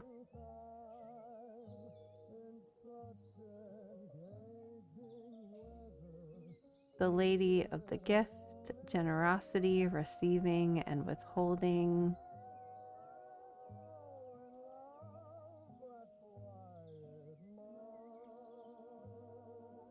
The Wise Woman of Wonderland, integrity, compromise.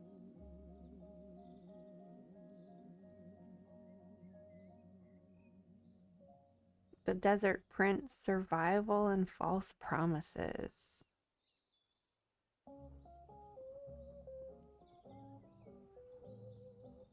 The Resting Tree, patience and stillness.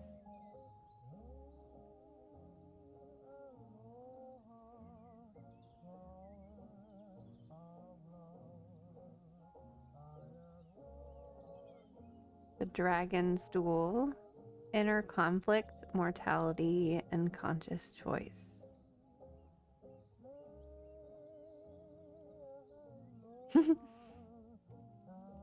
The wise woman of Wonderland.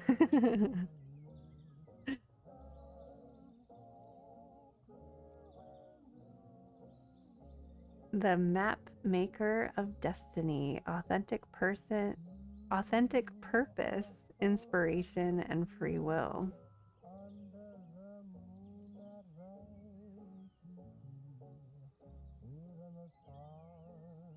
The eyes of beauty, positive expectations, and clarity.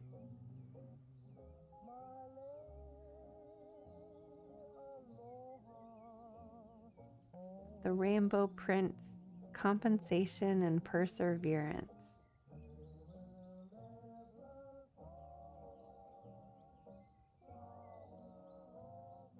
Sacred union, partnership, and romance.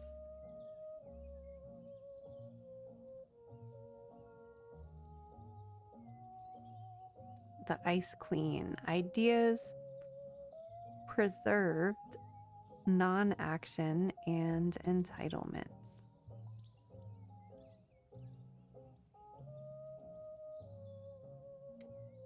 The Phoenix, resurrection, surrender to change.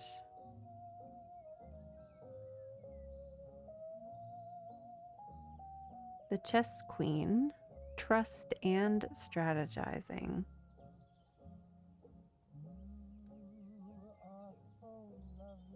The Prison Waif, self-sabotage, poverty consciousness. This card comes up a lot too. The Sun Dancers, joyful activity, celebration of life, and abundance.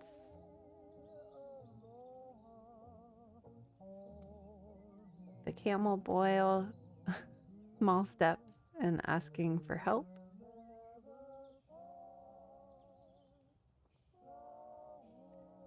The Winged Ones, angelic help and miraculous aid.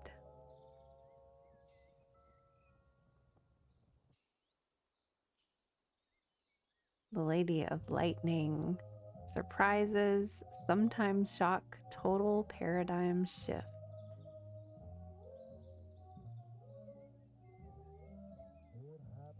The River Queen, flow, letting go, and natural movement. This one comes up a lot too. Sometimes upside down when we're restricting flow and inhibiting movement. The Metal King, discipline, armor, and boundaries. He comes up a lot too.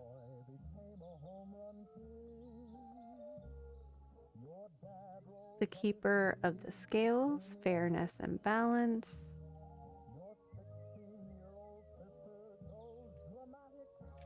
The Altar Priestess, also the cover card. Preparation, prayer, and sacred ritual.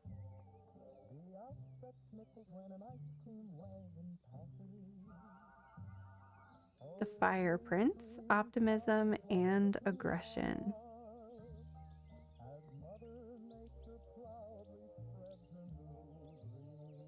Ooh, good job getting all the laundry done. You reminded me, I think I gotta check and make sure my laundry's dry. The Cosmos, creativity and vastness.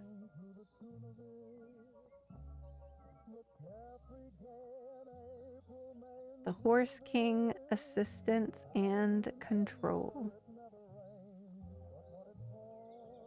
Laundry's never ending. Don't worry. The word Lord, I always struggle with saying that name for some reason. It tongue ties me. Communication, praise, and dishonesty. And the Lady of the Mirror, reflection and non-judgment.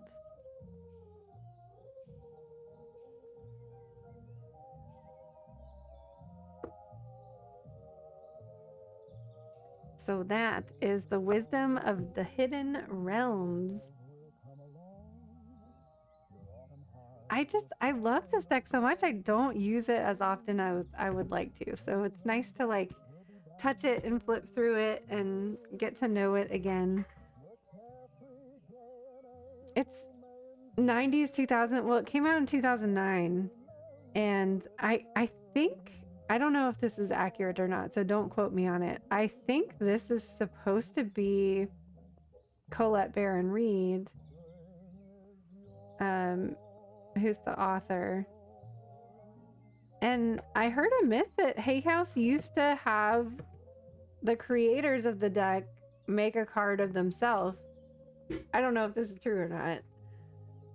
And I don't know if I don't think they do that anymore. I mean, we get the Hay House box. I don't know if they still do that. It doesn't, I haven't recognized it. This is the only one I've recognized it in, because that does kind of look like her.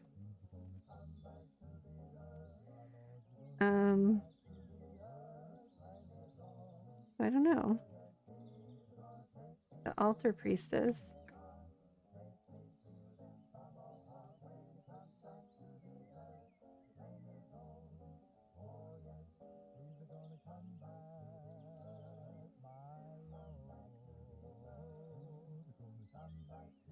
All right, so I guess it's time. It's time. It is time. Is anybody still on? Okay, the Mystic Village is still playing music, so let's just go chill over there.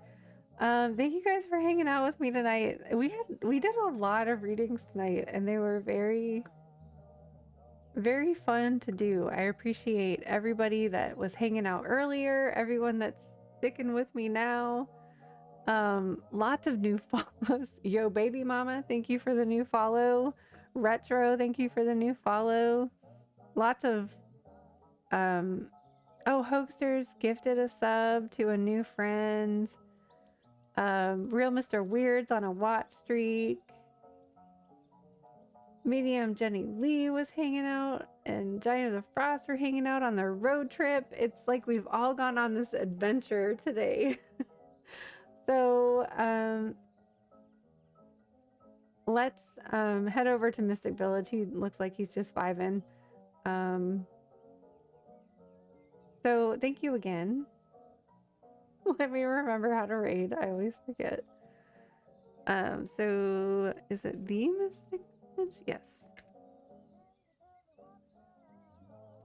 The Mystic Village. Thank you again, Amber and Chelsea, who I know are staying here till the end. I hope Hoaxers is having sweet dreams. And if you could... Oh, Chico Cath, thank you. Thank you for hanging out tonight and lurking. I appreciate all you lurkers out there. Let's go hang out in the Mystic Village, and I hope everyone has a good night. And yeah, I hope everyone has a good night. Thank you so much, and we'll see you next time.